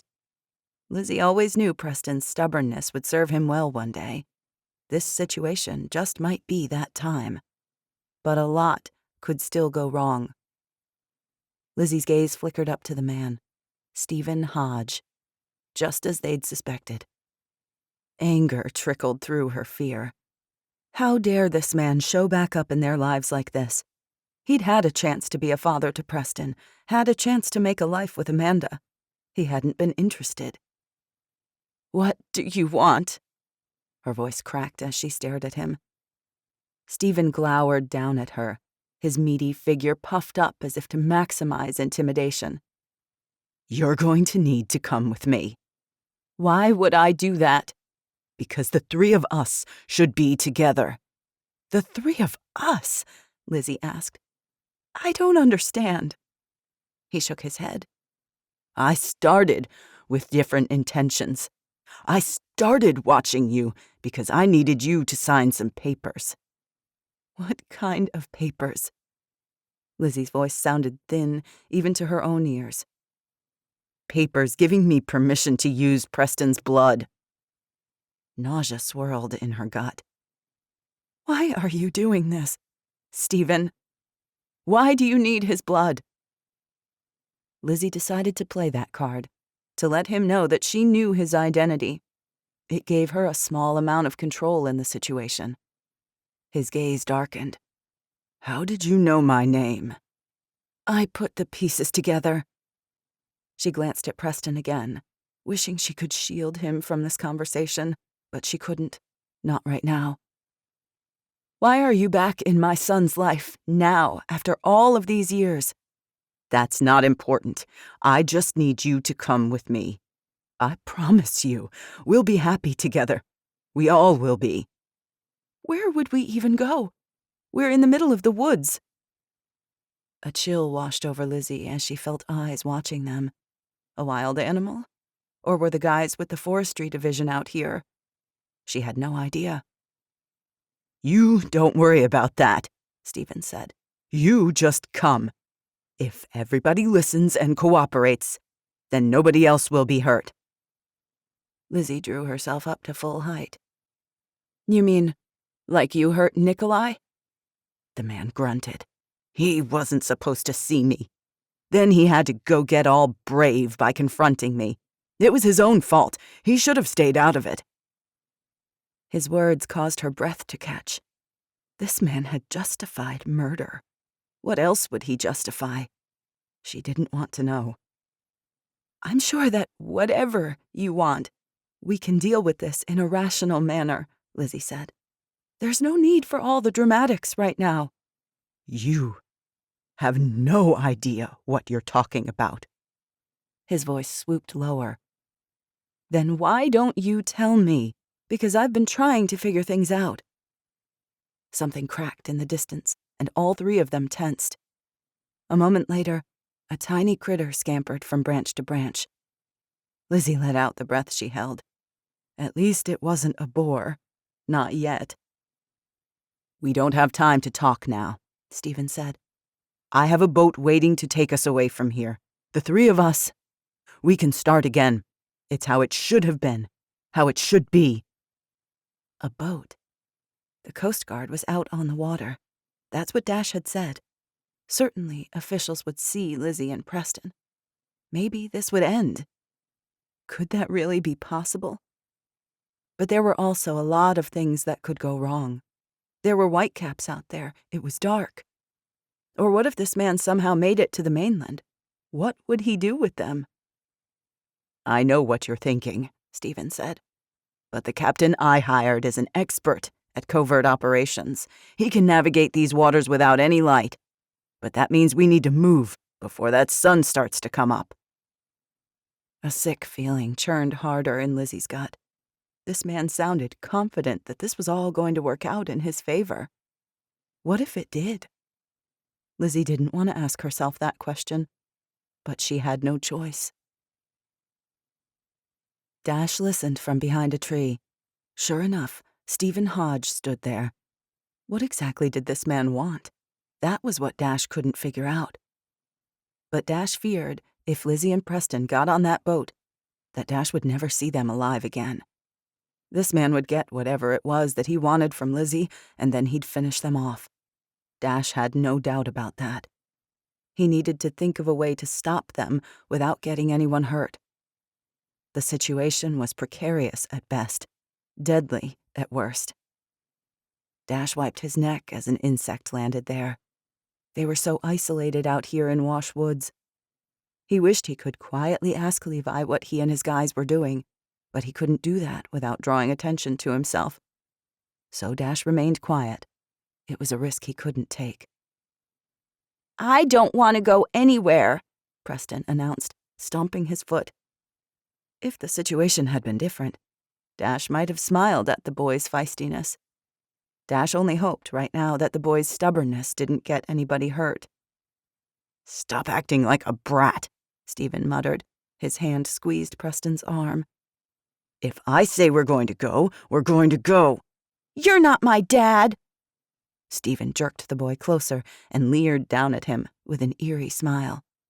Actually, Yes, I am. Anger burned through Dash's blood, and he fisted his hands at his sides. It took every ounce of his self-control to stop himself from rushing onto the scene.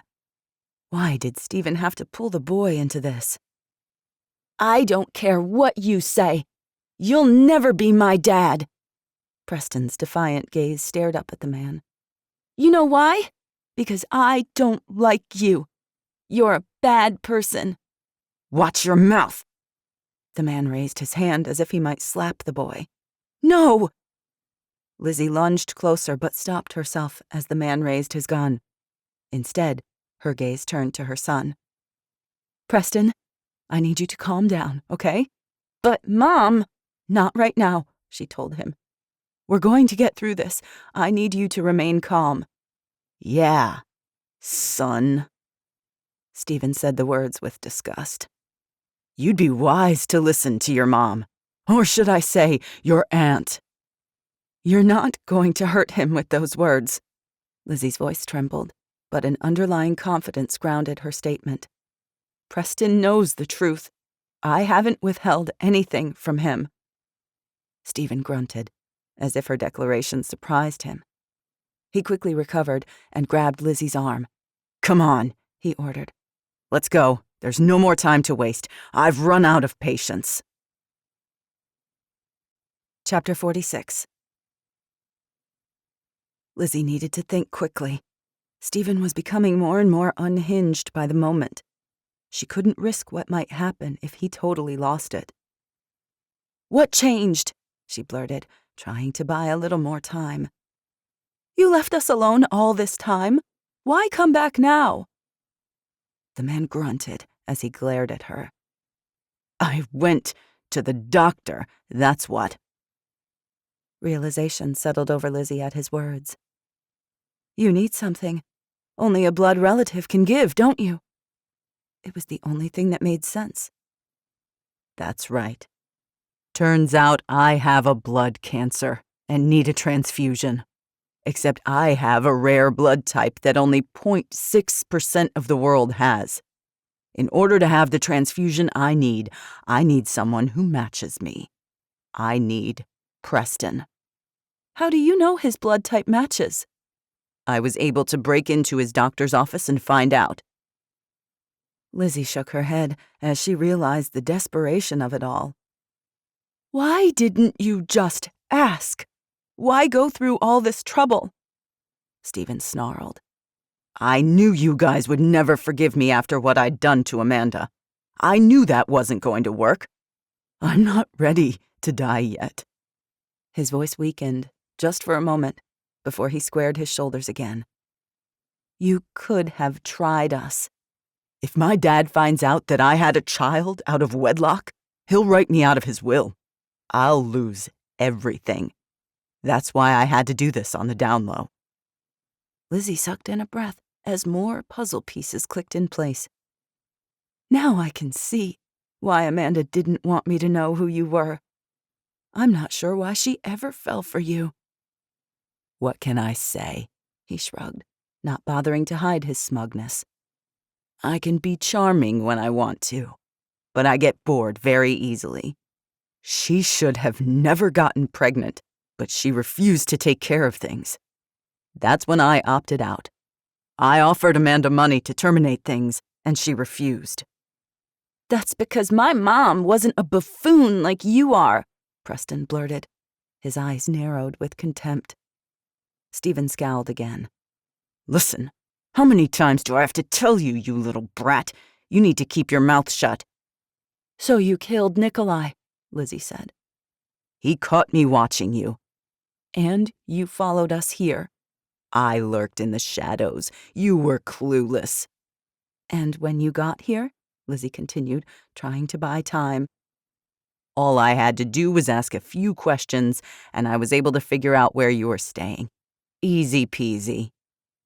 You took pictures of us. Lizzie still tried to put all the pieces together. That was the strange thing.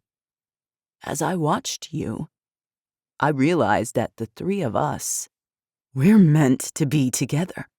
This is my chance. I'm not sure how much longer I have, I want to make things right." Cold, stark fear shot through her. "What do you mean?" "I want the three of us to be a family. We belong together." "But I thought you just said your dad can't find out." The man wasn't making sense. "He won't know who Preston really is. In fact, my father will think it's great that I took in a single mom and her child." He grinned. "It will all work in my favor." "Stephen." "Lizzie, you're remarkable. I wasn't expecting to think this, but you are. So beautiful and kind." His gaze darkened. "You should have never been with that other man. He's not right for you." "So you had to teach him a lesson?" "He was supposed to answer the door that day. When that didn't work, I had to take more extreme measures. I don't have time to waste. Can't you understand that?" Suddenly, Lizzie had an idea. She wasn't sure if it would work, but it might be worth the risk, because she knew that she and Preston could not go with this man. As Preston started to argue with the man again, Lizzie lunged toward Stephen. Using every last ounce of her body weight and strength, she shoved him to the ground. "What?" Stephen muttered a few profane words. He started to reach for his gun that had fallen from his hand, but Lizzie kicked it out of the way before he could grab it. "Once I get my hands on you," he growled. As Stephen tried to stand up, he found he couldn't, because Lizzie had pushed him right into the pit of quicksand that had trapped her just a week earlier. Dash sucked in a breath. "Brilliant move, Lizzie." He was impressed, to say the least. But he didn't have time to stand there and marvel over it for too long. Instead, Dash darted from the shrubbery concealing him. Lizzie gasped and turned around, almost as if expecting to see another wild animal. Instead, her shoulders drooped with relief when she spotted Dash. Dash wanted to pull Lizzie into his arms and tell her everything on his mind, to apologize profusely. But he hoped he'd have time for that later. Right now, Dash grabbed the gun Lizzie had kicked across the sand. Carefully, he tucked it into his waistband as he turned to Stephen. The man clawed at the ground around him, trying to pull himself from the sandy pit that suctioned him in place. There was no use. Stephen wasn't getting out without a lot of help. "This isn't over," the man growled. "Lizzie, don't do this to me. Give me a chance." Lizzie didn't bother to acknowledge him. Preston dove into his mother's arms. The two of them clung to each other. There had never been such a beautiful sight. They were both okay. "Police!" Levi, Grant, and the other officers appeared from the woods. As they did, the sound of a helicopter hummed overhead, and a spotlight came down over the area. The Jezebel tree came into view, as did Stephen, who struggled to pull himself from the quicksand. As his colleagues took control of the scene, Dash stepped back. It looked like this was really over. Stephen would be arrested and stand trial for what he'd done. He would be going away for a long time for the murder of Nikolai Rossi, as well as his other crimes. If the man survived that long. If what Stephen had said about his health condition was true, then he just might die a lonely death in prison. As Levi and Grant apprehended the man, Dash strode to Lizzie. When she looked into his eyes, there was no mistaking the gratitude there, and the affection. In one move, Dash pulled Lizzie and Preston into his arms. "I'm so glad you're both okay," he muttered. "Good thinking back there, Lizzie." Who would have ever thought that our bout with the quicksand would have actually worked in our favor in the long run? Lizzie let out a weak laugh. Dash smiled and took a small step back. Sometimes things have a way of working out like that. Yes, they do. A smile fluttered across her face. Dash leaned down to Preston's eye level and examined him quickly. Just as he thought, the boy looked okay. Stephen had to keep the boy healthy in order to use his blood. "You hanging in?" Dash asked him. "I'm fine." Preston raised his chin. I knew you'd find me. And my mom, too." Dash admired the boy's confidence. "Can you teach me how to ride a horse tomorrow?" Preston asked, almost as if nothing had happened. "I still want to learn." Dash let out a chuckle. This boy didn't forget. His resilient attitude was certainly admirable. It would get him far one day. "Come on," Dash said. "Let's get you guys out of these woods, and somewhere a little more welcoming." Chapter 47. The next day was a flurry of activities. So much so that Lizzie hadn't had a moment alone to talk with Dash. There had been too many interviews, along with checkups at the clinic, and a whole investigation to take up everyone's time. She and Preston had grabbed a quick nap in the afternoon. But it wasn't until 8 p.m. that Lizzie and Dash actually had a moment to themselves. Preston had gone upstairs to turn in early. Lizzie and Preston were going to stay at Dash's place one more night, just until things calmed down and Lizzie was able to get her bearings again. After that, she would look at finding a place of her own here in Cape Corral. A real place, not just a rental. She'd realized that this was the kind of place she wanted to raise Preston. A place where people knew their names, where neighbors looked out for each other, where they could breathe fresh air and explore and learn. It was different from the urban area where their current house was located. After being here, Lizzie didn't care if she ever went back. But first, she and Dash needed to talk. Dash stepped into the living room as Lizzie came down the stairs from putting Preston to bed. He paused, cowboy boots still on and hat tilted back on his head. No doubt about it, the man was gorgeous, on the inside and the outside.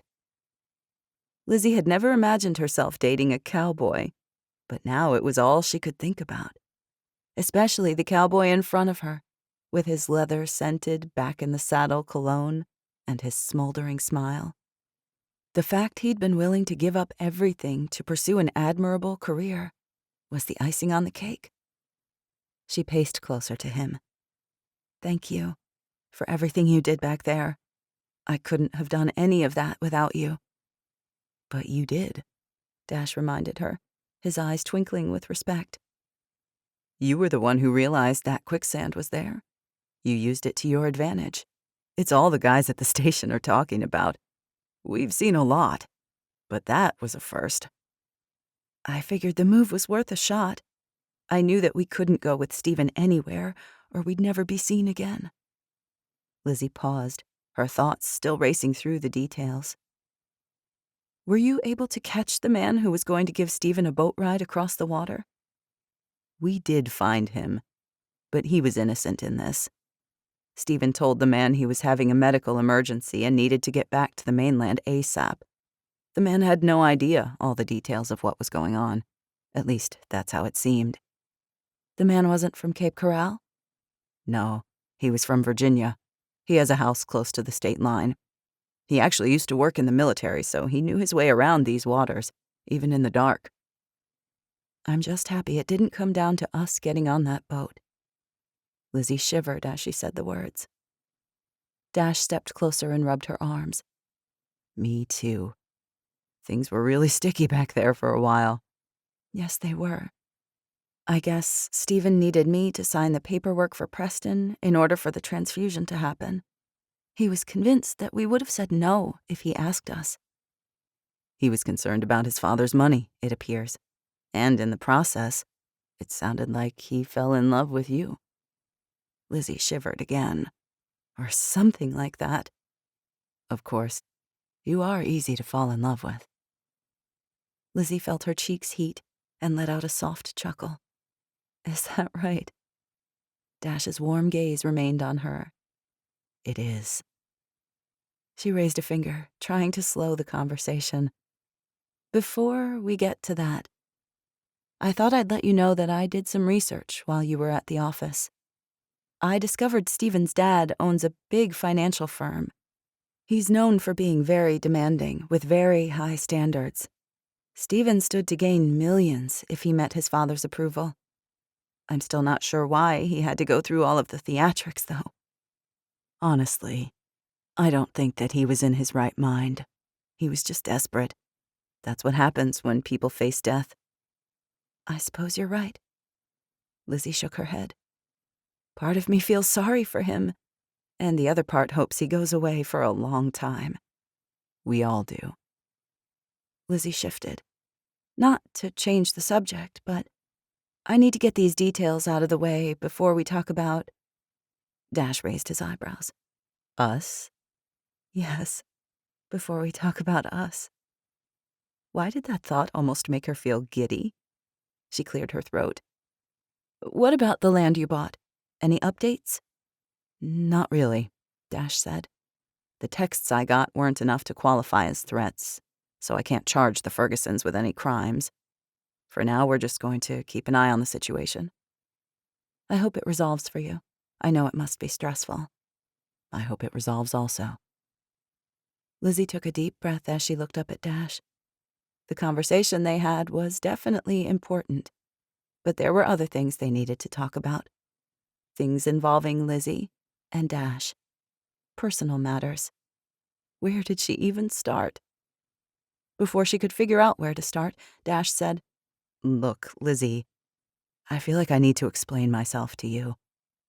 I shouldn't have been so quick to judge. No, you shouldn't have been. He rubbed his neck, his gaze pleading with her for understanding. It's just hard for me to trust that people really want to be around me for who I am. I feel like people are only interested in what I can do for them. But I'm sorry that I didn't give you the chance. I suppose I kept some secrets from you too, Lizzie said. Maybe in my own way, I understand. I don't like to talk about everything I've achieved because it's not what I want to define me. Dash moved closer and gently pushed a hair behind her ear. I get that. I guess what I really need to know is, will you give me another chance? Lizzie didn't even have to think about his request. She'd been hoping that's what he'd say. Of course I will. I was hoping you would ask. A grin spread across his face. Slowly, Dash leaned toward her until their lips met. Lizzie hoped that this would be the first of many occasions they had to spend together, because, for the first time in her life, she felt she had truly found a place to call home. Dash was a protector, of this place, and of her, and Preston. She could see herself making a life here, away from the hustle and bustle of the city. But really, anywhere with Dash and Preston would feel like home. We hope you have enjoyed Breakwater Protector, Saltwater Cowboys, Book 2. Written by Christy Barritt. Read for you by Stacy Glumboski. The audio for this book was engineered by Aaron Meadows. Breakwater Protector is copyright 2020 by Christy Barritt. Production copyright 2021. All rights reserved.